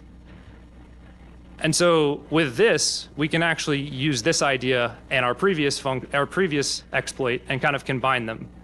And so what we're going to do now is we're going to create a malicious script in the globally readable and writable directory on Android data local temp. And then we're going to trigger an overflow and ROP to our shellcode. Except for this time, our shellcode, instead of doing the prepare kernel creds, commit cred strategy, it's just going to overwrite uEvent helper with the string data local temp and then whatever the name of our malicious script is. Then it's going to segfault. We don't care about it anymore. It's going to return to userland and it's not going to continue execution because what it's done in the kernel is enough for our purposes. And then once we change uEvent helper, ideally the kernel is going to go ahead and execute that malicious script we've pointed uEvent helper at, and we will ideally inherit root permissions. This is a screenshot of kind of that whole thing being wrapped into a singular bash script. And so what you see at the top is we create a new file called data local temp cmd. Cmd just is a simple command that tells whatever's executing it to forward a shell on port 4444. And so ideally, when the kernel executes this, it will forward a root shell on port 4444. Then below that, on line 7 and 8, we actually run our binary exploit, which is doing that ROP and overwriting U event helper. We're piping that to dev null because we know it's going to seg fault, but we don't really care.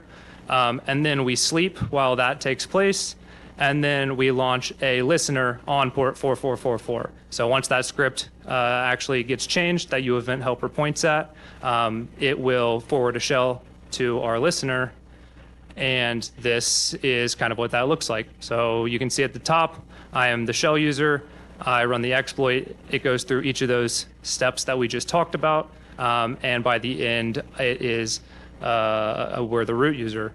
Unfortunately, I'm an idiot and the device is still in Denver. And so we won't be able to demo this live, but it does work. And the full exploit code is on my GitHub, as well as I did a 2-part blog post that details this a little bit more in depth. So feel free to go check that out as well. And last but not least, if any of this is interesting, if you like C and C++ and Binary Ninja, we are hiring. So check out our website, interruptlabs.co.uk, or come find me during the conference, and I'm more than happy to answer any questions you have. I think I'm right up on time, but I'm happy to answer questions if there's anything you guys are curious about. Thank you. Yeah, go ahead.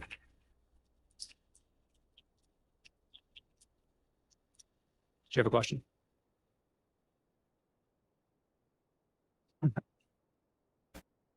I cut this out of the slides because I was up on time.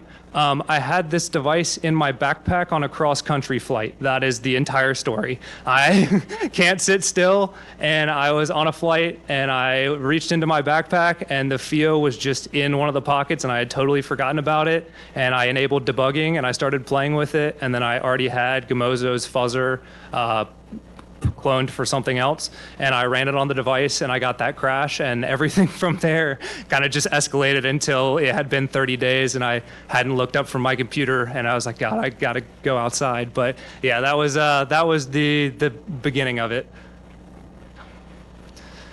Hopefully, though, this shows that there are devices manufactured in the last 5 years that have bugs from 1990. So if you're playing CTFs, go find something that points at your skill level and just start hacking on it. But yeah, thank you guys.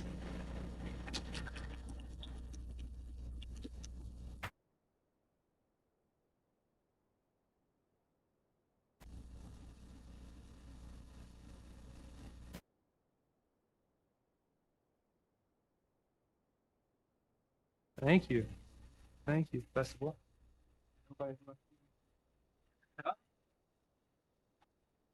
Okay, we're going to go ahead and get set up here for the next talk. Olivier Bilodeau is joining us. He leads the cybersecurity research team at GoSecure. He has more than 12 years of InfoSec experience. He enjoys luring malware operators into his traps and writing tools for malware research. Olivier is a passionate communicator, having spoken at several conferences, including Botcat USA in Europe, DEF CON, BotCon, DerbyCon, and Hackfest. Invested in his community, he's co-founded Montre Hack, and the president of NorthSec, and is host of its Hacker Jeopardy. And there's a cool NorthSec t-shirt in the raffle this afternoon as well. So right there. Yeah. So if you want to get that, make sure you go next door and grab some sponsor tickets so you can put that in the raffle. So yeah, I'll just turn it over, and I know we're really up on time. So Olivier, it's all yours. Thanks for the intro. So this is from RDP to DND, unparalleled remote desktop monitoring, reveals attackers' tradecraft. This is actually going to be a speedy version of the talk, because usually we have a 45-minute presentation here, but I'm going to do it in 30. Let's go. Now, this research wouldn't have been possible without Andréane Bergeron. She's a criminologist, so she has a PhD in criminology, and she works with me at GoSecure as a cybersecurity researcher. So all of the more human behavior behind this research is her stuff, and so I would describe her as the Gandalf of our research. And I tried to put Gandalf as a woman according to Snapchat, and I love it. So yeah, my kids had me install Snapchat recently because I need to monitor them on the platform, and I've been playing with the filters. I just love it. So myself, I would be the Gollum of the research. And the reason is I'm just obsessed with RDP. I have been working on tools and studying RDP attackers for 4 years now. And so it's really obsession and me being broken, that had me think, oh, Gollum would be the nice fit. But so I was super well introduced earlier, so I won't go over the details of the introduction. So there's going to be some level of Dungeon and Dragon nerdiness here, and we thought we could pull it off because, geeks in cybersecurity, obviously. But more than that, because of Stranger Things last year, that really brought Dungeons and Dragons back into the mainstream, and also the Honor Among Thieves movie. But since then, there's been Diablo 4 and Baldur's Gate 3, so there's clearly something going on. But the pop culture references will end here. This is like all of the analogies are more old school Dungeon and Dragon from the 2nd edition. And let's dive into the quest right away. So our agenda today will be, we're going to summarize quickly what is RDP interception. We're going to cover 5 attacker classes with demos of them in action, actual live capture of attackers. And I'm going to talk quickly about the arsenal that they use. The IOCs are all shared on GitHub already, so I will go really quickly over the tools since the value you can have by looking at our GitHub. And we're going to highlight some memorable sessions as well, some intelligence that we've gathered. So these are the characters that we're going to cover today. There are 5 of them, some of them well hidden at this point. So the RDP is targeted, and I've been running honeypots over SSH and Telnet for a while. I actually wrote the first implementation of the Telnet support for Cowrie, the well-known SSH honeypot. And the scars of doing this type of research were that all of what's happening over SSH and Telnet is all automated. You rarely get actual human adversaries. And as we started listening to RDP, we realized that this is actually the opposite right now. Like all of the things that we monitored over RDP is all human-based. No automation, no scripts were found there. So we're really closer to the human attacking and understanding his motivations. So quickly, RDP, on the left-hand side, it's the client. On the right-hand side is what you have access to once you connect to the remote system. And it carries display, mouse, keyboard, but also file I/O can be sent through RDP. So this is a lot of intelligence that can be collected. So we used our tool that is open source called PyRDP to do these captures. But so in order for you to understand what we looked at, let me show you an actual example of an RDP captured via our tool. It's going to be a little bit small, bear with me, but we're going to zoom in and stuff. So this is basically the RDP player. So when you open a previously done capture file, this is what you get. You will have the display where it is highlighted in red. You'll see the mouse. So there's a little yellow pointer that we paint where the mouse is actually. And then below there is the keyboard and clipboard interactions are logged here in real time. There's also metadata about the RDP connection that is displayed there. So what we see now is the host that is sent by the client, and we see the username and password displayed. So now we have an adversary that logged into our honeypot, into our system, and we can see right away we stole his clipboard data. And the clipboard data was the IP address and the port of the system he was connecting to. Next, we see him type on the keyboard, him or her, I actually don't know, the person. And now they are changing the password of the system. So we get all that in real time logged at the bottom. So imagine doing this over 3 years, collecting all sorts of intelligence about adversaries. This is, what we're sharing today. This was just an example of what's happening. And now what's collecting is the adversary actually shared his C drive over the RDP channel. And so when he will drag and drop files, we will collect all the files that are dragged and dropped on the system. So this can go really deep into the attacker's techniques or TTPs. Basically, it's like surveillance cameras for Windows systems. If you want to learn more about PyRDP, I've been talking about it for 3 years in various events. We have like DEF CON presentations, Arsenal demos. The tool is open source under GPL v3, so there's a ton of links, and these are all clickable, and I'm going to give a PDF version of the slide deck to the organizers, so you'll be able to ask them, or ask me directly at the end if you want. Now, welcome to the Dungeon Adventurers. What have we been collecting for 3 years? We have 190 million events. So an event is basically just a JSON line of log that is collected by the tool, out of which we have more than 20 million net and TLM v2 hashes. So the adversary get caught into our honeypot because they successfully guess the admin password, which is admin. So this is the ones that we study. So when we say a successful session that we capture, there are 2,400 of them. These are the ones who correctly guess admin as the password. But the net and TLM v2 hashes that we collect can also reveal what word list that they use when they try to brute force their way into systems. So of these, we have 21 million. We also collected 478 files out of, and this is the timeline of the events at the below, and we see also the countries. These are the successful sessions. So a lot of Panama, so we assume proxies. And so the intelligence that helped us build the 5 character classes are from the 2,400 sessions.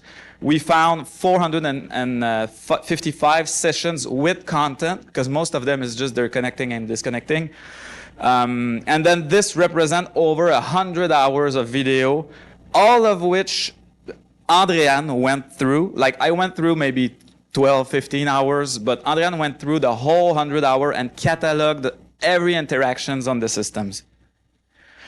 We mapped these to attack framework indicators, and as expected, no big surprise here, most of the things that were done by the adversaries were around the themes of reconnaissance and discovery, obviously, because they just got into an RDP system.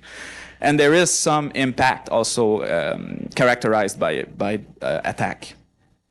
So now, if we dive into the characters, we have at the left, well hidden, the ranger, or the ranger, like Aragon or whatever.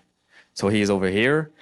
What the rangers do is that they explore the system. So they look through the folders and the files on the system.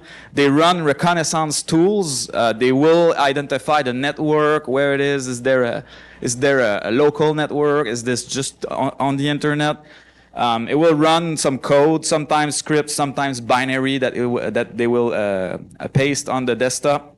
And we feel that they might be evaluating the systems for as part of a chain of, once they identified this is an interesting target, they will then pass the puck to another adversary, another character. So let's look at one ranger in action. The adversary will paste the tools that he intends to run, and then the tool will output some information, and the information will be exfiltrated via the clipboard. So this was text-based information for the first tool, but for the second tool, it's actually a JSON payload, so it's probably meant in a chain of tools that they run, but a JSON payload that will identify like the CPU capabilities, GPU capabilities, and if specific piece of software is installed or not. And then near the end of the session, the attacker will delete all of the files on the desktop and just disconnect. So clearly reconnaissance level activity. Next up is the thief. Or we should have said rogue, but we went with thieves because they're really monetizing the access here. So we found various ways that they are monetizing the systems, and many of which are kind of stupid when you think about it, but they work. And depending on how much the money is worth in the country of the attacker, it could help make them living. So we found pay-to-serve schemes. So these are browsers that you are basically incentivized to use. And so they will install such browsers and then make a little bit of cryptocurrency out of using the browsers. We saw a Traf monetizer. We have a demo of it. So these are tools called proxyware. They're very well described by research from Trend Micro. They're basically super shady pieces of software, but basically you turn your computer into a proxy. You don't know what is proxied through you, but you get a little bit of money for doing so. And they are crypto miners. So basically this is pretty obvious to understand. Like it will mine cryptocurrency on your system using your resources. So let's take a look at two demonstrations here. So this is the website of Traf Monetizer, and also notice that it's in portrait mode. So the attacker is actually on a cell phone in this case. So he will log into the system, will get his token that he puts into the piece of software, which then will start using the computer as a proxy, and you get a little bit of money out of the use for how long you run this type of program. In this case, I forgot the details, but the order of magnitude of the money made in this account was like $4 US approximately. Not a lot of money. Next up is cryptocurrency. So the adversary will open XMRig, a very popular CPU-based crypto miner, and he will input his wallet directly into our honeypot. Maybe one day we can stop giving talks because we will be rich because we will have caught a wallet with a lot of money in it. We'll see.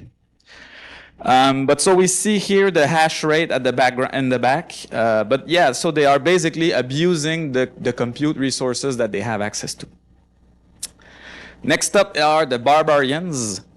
The barbarians brute force their way into more computers, so both by port scanning, but also by credential stuffing. They also do some web type attack, like trying to crack Netflix, Spotify accounts. The demo we'll have today is about the mass scan GUI tool. So it's a wrapper on Robert Graham's mass scan. And they use it because it's user friendly. It launches the command for you basically, but this is not rocket science. He will put the port in. He or she will put the port in order to find 3389. But we also found some 1 3389, 2 3389, 3 3389. So they're trying some ports, but not all of them. We've never seen a full port scan of all the ports of systems. He picked up a specific country in this case, so he is targeting Vietnam, and we think that some of the idea of a recently compromised system on AWS. So we are hosted. This is hosted on AWS, and most of the time the attackers identify that. So we think that they still do port scanning, even if they could do it from home, because some organization could whitelist Amazon's IP ranges. And so from a compromised system, he might have access to other IP ranges that he wouldn't have access to otherwise. So this is why we think Barbarians is a very popular strategy. Next up are the wizards. So the wizards, they use the RDP access as portal to connect to other computers. So we're really here dealing with a higher sophisticated level of attacker, and one that is trying to hide its tracks, right? If you jump through hosts, it's because you don't want one organization to be able to find where the true source of the traffic is. You'll see what this looks like. So this is the honeypot already, and in the honeypot, the wizard will open the RDP client and connect with credentials to other RDP systems. They will use, in this specific case, they use a user called ghost user, so a very specific user that sounds shady, and which is actually created by another tool that we'll see in the arsenal later. And so in the RDP session that they connect to, there was already an NL Brute running. NL Brute is an RDP brute force tool, and so they just basically reduce the window to look at the progress of that other attack. And so and in this current demo, the wizard will kind of have, panes of, or a crystal ball looking at other systems that are scanning and attacking other systems. What I like about this approach is that we are dealing here with a living off the land, a strategy. So really no means of detection here, besides maybe metadata on RDP going elsewhere. Last but not least, the bards. They are arguingly one of the annoying or, weird characters in D&D. And so sometimes small contributors, especially in fights, actually it's no longer true with the 5th edition, but it used to be the joke. So our bards here have no apparent hacking skills, okay? They Google the hack they're trying to do in the system that they compromised. So basically the funniest video we have. They do some amount of pornography watching. They download movies, so there's like piracy going on, and we assume that they might have bought the access, and you'll see why in a couple of seconds. So again, they are doing this from phones, so in portrait mode. Now, what we have here is in Arabic, and we live translated it. So he Googles the strongest virus ever, then press enter, click on the first result, and expect something, right? So the first result out of Google with safe search is just something talking about viruses. And so he's clearly disappointed. He goes back, he types virus script, then enter. And now we're having a web page with results like writing a DDoS attack script or script creation using Python or web server in Python. He gives up. Then he goes to porn.com, sex.com, sex.org, always giving up because it's never what he wants, Iranian porn, and then he searches for porn on YouTube, ending with the search Pornhub on YouTube. And this is where he gives up. Pretty disappointing here. But to be honest, that there was some amount of pornography watching to an extent that I had to involve HR at some point, because I was having an employee watching the captures, working on that, and I was like, well, this could put me in trouble if it's not like if not everyone's aware of it. Like imagine someone walked by in the office. What are you doing? Oh, I'm watching RDP attackers. Really? Okay. No, so why so much porn watching? It's because of internet censorship. So the countries and the language that the people were attacking, they were countries well known to be blocking porn on the internet and to be blocking VPN and VPSs on the internet as well. So we think that they purchase RDP access maybe through initial access brokers to circumvent the blocking strategy. We even found some actors that were downloading the videos out of Pornhub and sending it to themselves via Telegram, which we believe is another monetizing vector for them. They could then put the files on USB and then sell this, especially if there's a big ban on pornography. It's probably lucrative to do so. So by profiles, here by far we are dealing with more rangers and barbarians than anything else. So it's a very unsurprisingly the case. And we also found out that there is some overlap between some classes. So we have like multi-class characters. One that is interesting here is the Ranger, Thief, Barbarian. There's like one of them, 3 classes. And we correlated that because oftentimes they will change the credential once they compromise the access. So we know that further accesses, they had to share the credentials. And they also oftentimes share IP address, source IP address, but not always. I'm going to go fast on the weaponry side because I want to spend some time on the takeaways at the end. But some of the tooling that we discovered. Oh, and by the way, these are going to be useful, for as a defender. We have like the hash of the files here, the attack techniques. We have the virus total ratio and some quick description. And this is a Ranger tool, and it creates the ghost user, and it will allow, it kind of patches RDP to allow it, even on desktop operating system, to be usable by more than one account. So it's a special one, this tool here. But then the other tools are more classic strategies, but NL Brute is by far the best RDP brute forcing tool out there, but it's clearly dark, like black hat stuff. It's packed. And there is 3 samples that we got that were not on VirusTotal. And when we uploaded them, they were undetected by CrowdStrike, ESET, F-Secure, Kaspersky. So some of them are still obfuscated today. Mascan GUI, it's just a well-known wrapper behind Robert Graham's Mascan. We found some Windows Defender removal script. This one has a 0 detection rate on VirusTotal. It leverages legitimate operating system features, so it's kind of a nasty one. There is decontrol as well, which was well documented by the DFRI report. But so this also disables Defender, and this works on Windows 11. The other one here no longer works on Windows 11, but works on Server 2016, which is what we are running on the cloud.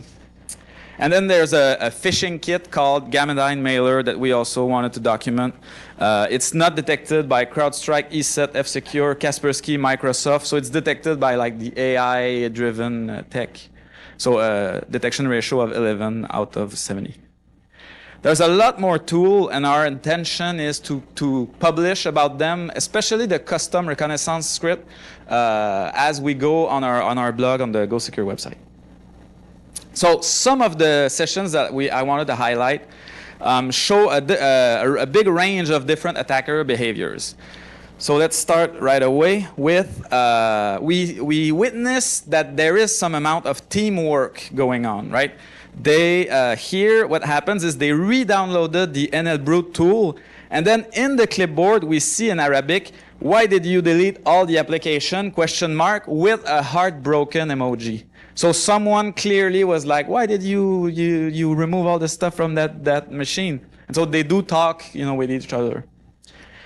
Okay, now why was that on the clipboard? I'm not sure, but we collect a lot of stuff on the clipboard, and this is because RDP, interestingly enough, is very eager to communicate the update of the clipboard. The client, whenever you do something on the client side, even if the RDP window is not active or open, as long as the process is running, it will communicate up the presence of an updated clipboard. And our tool is sitting in the middle and will always ask for an updated clipboard. So this is why we collect a lot of stuff like that. Some attackers do not speak English, so we're still back in portrait mode. We have someone trying to fraud Google Ads, so trying to enter fake credit card information, fake or stolen. But so when he gets a pending approval message, clearly he hasn't seen that before, so he pastes it in Google Translate again on the Windows system that he is connected to, and then we'll read the translation in Arabic. So, I mean, it's hard not to attribute this to a specific language actor. But it's interesting. And so out of, like when we saw this, we realized there's an opportunity to try to track more of the alphabet that are talked. We expected more Cyrillic, but at the same time, they have really good English over there. So that's why I think the results are low. But so out of the 500 sessions approximately, we had 45 of them where the language is clear because the actor wasn't able to communicate in English. And so out of these are the statistics of the various languages. Now another demo we want to do is show the powerful intelligence gathering capabilities to convince you to maybe run some honeypots like this yourselves. So the person will log on Telegram, will enter the country code of their cell phone, the whole cell phone from Algeria, and then will enter the credential.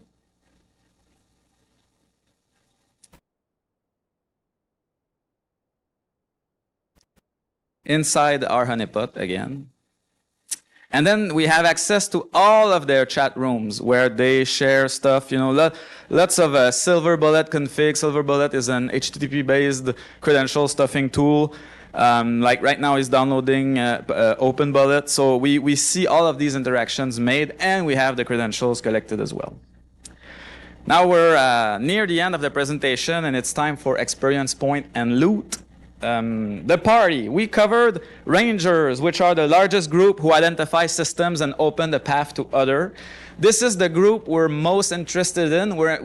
Our intention at this point is to increase the deception of our environment in order to collect more intel tailored to specific threat actors.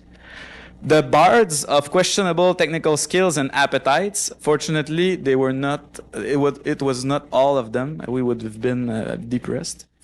The thieves, for me, represent what cybercrime is all about, right? Trying to monetize, and it also shows that oftentimes for people who do IR, they realize that, you are not always targeted. Sometimes it's just an opportunistic hack where you realize they didn't steal any files, they just installed crypto miners and are making money this way. The wizards are the scariest group the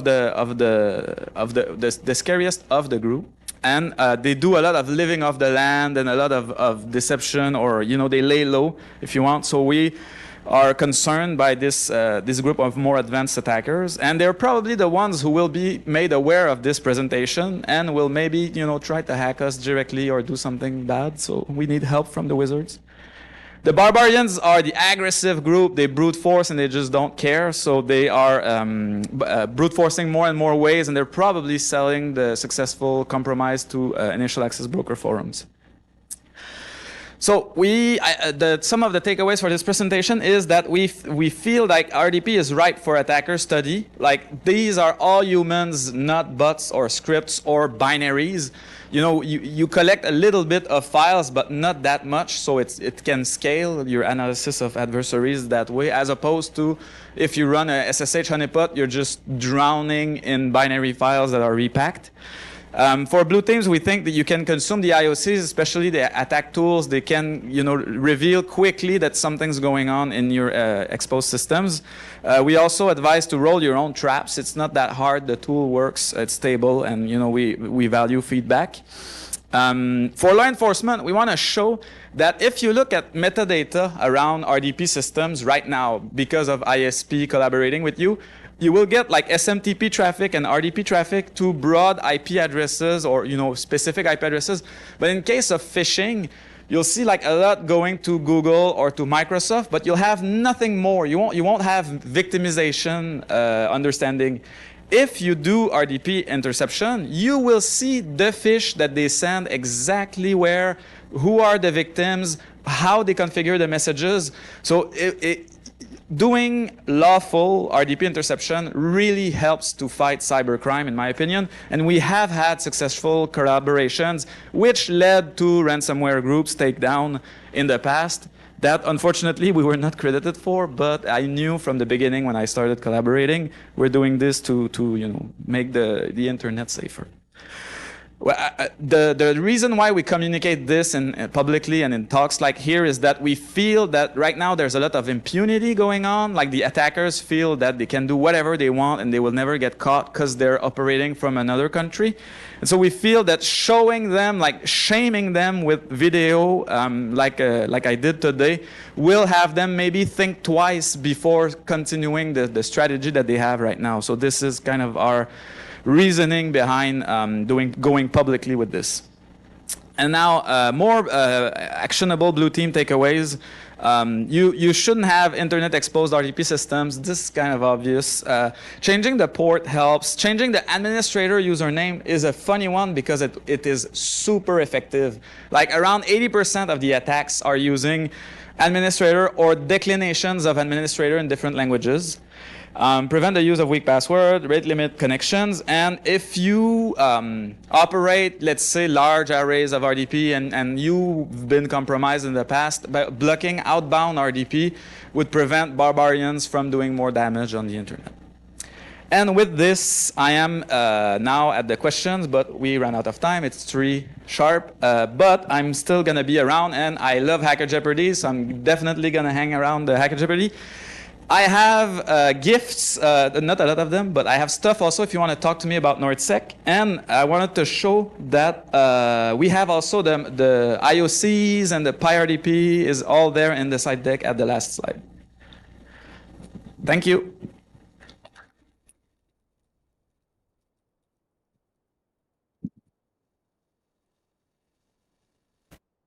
In case you don't like breaks, you can ask questions to me directly. We have 15 minutes, I believe.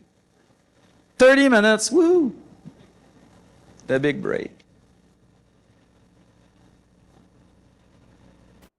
I was clear, that's good, thank you.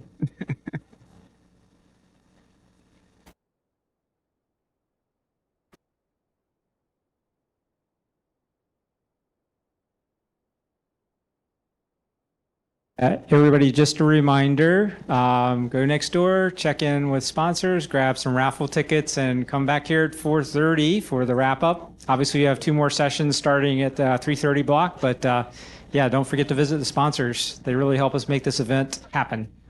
Thanks.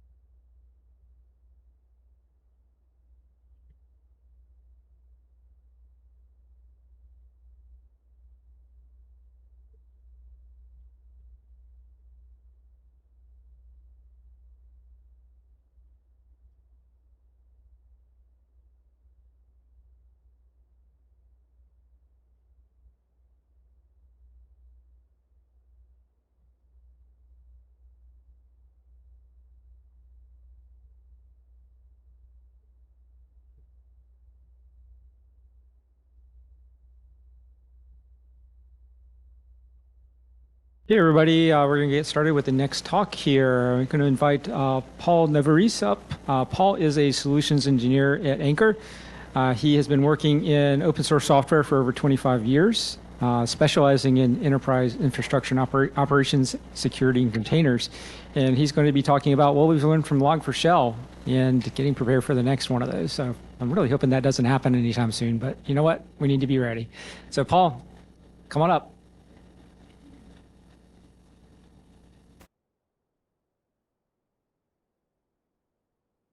Right. Thanks a lot. Let me get the doodads up here and we'll get going. And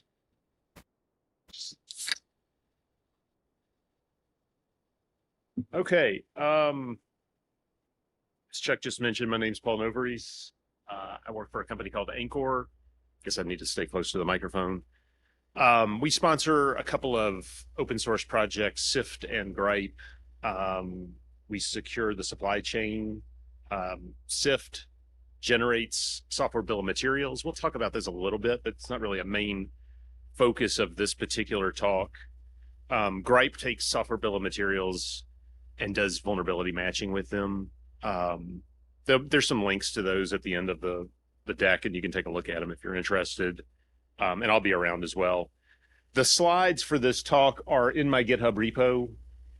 Also, there's the toot at the top of my Mastodon feed has a link to them as well. The slides that are published here in the repo have all the links, references, all of that stuff. So if you are interested in looking at any of this stuff, you don't have to bother taking a picture of every slide. Just grab the slides and dig through them. There's a lot of extra, all the speaker notes are in there as well, so you don't have to like remember what I was saying or try to wait for the recording or anything like that. All right, we'll go ahead and get started. The agenda, I'm going to keep it kind of under wraps. I'm not going to give away everything right at the beginning, but it's going to be a kind of a when, what, who, how. This isn't going to be a retrospective necessarily. There are some links in the deck at the end.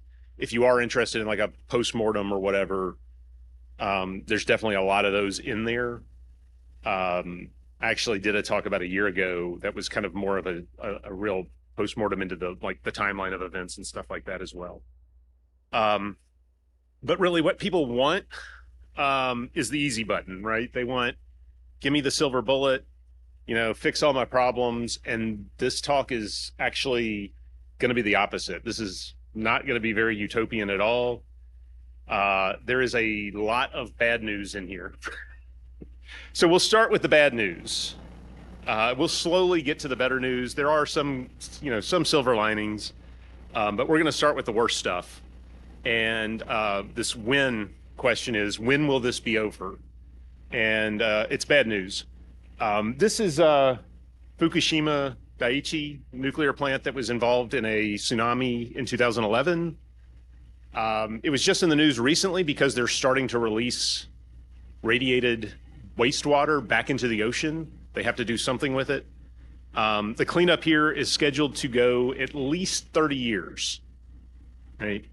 This was a level 7 event. I mean, it was, it wasn't like a small time kind of thing, but it's continuing on for a long time. Another one you may have heard of, Chernobyl. This one happens to be in an active war zone.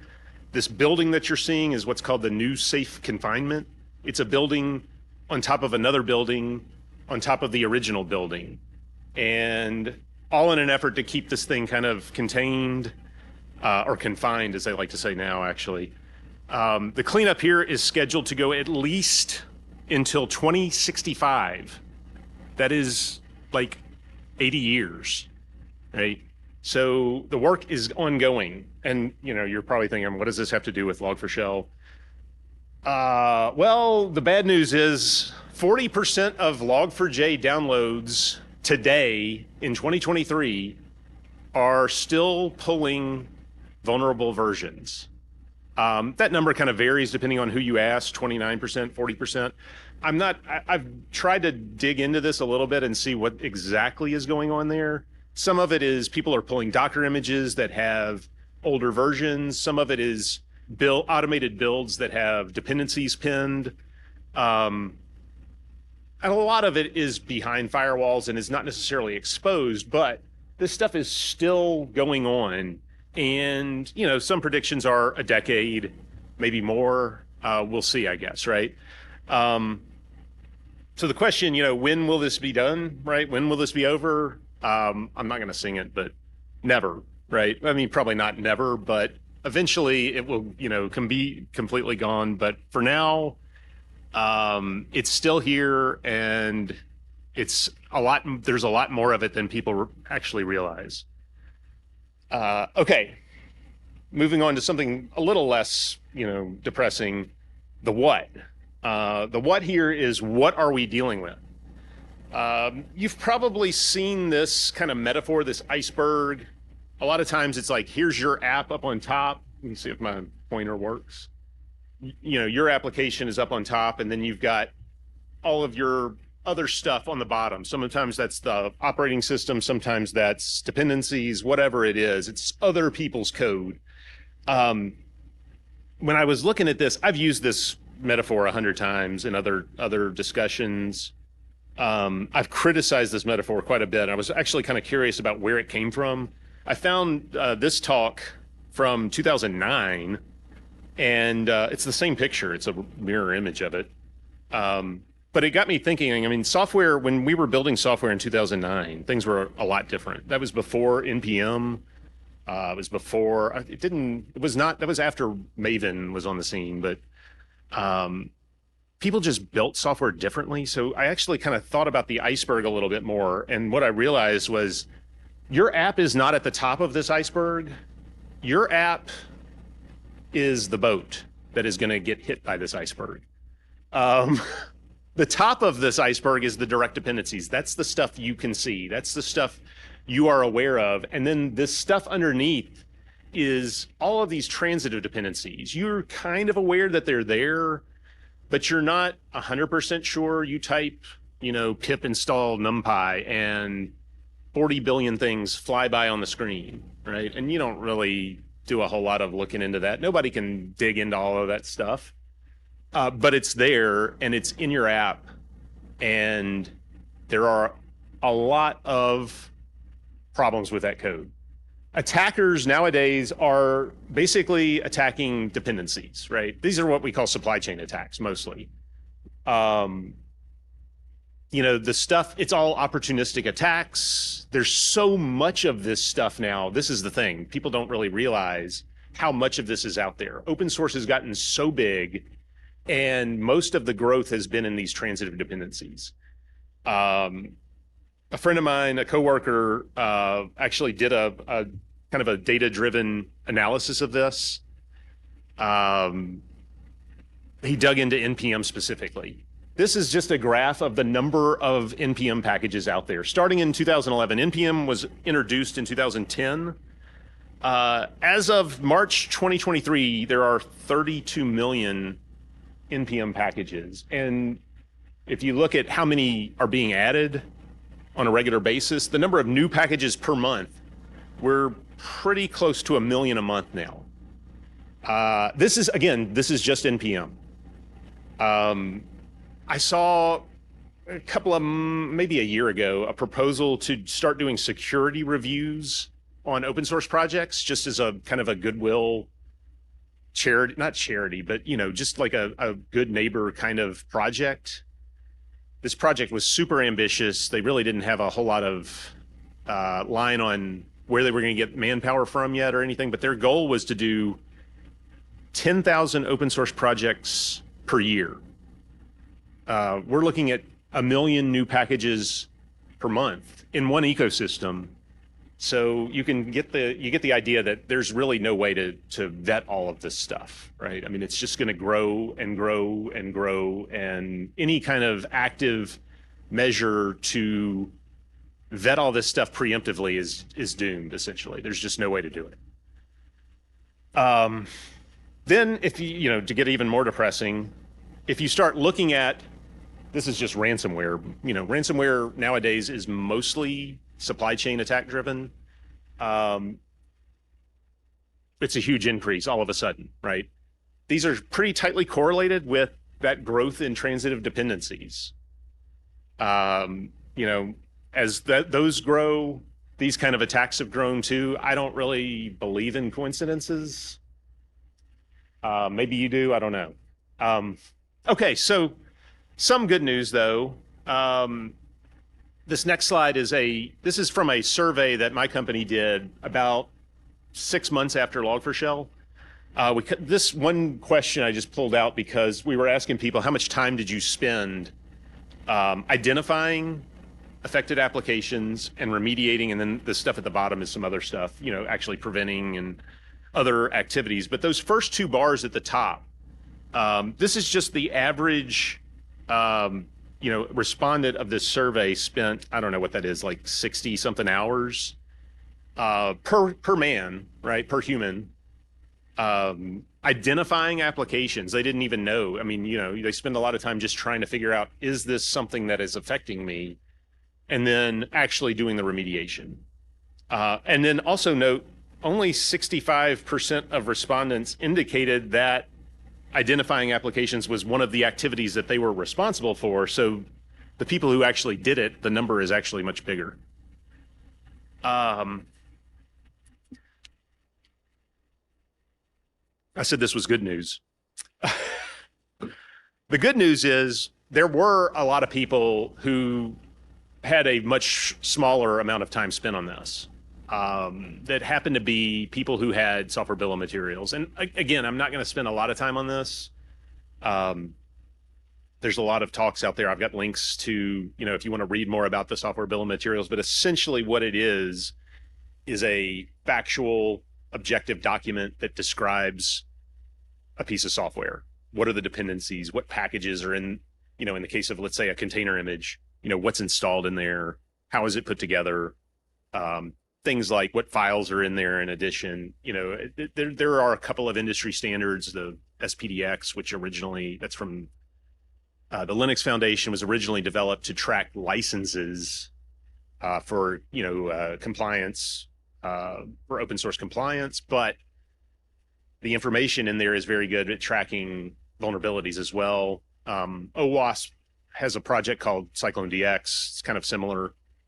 It started from the opposite end to track vulnerability management, and you know, both of them kind of are converging. But the project I mentioned at the top, SIFT, I'll plug it again. It's an open source project. It's actually it actually generates a superset of both of those formats, and can convert them on the fly. It actually digs up a lot more information. But the point of this story is the people who had that, I mean, essentially, if you just have a big pile of SBOMs, you can take JQ, grep through them, or sort through them, parse through them, find exactly which, whether it's container images, you know, repositories, whatever, that have Log4j, zero in on the exact versions within seconds, right? If you're really interested, I do have some demos in my GitHub repo somewhere where you can actually like sit there and build hundreds and thousands of repos or container images and then generate SBOMs as you build them. The tools are very easy to integrate into CI/CD pipelines, so you just have these every time you do a build. You don't have to think about it. You can archive them with other build artifacts, you know, so on and so forth. Now, SBOMs help a lot, but they're not a silver bullet.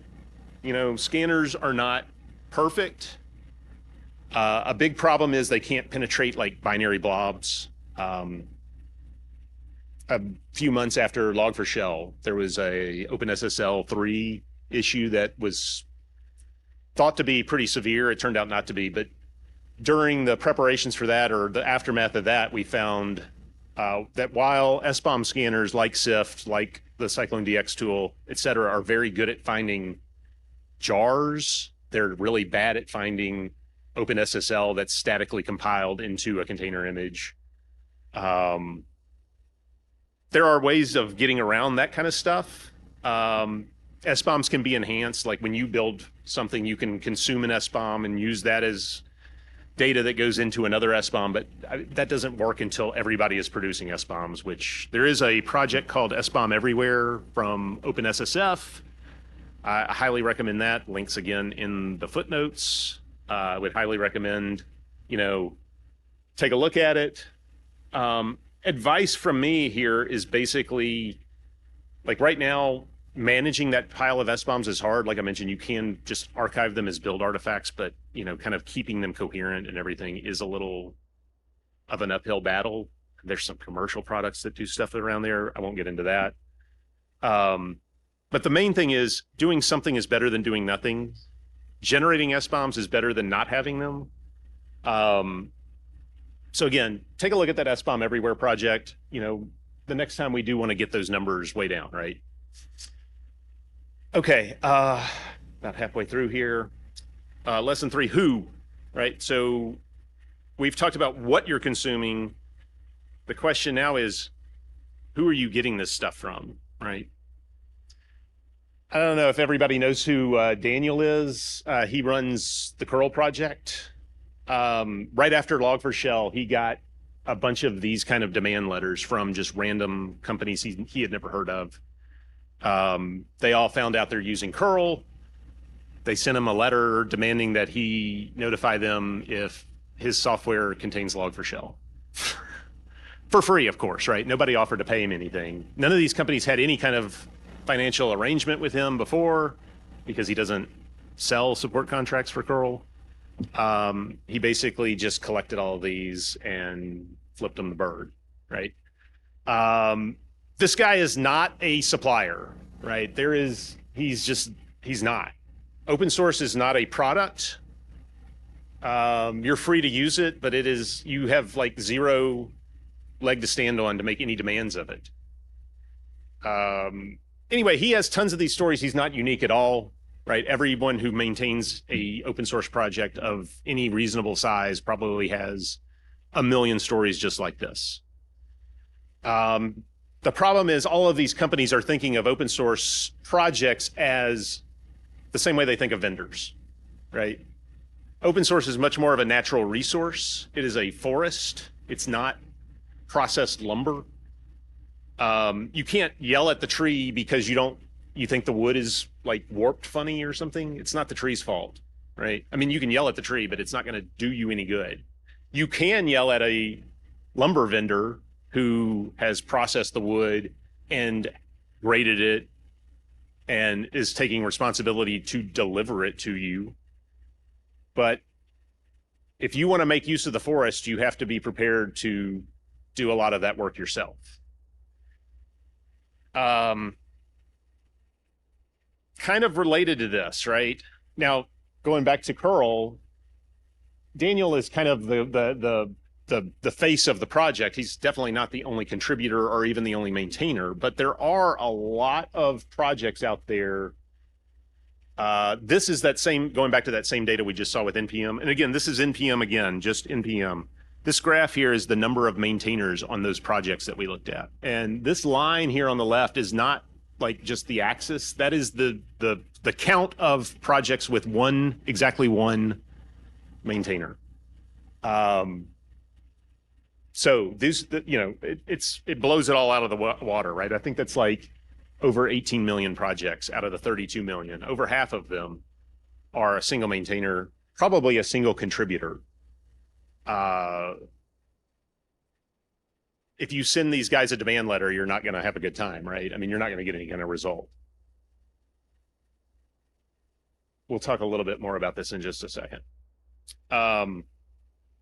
Okay, this should say lesson 4. The how. So finally, this is kind of the last lesson, and this is actually several lessons kind of combined, is how are we going to make sense of all of this and move forward? So I did promise some good news, so there will be a little bit here. This is a post I made on LinkedIn about 2 years ago. Well, it was about a month after Log4Shell, and responding to this tweet about CVEs and the scores, the CVSS scores attached to them. If you know anything about CVSS scores, you probably know they're kind of like NPS scores. If they're not a 10, it's basically the same as a 0. This tweet here, 10,000 CVEs have the exact same score as Log4Shell, right? I mean, like that, it's meaningless, right? Log4Shell was probably one of the top 10 all-time like nightmare scenario vulnerabilities just because of its ubiquity, its ease of exploitation, its, you know, potential ramifications. To say that there's 10,000 other vulnerabilities with the exact same score just kind of dilutes the power of that scoring system. There's been a lot of issues with CVEs and the CVSS scoring system that people have been complaining about for a long time. I really thought a month after, I was like, this is it. This is the straw that broke the camel's back. CVSS will be dead and we'll move on to something better. And then a year ago, I said, well, I was wrong. Nothing has changed. We're still in the exact same situation. Well, now it's another year later, and I'm actually starting to get a little bit optimistic. Things are starting to change a little bit. Before we get to that, though, I want to go back to curl one more time. This is from a blog post Daniel made. This is not related directly to Log4Shell, but it is related to the CVSS scores and the CVE system in general. This just happened like less than a month ago. Basically, some anonymous person filed a vulnerability against curl. It was assigned a score of like 9.8. Nobody knows who filed it. Nobody knows what they did to make them think that this was a security vulnerability. It was a integer overflow, but all it did was like reset a timer. There was no security vulnerability that anybody could actually ascertain. CVEs, there's basically no transparency. There's no well-documented appeal process. There's really no way to get this thing removed. What you have to depend on is that vendors such as Ubuntu or Red Hat or whoever file their addendas to the advisories and say, we're not fixing this, we don't think it's a vulnerability, blah, blah, blah. But the actual CVE itself is kind of a black box. The reasons for that, I mean, there's a lot of reasons. CVEs in general and the CVSS scoring system kind of go back way before, back to that pre-iceberg era, right? They were never designed with this amount of open source in mind. They were really designed more with commercial software in mind. It's a very bureaucratic process. It's just not transparent at all. And it just hasn't evolved with how we build software today. So the question then, and get back to finally, I promised you some good news, right? If not CVSS, what, right?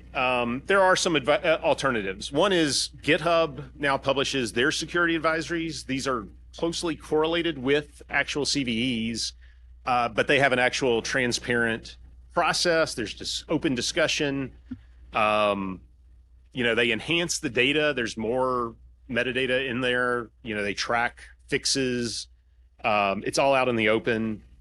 So you can watch in real time as things get refined.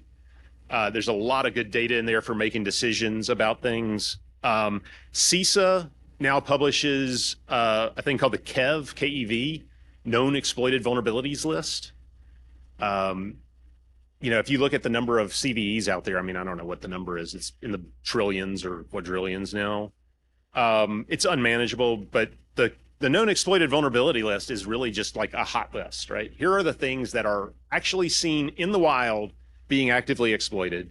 It's a real short list currently. It's like 200 something things. Obviously that will grow over time, but it is manageable and it's maintained pretty actively. So if you see something on there, that's something I got to take action on immediately, right? This is the actual stuff that real attackers are using in the real world. There are alternative scoring systems. One's called EPSS. It's very experimental. It's can't think of the acronym, Exploitation Prediction Scoring System or something like that. There's a link again. Links are all in the slides. But the idea there is to kind of score things more in context. Like not only how bad are they, how easy is it going to be to exploit, provide more context around different environments, consider things like, is this in a container? Is this, so on and so forth. There's another project called VEX, a vulnerability exchange. This is basically a way, if you do have a bunch of CVEs that your product is affected by, VEX gives you a way to provide context to your consumer, your user, whoever it is downstream of you. Like, yes, we know you're going to scan this product and it's going to turn up these CVEs. We have already mitigated them or addressed them completely, and here's all the justifications. It's just a standardized format to provide that information, right? And kind of turn down the temperature so you don't just see 19, critical vulnerabilities that nobody can do anything about. And then one other thing, and to go back to GitHub again, GitHub has started publishing a lot of data about projects. GitHub is really uniquely positioned for this stuff. This is data about contributions, contributors, just history of the project, who's contributing to it, what are they doing, how fast are things getting addressed. A lot of security teams I talk to now are looking at this data and proactively trying to vet software that they're going to consume. The goal here is not to make predictions about the quality of the software, but it's more to make assessments of, if something goes wrong, can I work with these guys, right? Will they accept patches, right? Can I just be a contributor to their project? Do they, are they good open source participants? A lot of people I talk to want to look at things like the contributor list and look for known bad actors, people from ISIS or something like that, terrorists that are going to put, booby-trapped code into open source projects. I think that's kind of a pipe dream. I don't think, people are signing their commits with, Joe at ISIS.org or whatever. But, evaluating the project itself, taking a look at it, and just seeing what can I expect from these guys, right? And if it looks really bad, maybe then I look for alternatives. Now, the bad thing is there's a lot of projects out there that there may not be an alternative for. But at least right? I mean, knowing is, half the battle. Coming up on time here. So we'll just kind of wrap it up real quick. Just some notes here. Radioactive disasters take forever to clean up.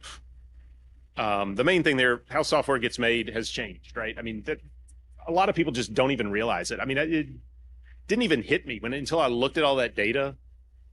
Like when I started in this business, nobody knew what a transitive dependency was. Your dependency was maybe glibc, right? And maybe I bought like a $2 million networking library from Computer Associates or something. I don't know. Now it's all transitive dependencies, right? It's just a whole different world. The tools, that were built for that old world don't work in the new world. It's hard to know what's in that software because of all that stuff. It's even harder for other people's software, right? It's hard enough for the software I'm building. The data we consume today is really bad, but the improvements are coming. GitHub is kind of uniquely positioned here. You saw we talked about them a couple of times. It's really odd to see them in that position because, if you came up in my generation, you're used to thinking of Microsoft as the bad guys, and now they're the good guys, right? A lot of people I talk to that are my age still have trouble kind of accepting that.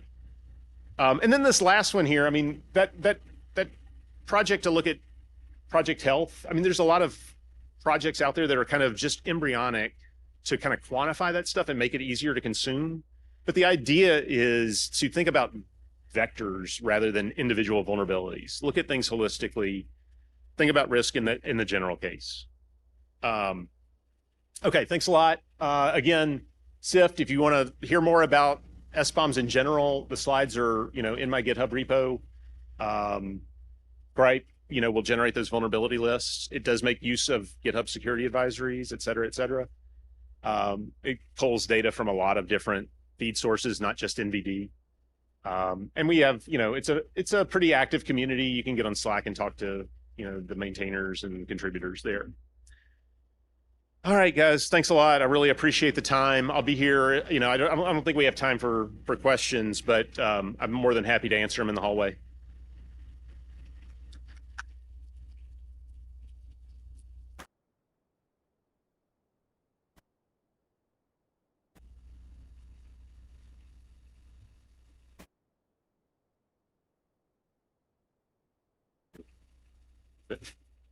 Yeah.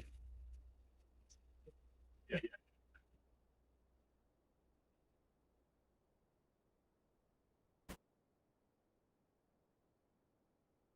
Okay, I think Guillermo's working his way up here.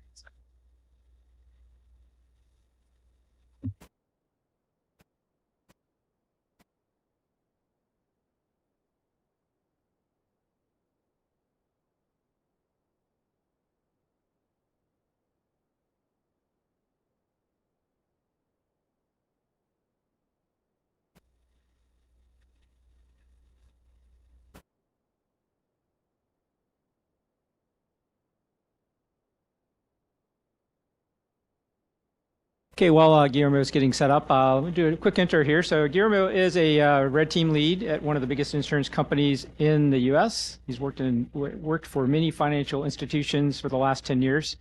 He's presented previous research at DEF CON Red Team Village, DEF CON Recon Village, BSides Las Vegas, BSides Manchester, Hackfest CA, and now BSides RDU. He loves CTFs, and his fuel of choice is agnostic drinks and pizza. I can definitely understand the pizza thing. That's my thing too. His primary areas of expertise are Red Purple Team and Quake 3 Arena. So Guillermo, welcome, and yeah, it's all yours. Hey, good afternoon. Thank you for attending the last talk on this track before the raffle and the Hacker Jeopardy. So I will present you the methodology that I developed to prioritize rating findings. So before starting, I want to mention that this project is licensed under Apache 2, and the dataset that I am using in the CRTFSS website comes from Myret and Unity from the project Top Attack Techniques, also licensed by Apache 2. And I am using Myret Attacks for this project, so we need to include their license. Okay, so let's start. In this 30 minutes talk, or maybe less, we will review the current problem by prioritizing rating findings, the current efforts, and the CRTFSS as a solution to this problem. I will present you this new methodology and its process, and to finalize, I will share with you some use cases and how to use this methodology effectively, as well as how to use the website and its new updates. So, as Chuck mentioned it, I am the red team in one of the biggest insurance companies in the USA. I've worked in only offensive security roles for almost 12 years. This is my first time speaking at BSides RDU, so thank you. And I have also participated at BSides Las Vegas, BSides Manchester, Hackfest Canada, and I gave a workshop on this methodology this year at DEF CON. And I am a member of the staff of BSides Mexico City. So if you want to visit Mexico, please let me know. So the current problem is that after running many assessments, a red team generates a lot of findings. Defenders struggle to keep up with remediation, and it takes time to create new use cases or develop new detections for each of one of the findings. Also, organizations cannot feasibly defend against all Myret attacks techniques. Organizations also need a system or directive to help them to prioritize their findings. They have so many of them that they can assign resources wisely and focus on the critical ones. Did you know that more or less 500 techniques and sub-techniques are documented on the Myret attack knowledge base? So this task then becomes overwhelming. So as an organization, where do I start? So I was looking for a solution and I couldn't find anything similar. There are some efforts like the attack IQ methodology, but the problem is that it is based on CVEs to assign k-numeric value to a finding, but not all red team findings are based on a vulnerability or have associated a CVE. So you can't use this methodology for all of your red team findings. Also, there is a project called Top Attack Techniques, but the problem is that they only aims to prioritize the more relevant TTPs. Still, that project will not help you to prioritize your red team findings. So I created the CRTFSS. My solution is a methodology to prioritize red team findings using adversary behaviors observed in real-world threat intelligence sightings and mapped to the MIRE attack based on the most frequent TTPs and score each finding based on the complexity of the remediation and exploitability leisure. This is the formula behind the methodology, where TTP frequency is how often threat actors use a specific TTP during a time frame based on real-world sightings. Exploitability refers to the attacker's technical requirement level to perform that TTP successfully, and complexity refers to the difficulty of remediating that red team finding or generating detections for it. Here you will find the guidelines to run this methodology successfully. Firstly, all red team findings are critical, but if everything is a priority, nothing is. This methodology is threat intelligence source agnostic. Currently, I am using Top Attack Techniques dataset to obtain that information, but you can use open source, paid source of private share intelligence sources to get the most relevant TTPs for your environment or your industry. The TTP trends needs to be based on real-world sightings, and also the TTP trends could be based on monthly, quarterly, or yearly sightings. If there is a red team finding, the finding was already tested and it is an actual finding, not a theoretical one. This methodology is not meant to categorize ethical hacker or pentest findings. There are a lot of methodologies to organize them. And finally, this methodology doesn't calculate security risks. The following bullets represent the CRTFSS process. The first step is understanding the top TTPs that the threat actors are currently using and are popular. This information can be obtained from various sources such as industry reports or even security blogs. As I mentioned, you can use open source, paid source, intelligence feeds to have the most used TTP by attackers in a specific industry or region. Once you have a comprehensive threat intelligence report, the number 2 is you need to analyze the data, count how many times the same MIRE attack ID is present, and weight each of one to calculate the prevalence. As I mentioned, this project uses the MIRE attack top techniques to obtain this information. But you can use any threat intelligence source with this methodology. Then, number 3, you need to map each red team finding that you have to their corresponding MIRE attack ID. And after that, number 4 and 5, you need to evaluate the exploitability and the complexity of each of one of the MIRE attacks that you obtained based in your company and its environment. And with those values, the next one is number 6, you calculate the severity for each of one. And finally, number 7, prioritize your findings based on their severity. It is important to mention that for all the purple ones, you can use the CRTFSS website. So don't worry, I'll explain you later how to use it. So in this graph, you will find the values for each of one of the elements of the formula, where TTP frequency is from the less present to the most present TTP in real-world sightings. Exploitability comes from the ability to successfully exploit the TTP using a 0-day exploited on the wall or private POC to a TTP that you can run using various tools, open source tools, or frameworks. And remediation is how easily or difficult it is for the blue team to remediate the red team finding, implement a security control, or remediate or generate detections for it.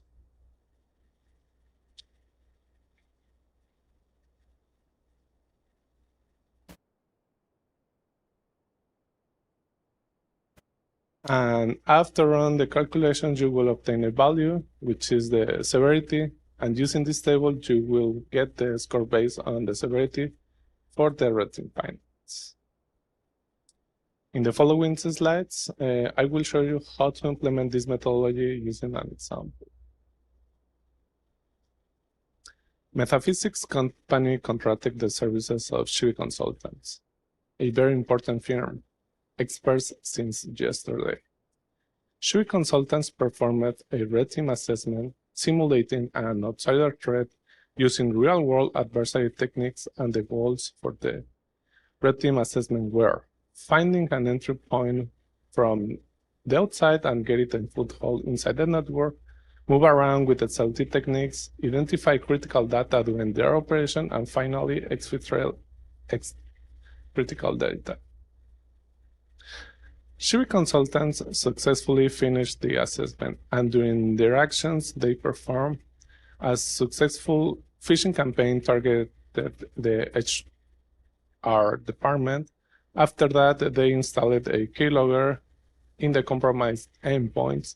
With the information obtained, they dumped the credential store on LSAS using Mimikatz, and they used to move laterally. Later, they identified hosts with critical information, and they used Dropbox to exfiltrate the critical data. The problem is that Shivi Consultants didn't prioritize the red team findings, and Metaphysics company didn't know where to start.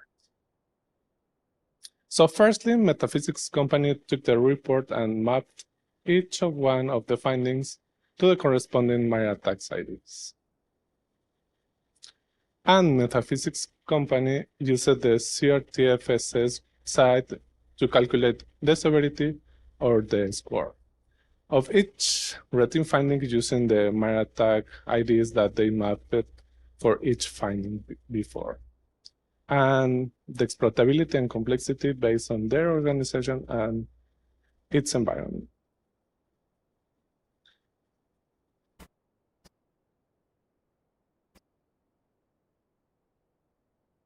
I want to show you the website.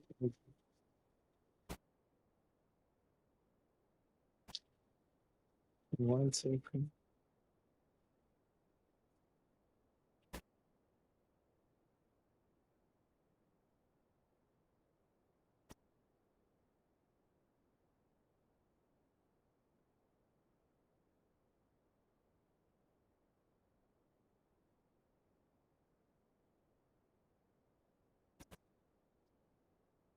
Okay, so this is the website. The first part, you will find the calculator, and below you will find the database. In the database, you will search the malware attack ID corresponding to the red team finding that you have. Oh,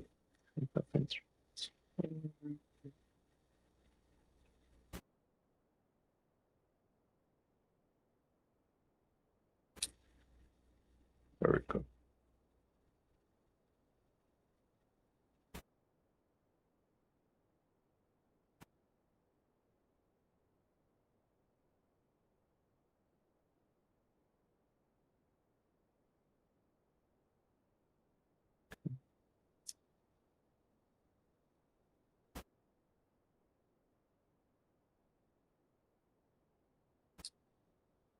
Okay, so I don't have internet.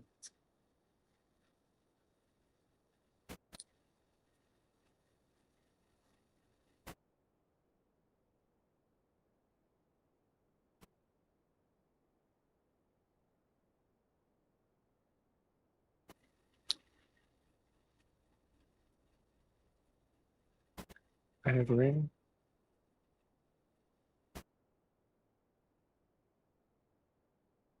There you go.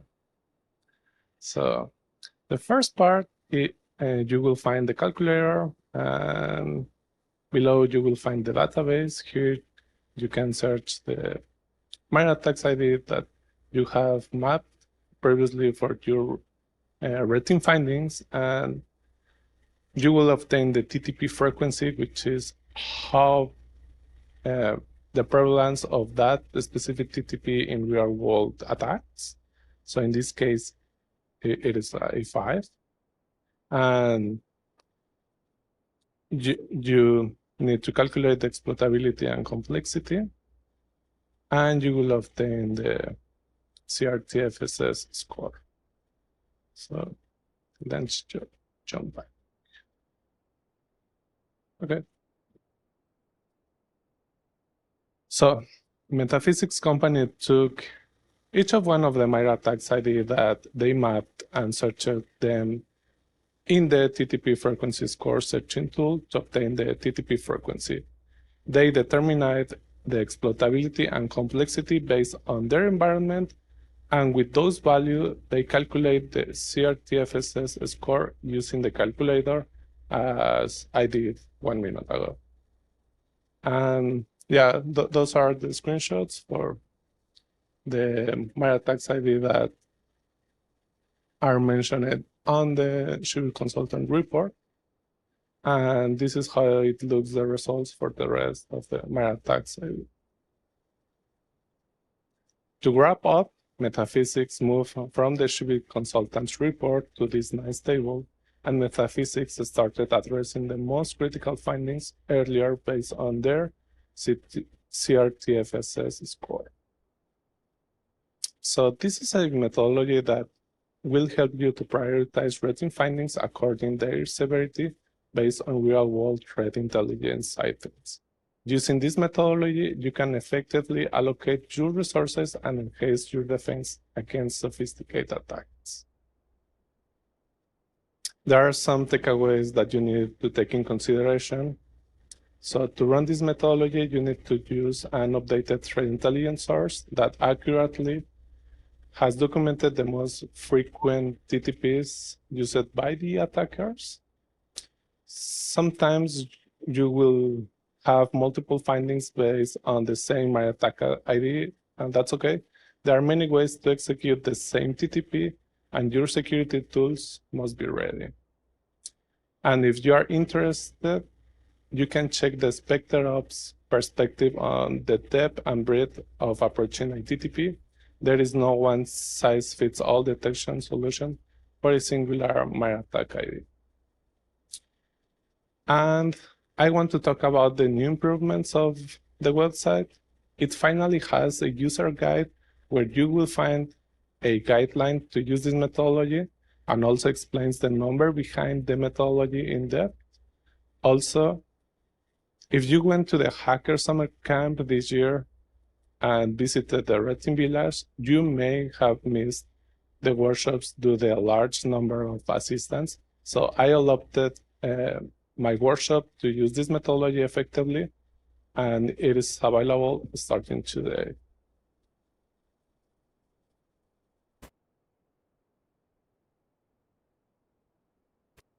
So here you will find the new sections of the website. The first one is the user guide. You will find all the information related to the formula and all the numbers that you need to run this methodology effectively.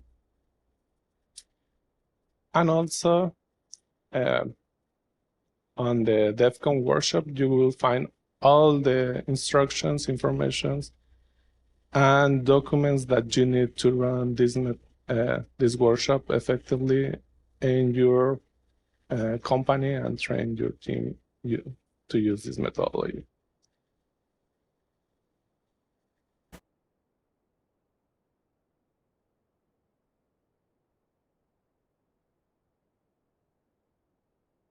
And in the future, I will focus on refining the CRTFSS scoring system to represent the value more accurately. I will continue enhancing and adapting the methodology to ensure that it will effectively addresses the evolving cybersecurity changes. And I will make some navigation improvements to the website, and many people requested the ability to use their own intelligence source. So in the near future, I will include a section where you will have the ability to upload your intelligence and run the methodology using your custom feed. So we reached to the end of my talk. If you want to share ideas or have questions or suggestions, here you will find my Twitter/X. And if you are no longer using Twitter, you can also contact me on LinkedIn. I want to give a shout out to MyAttack, since I am using their TTP dataset on my website, and also to Chepe, who helped me to build the website, and he is always helping me with the improvements. And Bootlet Dog, who helped me with the Shoe Consultants art, Chat GPT, and of course, all the 19th floor for the inspiration.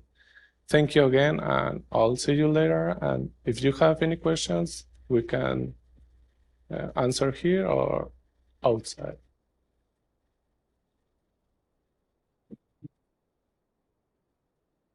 Well, if there's no questions, thank you very much. We appreciate your coming. Thank you.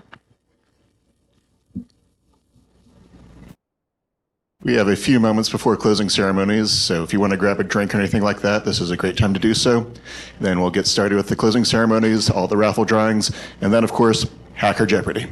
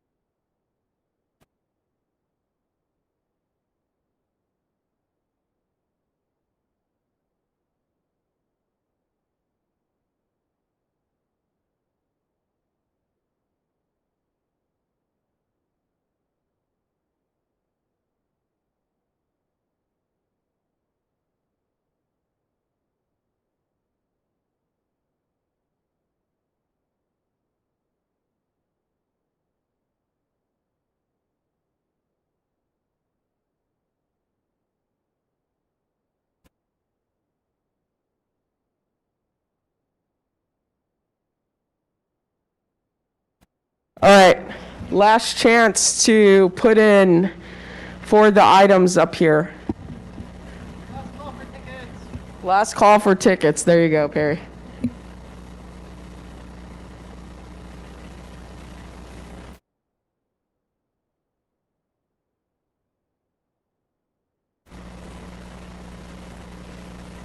We also have some lost and found up here at the front. Hacker Jeopardy will also be starting here in a little bit. We have prizes for that. We have prizes for the CTF as well.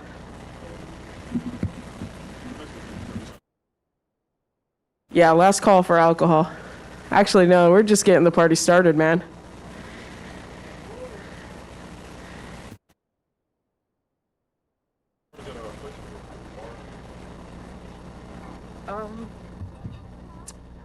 So the Raleigh Brewing Company isn't too far, but on your badges, there's a QR code.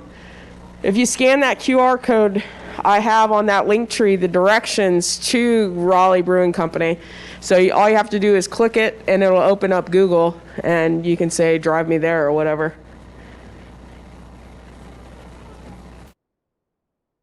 And there we'll have dinner. We'll have Ruckus Pizza, pasta, salad, etc. catered. And also alcohol because it's been a long day. Yeah, I've been up since about 4:30 this morning, so. And I went to bed late. Say what? Yeah, so Sec Beers, definitely check out the Slack group. All of the, if you go to the QR code on your badges, all the local groups are there, so they're meetups. So Oak City Locksport, DC 919, CSA, OWASP, RTP Sec Beers, Raleigh ISSA, 2600. Who am I missing? Kakalaki Con. It's not on the link tree, but we can add it.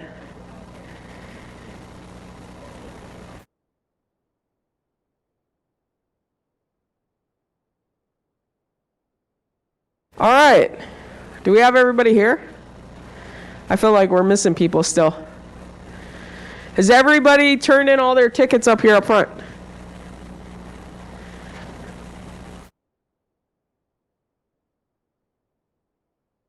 Base, you want to help me?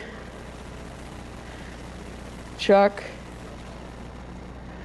All right, let's go ahead and do the raffle. We'll get that taken care of, and then we'll go into Hacker Jeopardy and give out some awards once that is over. We have a lot of stuff to give away, so stick around, and then we're going to go party.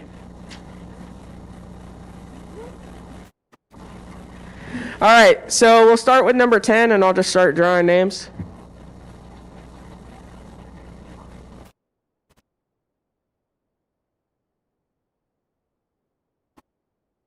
Yeah, they're going to pick what they want, and then so I'm going to call.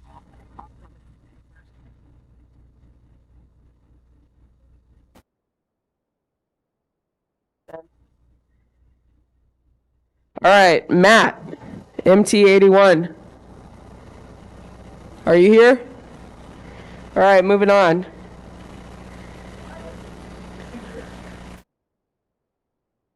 Is that Matt? All right, come choose what you want. All right, after that, Hafsa. Hafsa, are you here? Holler so I know. All right, moving on. Alina Downey. Are you here? Moving on. Chris Thomas. Give me a woohoo. All right, thank you. All right, so that's 2. Ahmed Jamali. Woohoo? No? All right, moving on.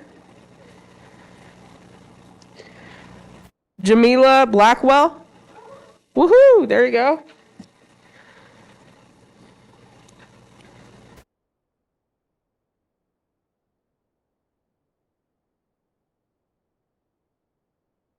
Regina.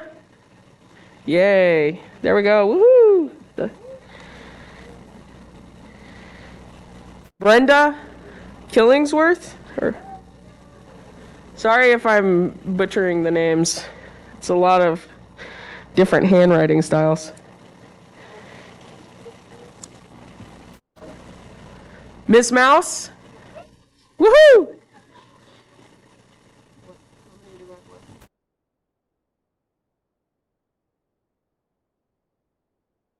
Zach Hibbard. Zach Hibbard. All right, moving on. Katerina Pottle. Katerina Pottle. I drew that twice. All right, give me a woohoo so I know. All right, so that's twice. So you can choose twice. You literally got both of them.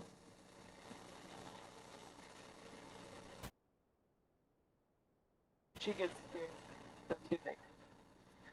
Zach Hibbard.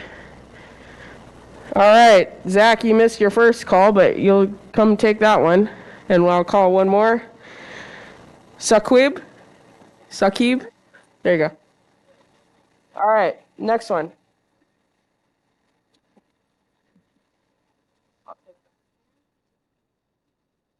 Oh, nice.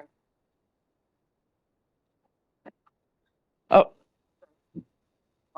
This one. No, you're right here. Yep, thank you. All right, moving on to the next group.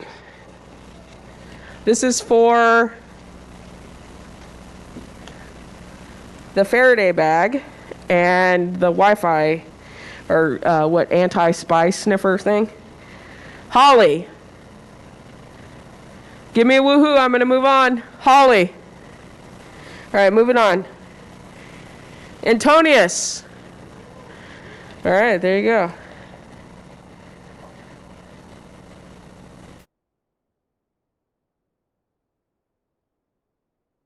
I think this says Pam. Is there a Pam here? All right, moving on. Kevin Rhodes. All right, woohoo!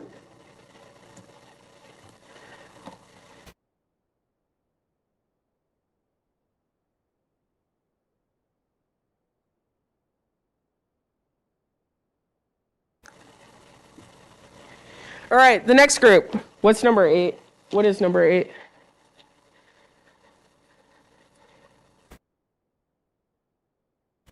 Oh, the alpha stuff. How many are the 6, right? 5 things. Kevin Fontana. All right. Sharon Lawrence. Woohoo. Adrian. Woohoo. Adam Ford. All right, woohoo. And then the last one, Mercedes. All right. Next.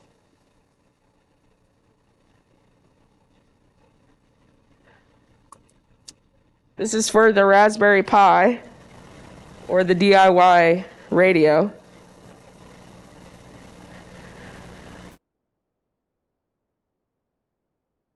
Brian C. Cullion.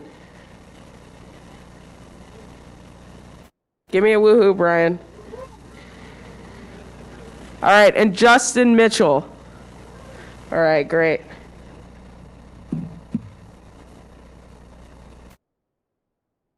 All right, next.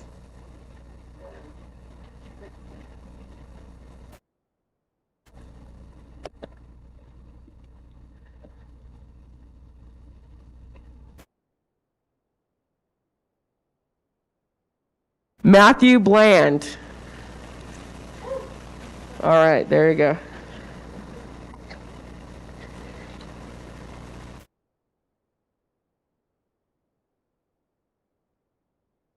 Carlos M. Woohoo! This one. Savannah.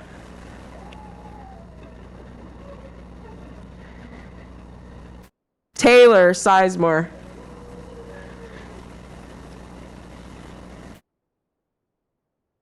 No name.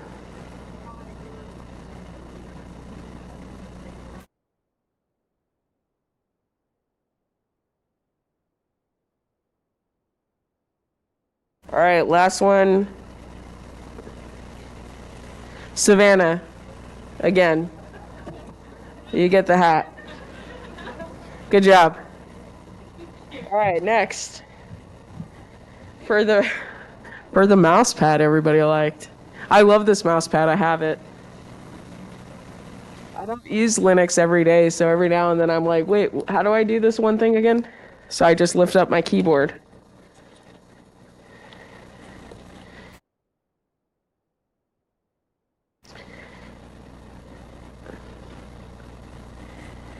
Man, you guys really suck at handwriting. Eric Hart. Not to call you out, but...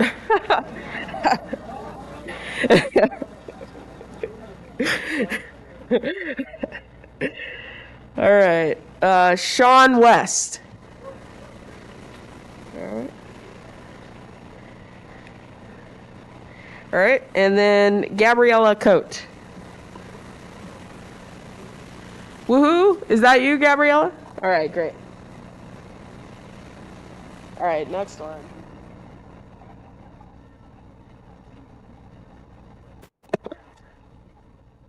Seven with the gift card.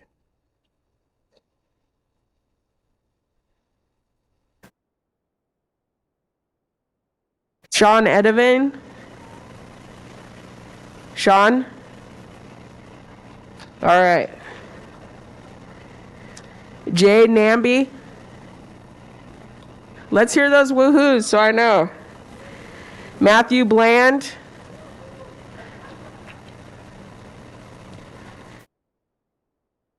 Robert Hott. That was a woohoo.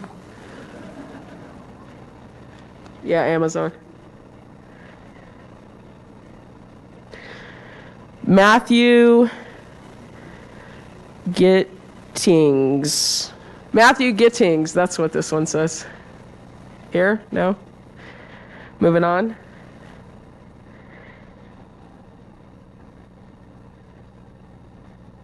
Kalel? Is there a Kalel R? Chris Thomas. All right. He's here. Hackpack.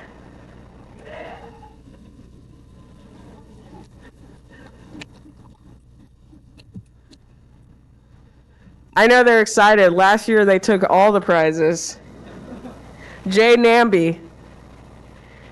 Woohoo! All right.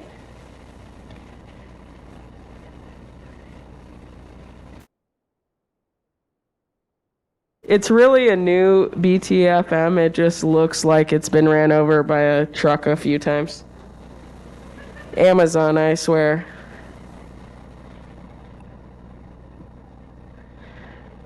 It just makes it look like you actually use it, so that's good. All right, next.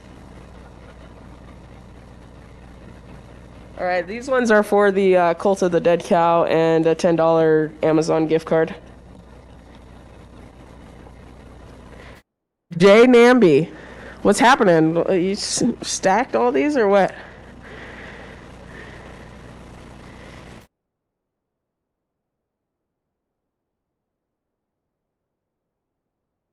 I really can't. Here we go. Savannah. Sorry, it's pencil, so it's super light. Christopher Lusk. Woo! All right, and then one more. Tony W. We'll just go with that. All right. What's your last name? Wade? Okay, I thought that was like K.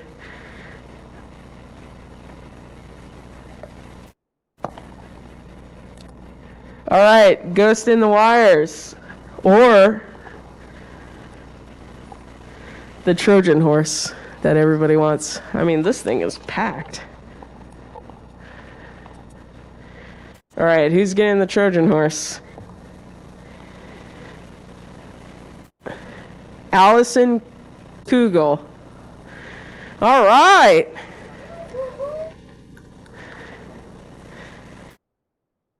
Sharon Lawrence. Make sure Allison gets first choice of the thing. Galen Fisher. Or sorry, Galen. Sorry. Listen, all of these letters are all running together.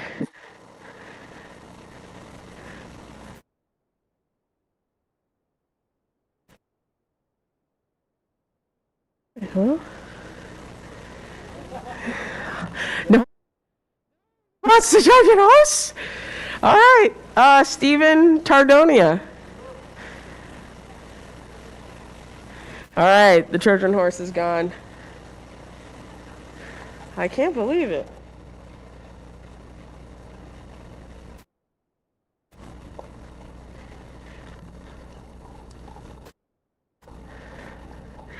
I like what Brian did. He crumpled up his tickets, but I've caught on to him. Cody Martin. I didn't draw the crumpled one because I knew. You're trying to game the system. Hack Pack. It only works if you know that, you're going to get away with it. But if somebody catches on to you, it doesn't work anymore. Kiwi. Wow. Hack Pack and Kiwi?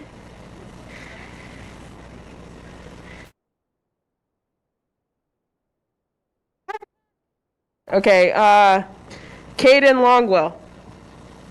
All right.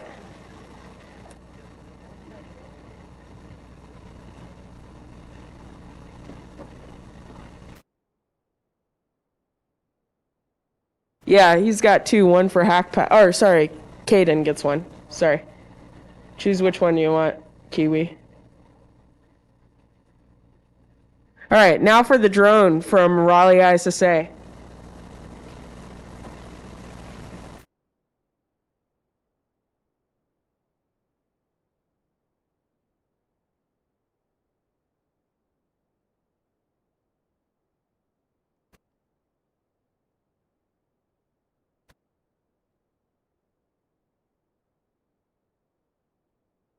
All right.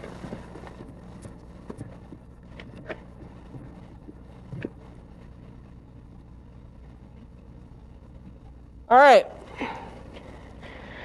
The lucky number is 203-8389. 203-8389. All right, moving on.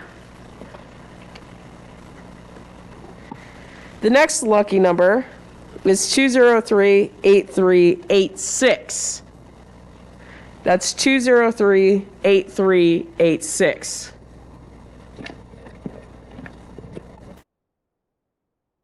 All right, moving on. 203-8360.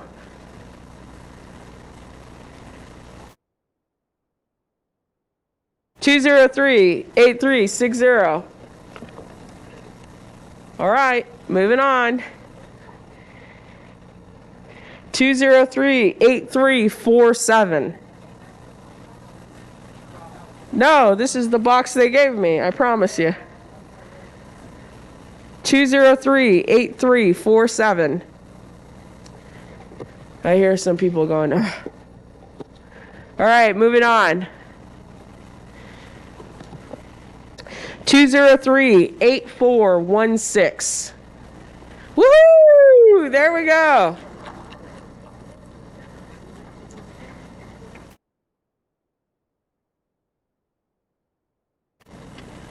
All right. Do we have the CTF people here? Is Steve and Jeff here? I don't see them. All right, we're going to move on to Hacker Jeopardy. Then after Hacker Jeopardy, we'll do the CTF stuff.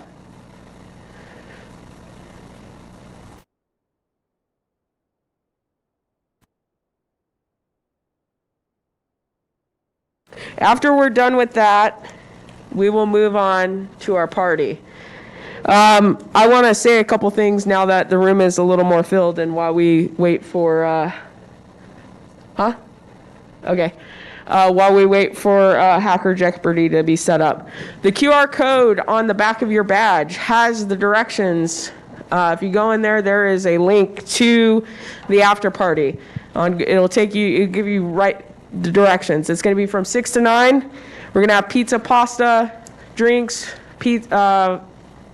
salad. Sorry, that's what I was thinking. Vegan, vegetarian, and gluten-free options. We also have more prizes to give away, and those prizes will come through the form of Hacker Jeopardy and participation points.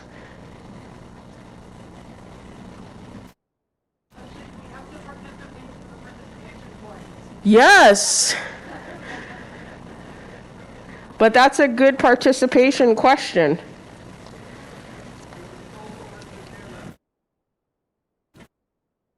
You can try. Steven, do you guys have a first place winner and all that? Okay, cool. If we do that real quick. All right, let's go. Hey, everybody. Thank you again for allowing us to host CTF here at BSides. It's genuinely one of my favorite times of year, favorite events to be at. The community is wonderful, and it's always great to see people who have returned, in the years past, and see new people as well. So we had a little bit of network trouble at the beginning, as is tradition, but we got it up and running. Thank you to Jeff, who is a infrastructure wizard. And so I'd like to announce our first three, our top three, starting at 3, with Team Rel, who is not here, but his coworker is. So Joe is coming up to accept the reward. Thank you, Joe. Ashley, do we have prizes? Oh, you got them right there. Cool. Oh, what is it? A welder. A soldering station. A welder. Solder, not welder. Great. And for second place is Team Welcome Throwhouse Group, or Team WTG. There's Matthew right there. Congratulations.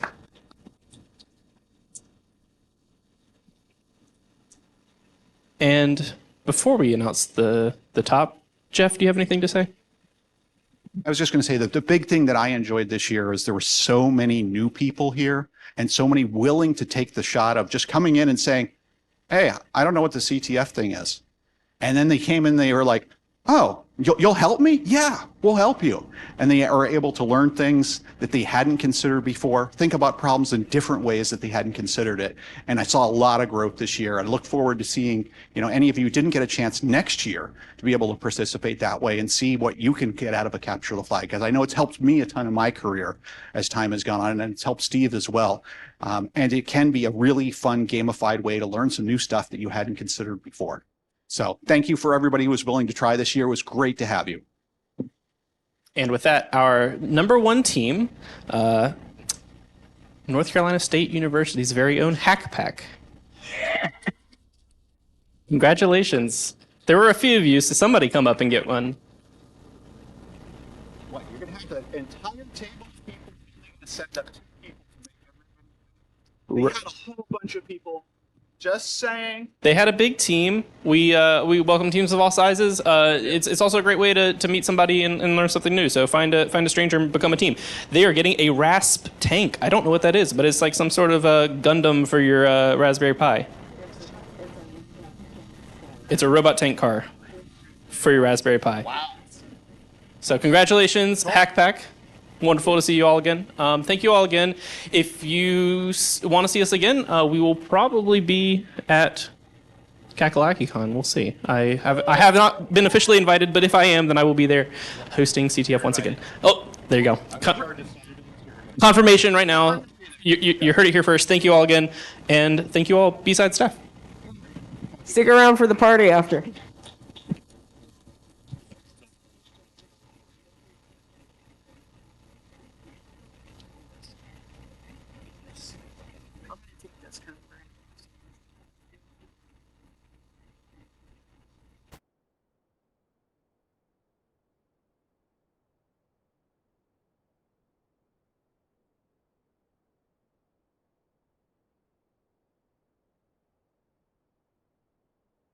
Hey, listen up. If you're going to play Jeopardy, how this works is you got to lift your hand. The first person that I see go up, I'm going to point to you. You have to give the answer in the form of a question. In the form of a question. We're not gonna let it slide if you just blurt out the answer. You have to answer it in the form of a question. Here's my recommendation. If you guys can move forward and sit on this side of the room, that way I can see everybody. Sit on this side of the room. There's enough space up here.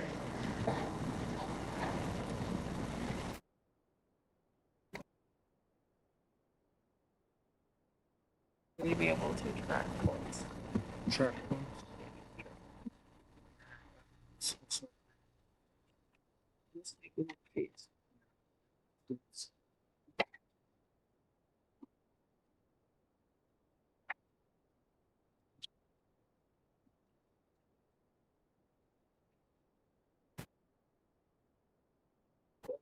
Gonna keep track of those. Is that good? Very good. How do I get that on? There's All right, I'm plugged into the HDMI. Do I need to do something with this? No, I don't think so. Where's the HDMI? Okay. You have it set up. It doesn't even look like it's Small on. monitors.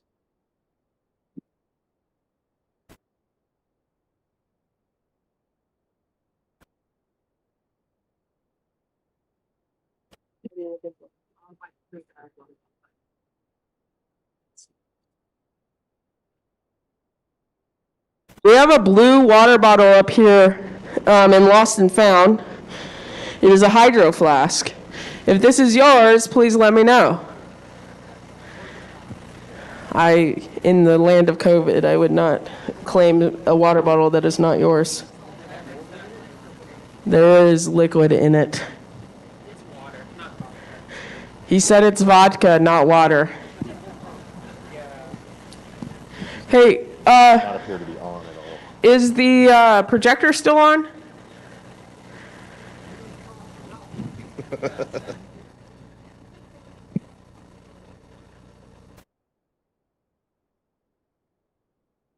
They're going to help us right now. I think somebody just ran. Yeah.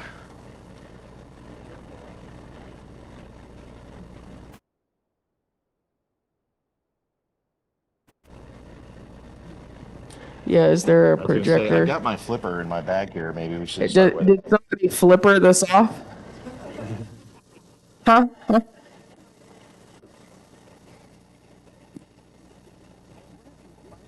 don't know. Oh man. I do actually. Is somebody checking in on this? I think there is, but.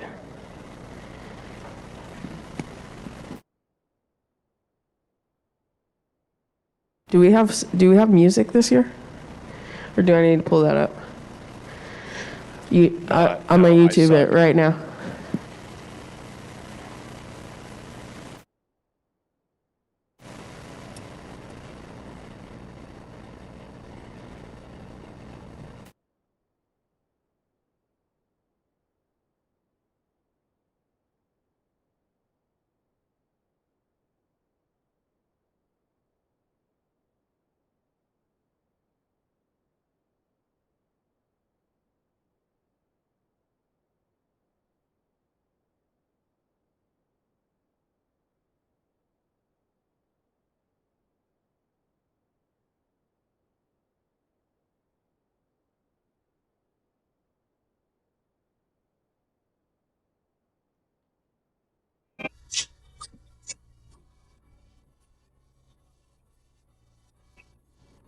It's going to get old really quick, right?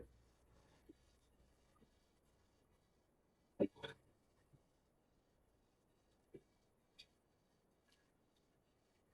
mean, it's not fun.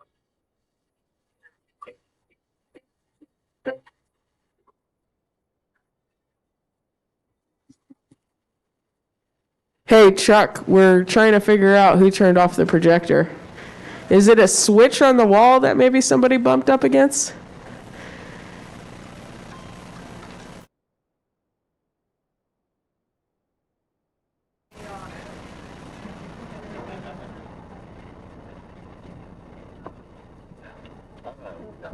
Oh, there you go.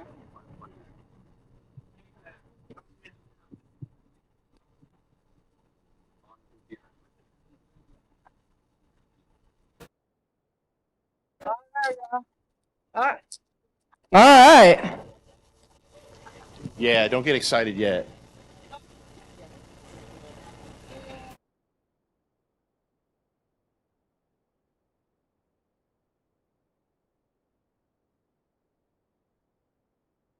Hey, all right. Okay, we can fix that. All right. Now we're cooking with fire, gas, oil, electricity. Who said that?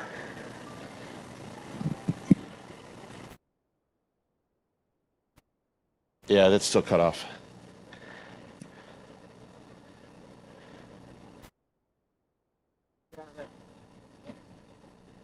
Thank you. Very good. There is a lens shift button, actually. Is there, If you put it up there again, I will hit the lens shift button. I don't know that lens shift is really going to do that. No.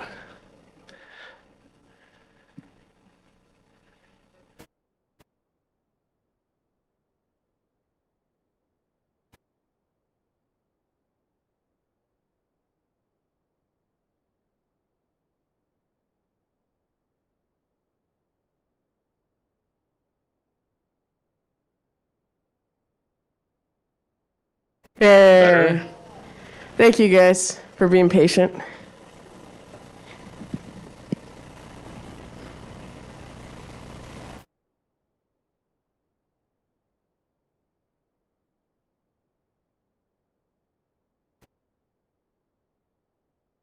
No.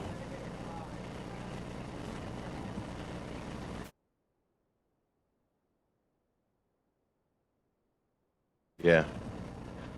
Keep.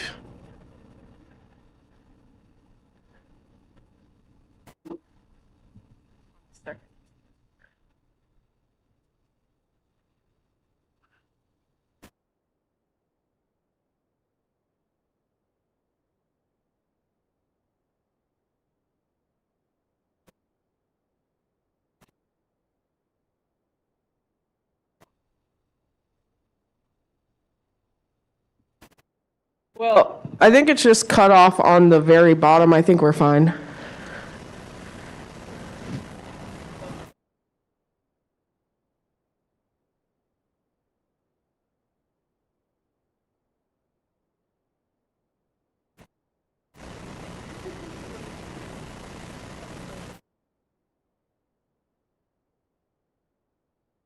Come on.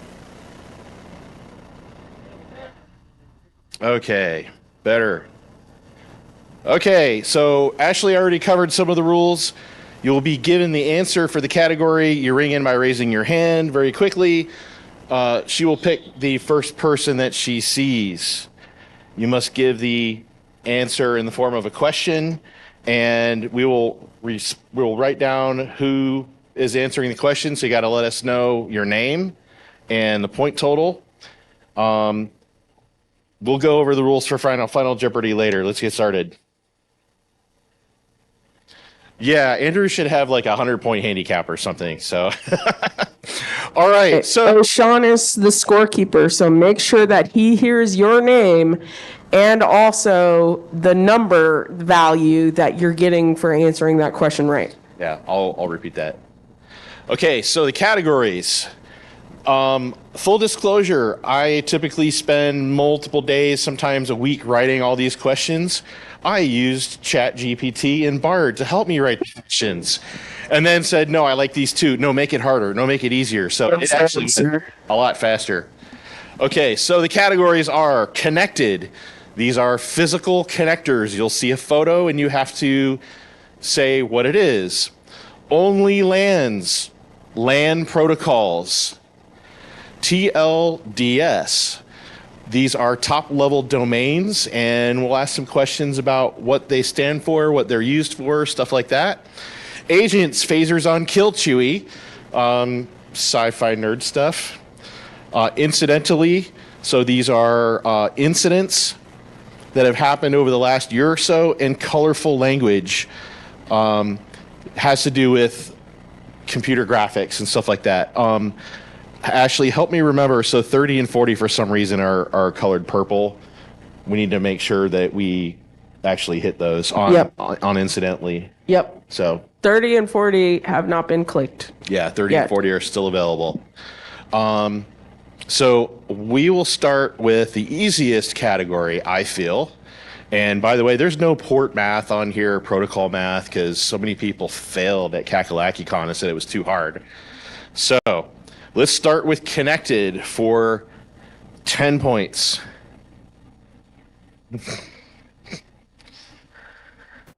Everybody put your hand down. I'm going to count to 3. Oh, come on. 3. In the back, Will. That is not a question. Stephanie.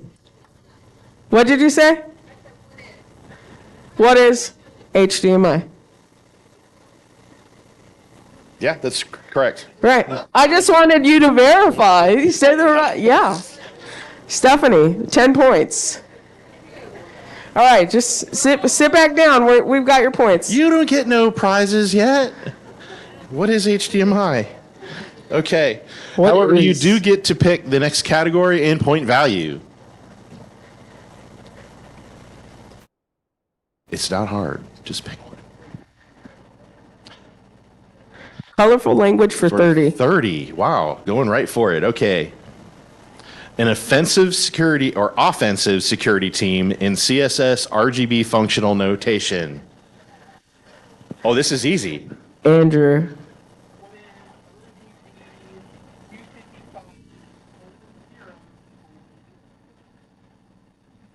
Correct. What is RGB 25500? What is a red team? RGB. That was easy.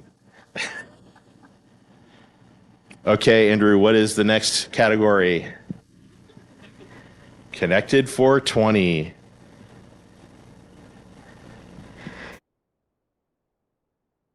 Correct. What is RJ11? I was hoping to get a couple people that would be like, RJ45. Whatever, man.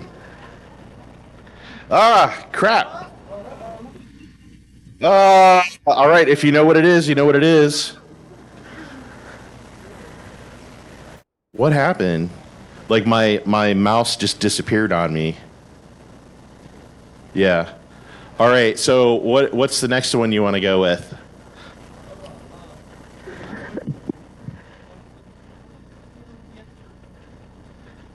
TLDS 420. This country is represented by the TLD of .de. Andrew. Correct. What is Germany?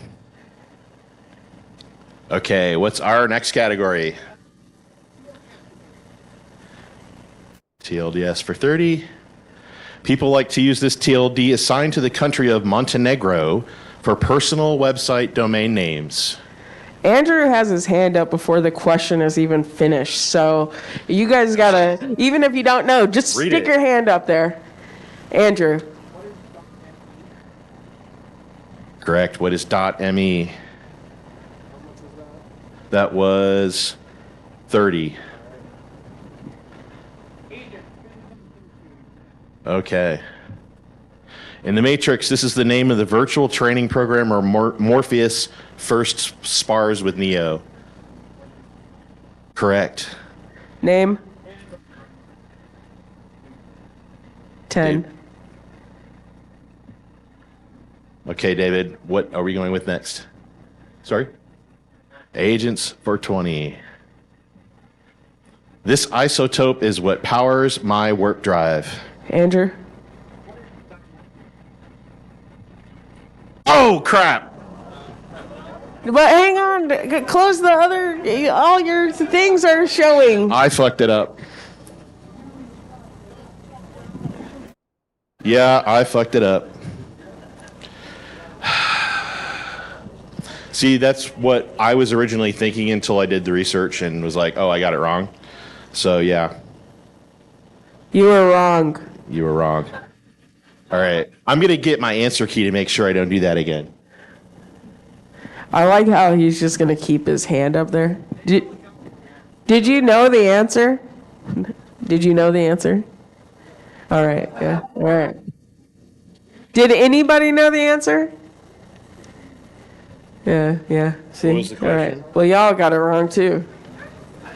I got to screw one up every year. I mean, don't yeah. fuck it up. All right. Don't So fuck it up. what do you want me to do now? Go on to 30? Or, Yeah. okay. Let's just move on. All right. We're going to the same category for 30. In scenes for Star Wars episode 5, 6, 7, 8, The Last Jedi, the remote island planet where Luke Skywalker exiled himself was filmed in this real-world location. Andrew. No, that's not the right answer. You're close. What is what? Libya? No. No. Back there in the black. No. Okay, we're burning it. Should we give Andrew partial credit or no? So How about William back there? No, you're all wrong. Wrong. Okay, the answer I was looking for, even though it's technically part of Ireland, the location is Skellig Michael. All right, burned. Moving on. Okay. Come on, guys. Same category for 40. The computer voice for the USS Enterprise D was recorded by this actress. Andrew. Jeez. Correct. You went with the full name. I like it. How many points was that? That was for 40. 40. All right, let's go for 50. This famous actor from Cheers had a cameo role in The Empire Strikes Back. Back there, finally, somebody. Say that again? No, you're thinking the other star thing. Yeah. All right. There's only so This many one right here. characters in Cheers. No? What? What is? Human? Right here, the green. No, the green. No. Blue. No. All right, we're going to burn this one. Wait, what do you have, Craig? No. Pass. The post office guy was gonna be correct if you knew his actual name. Who is John Ratzenberger? Set. Wow. Getting under some skin. All right, I'm gonna bring us back to something easy, seeing as how half Y'all the people suck. here must have seen it. Let's go to Connected for 30. Connected for 30. All right, back there in the gray shirt with the red. That's not in the form of a question, so we're gonna go here. Yeah. No. All right. Green. No. Behind him in the black. No. Yes. What is DB25? What's your name? Scott. For 30. For 30. All right. If you were what are you age, picking, you would have Scott? known what that was right away. What is DB25? All right. What's your pick, Scott? Only lands for 40. Which one is Scott? Oh, okay. Yeah, you know this. This LAN protocol was an extension of NetBIOS and was a primary protocol for LAN Manager and Windows for Workgroups. Is it Daryl? Darren. Correct. What is NetBUI? All right, so that was only lands for 40 to Darren. Only Okay. lands for 50. You guys ready? Only lands for 50. This field in an Ethernet frames header indicates the protocol or service the frames payload carries. Right here. Correct. What is ether type? Name? Kimmy. For 50, right? Great. Good job, Kimmy. Good You were job. the only hand up. I like that. You've obviously had your eyes bleed looking in Wireshark or something. Yeah.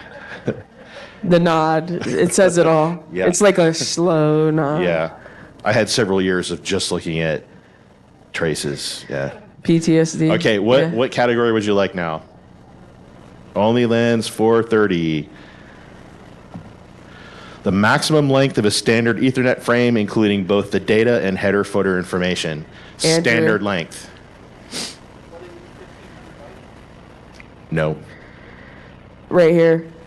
With the gray backpack. Oh, you're scratching. All right, Brian.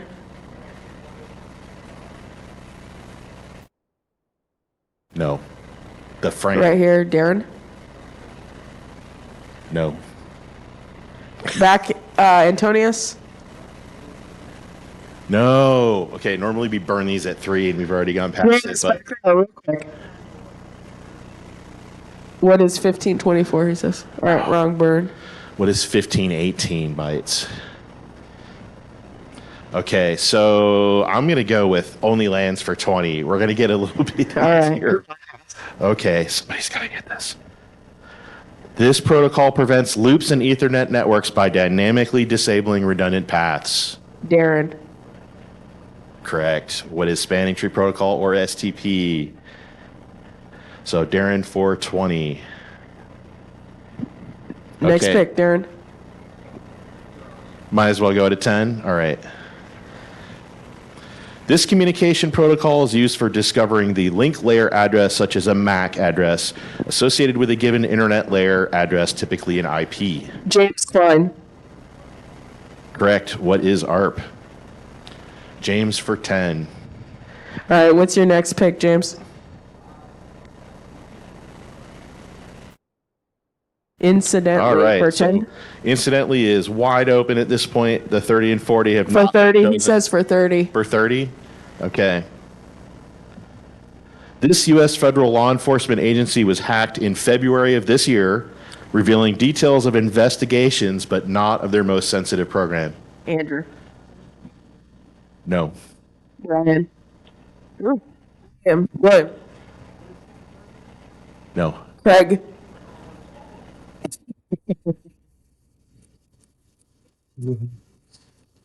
All right, we'll do one more. No. The answer I was looking for is what is the U.S. Marshal Service? They got pretty much everything except for the Witness Protection Program. What is all of them? All right, I'm going to go to That's incidentally for 10. Let's start easier. The T-Mobile breach discovered in January, not the one rumored for like yesterday, today, of this year, was a result of an attack against this type of interface. Andrew. No. Blue shirt. No. Quite. What does not that even mean? quite that. Wow, the human interface. Right here. No. Oh, no. What is an API? Well, it was burned anyways because there were Yeah. 3 people. She got it wrong. So, what is an application programming interface? An API. Yeah. Okay, we're gonna go to incidentally for 20. Yeah, let's do 40, seeing as how it was already sort of purple. This ransomware group claimed responsibility for a February attack on Reddit. All right, gray shirt right here. You. Yeah. Yeah, you. No. Not Lapsus. Next. Regal. Nope. God dang it. This mouse pad is so sensitive. It's crazy. Black cat, you're wrong. I'm going to put my hands behind my back. Anybody got any handcuffs? All right, 20. Let's go for 20. The ransomware gang Clop exploited a critical zero-day vuln in this program to steal files from a multitude of companies. So way the hell in the back. You can't. That's not in the form of a question. He did say move it. What is move it? So I'm willing to give it to him. Fine. All right. We'll give it to you. Who was it? I didn't see. Form of a question. We need to know your name. Mark. I hope there's not another Mark in there. Too hot to handle. But let's move it. All right. What's your next choice? Ooh, for 50. Let's go. On January 19, 2023, a Swiss hacker reported she had accessed a 2019 version of this list containing 1.5 million names on an internet exposed server. Andrew. Correct. What is the no-fly list? 50. What are our scores at? Andrew for 170.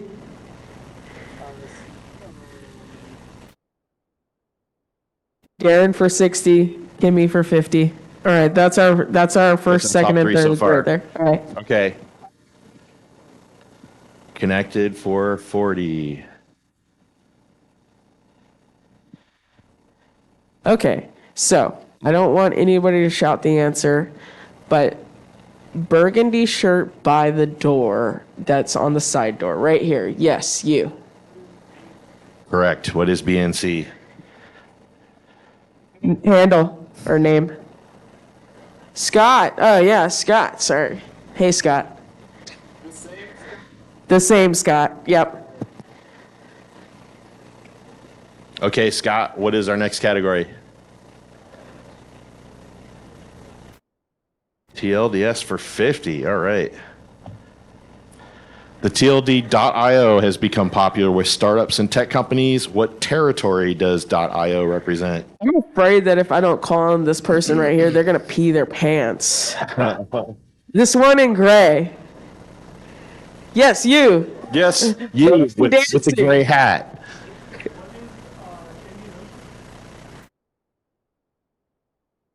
You're so close, but no. All right, all the way in the back, past Brian. No. Okay, Brian. No. Kiwi. No, that's what you had. All right, this. No. All right, so it's not just Indian Ocean, because you can go IO, okay, Indian Ocean. It is British Indian Ocean Territory is the official name. That's why it was 50, because I'm being persnickety about it. Okay, let's go with 40 for TLDs. Gosh, guys, come on. The TLD.TV has been repurposed for uses other than for this country to which it is assigned. I really love the energy of this guy. All right, come on. Gray hat, gray shirt. Correct. What is Tuvalu? Good job. What's your name? Caden? Caden, did you already score points earlier? Okay, good. 40. 40. All right, what's our next category? Okay. The TLD.ly corresponds to Libya. However, it gained popularity due to its use in websites offering these kinds of services. Andrew. Correct. What is link shortening or URL shortening? 10. 10. All right, what's our next one? Connected for 50. Okay.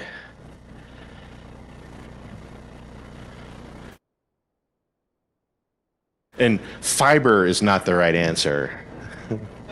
Oh, all right. Darren. Correct. What is LC? So you guys were like, Oh. That's Darren. Darren. Good job. Yeah, I don't know if everybody realized it stands for Lucent Connector. Yeah. All right. Yeah. What colorful language category or number would you like to go for? At the bottom, that's at the top. I mean, I've screwed up other stuff. I'm not going to screw that up. Okay. This is the hex code for pure black. Darren.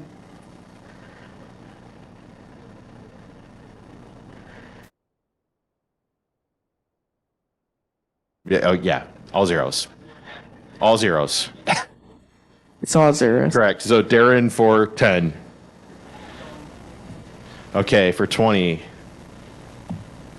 Color associated with a 2600 hertz tone.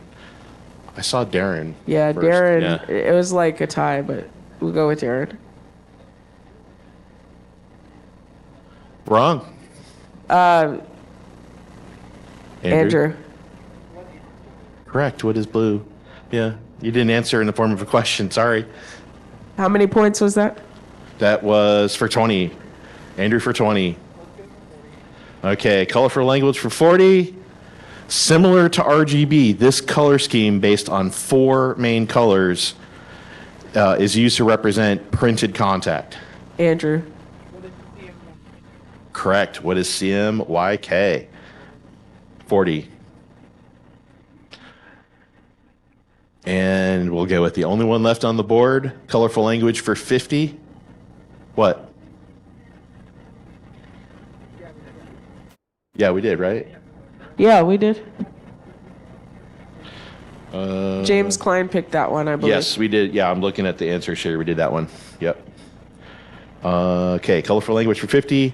The classic hacker style of green text on a black background comes from early text display created on the interaction of a cathode ray on a screen with this chemical coating. All right. The gentleman in blue right here. All right. Wrong. Kimmy.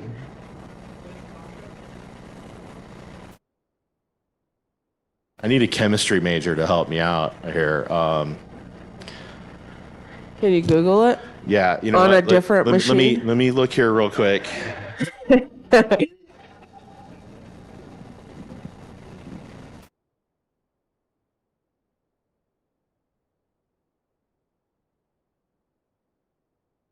I think Will's gonna have a heart attack back there.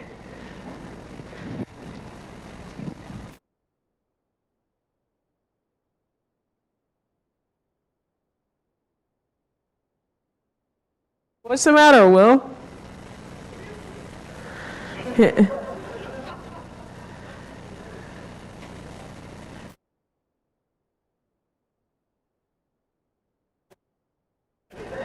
I can't even hear him. He's like squealing in a different octave.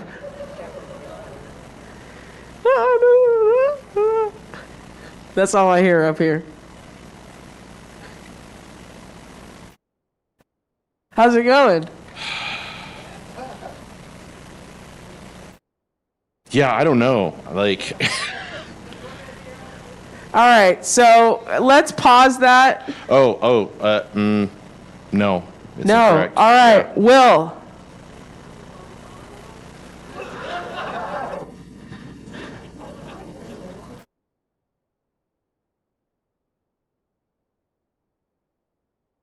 What? He said, "What is avocado?" Oh, Will? no. I was. All right, is it Steve or Scott back there? What is phosphor? Correct. Yeah. I literally just looked this up and it says common phosphor materials do not contain phosphorus. Yeah, I don't know. It's Scott. Scott. What is phosphor? Yeah. All right, what are our totals? What our top 3?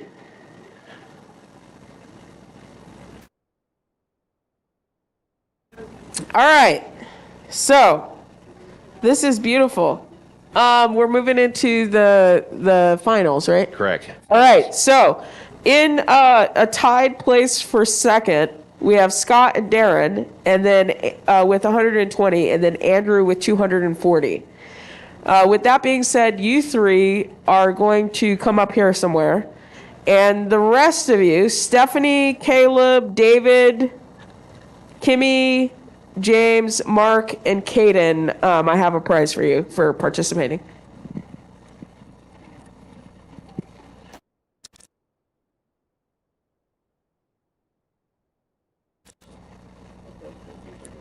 Oh, yeah, thank you. All right. So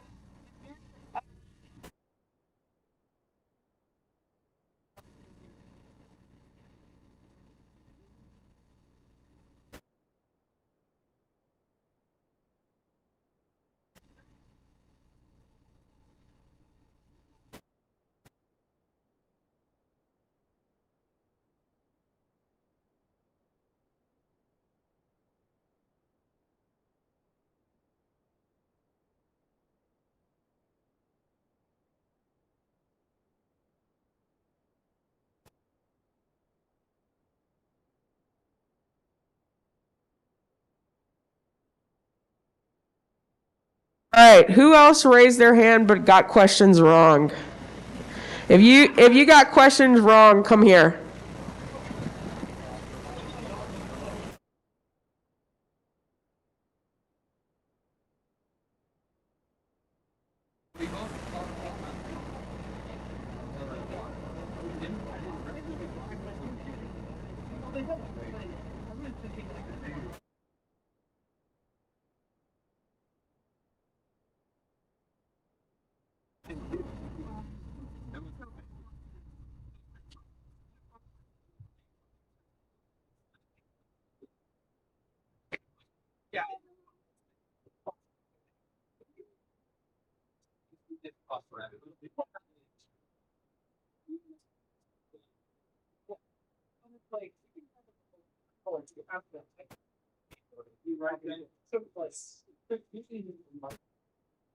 One twenty, 120, 240. All right, so our final, no, you're going to stand up here. So our final Jeopardy players. So Andrew has 240, right? Darren has 120, and Scott has 120 as well. Okay, so what we're going to do, I'm going to show them the category. They have to write down their wager, and then we're going to show them the question, as it were, and they have to then write down their answer in the form of a question. Okay. So the topic is artificial intelligence and gaming. Then you might not want to wager a whole lot.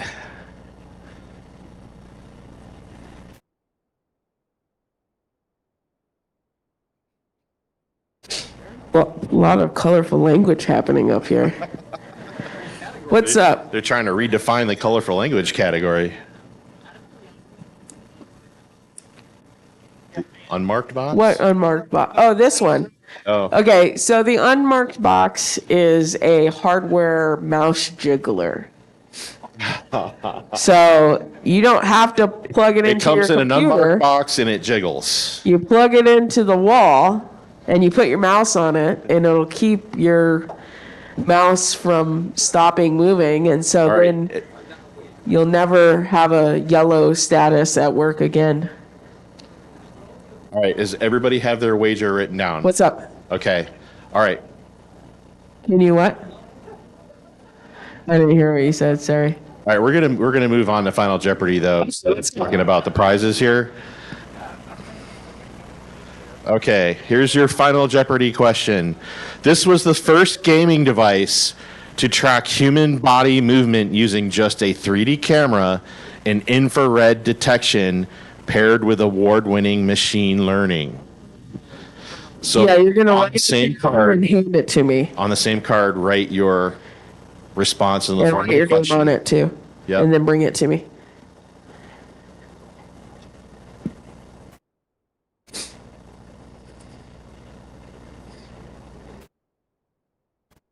Yeah, I'm keeping my hands away from the laptop.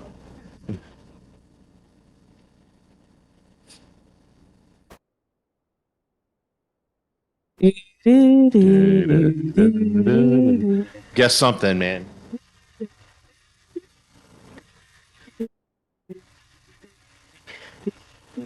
Oh, all right. So this is Scott. This is Andrew. I should have told them to write their names on it too. Tell them to do that. Andrew. Yeah. Andrew wrote his name. Okay. Hey, Darren. Oh man, what's happening? What does that even mean? Darren can see it. So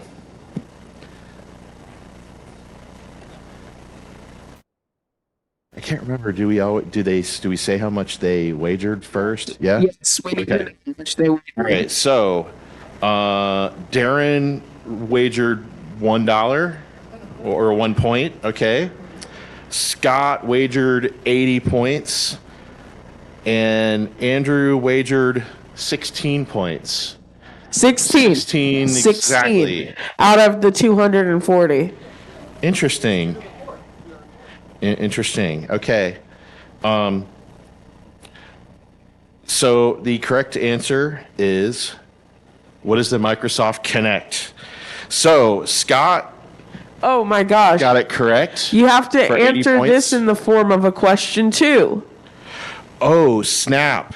Yes, I specifically write it down in the form of a question, and Andrew is the only one that wrote, what is Kinect for 16 points? So Andrew wins yet another Hacker Jeopardy. Andrew, pick out of theirs. Scott at least got the right thing, He so he wagered- would come in second here, Yeah, right? yeah. All right, Scott, pick the next thing. Congratulations, Whatever you want. Andrew. Andrew, how many have you won at this point? And there you go. You get a snowball.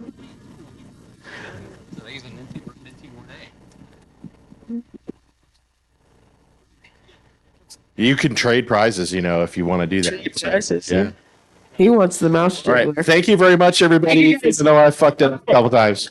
So check this out. Thank you guys for coming out to BSides RDU's 10th anniversary. The party continues at the after party. Be there or be square. But before you go, remember this. We are a community, and in order to run these events, we need your help. So on the link tree that you also have, there is a way for you to sign up if you are interested in helping organize these events. We would love to have your help. So go ahead and fill out that stuff. Also, if you have any contacts for sponsors, community groups, school organizations that we should reach out to, there's also a contact form on there. So please fill that out so that we can start contacting some people that may be interested in having, coming out to BSides as well. Thank you.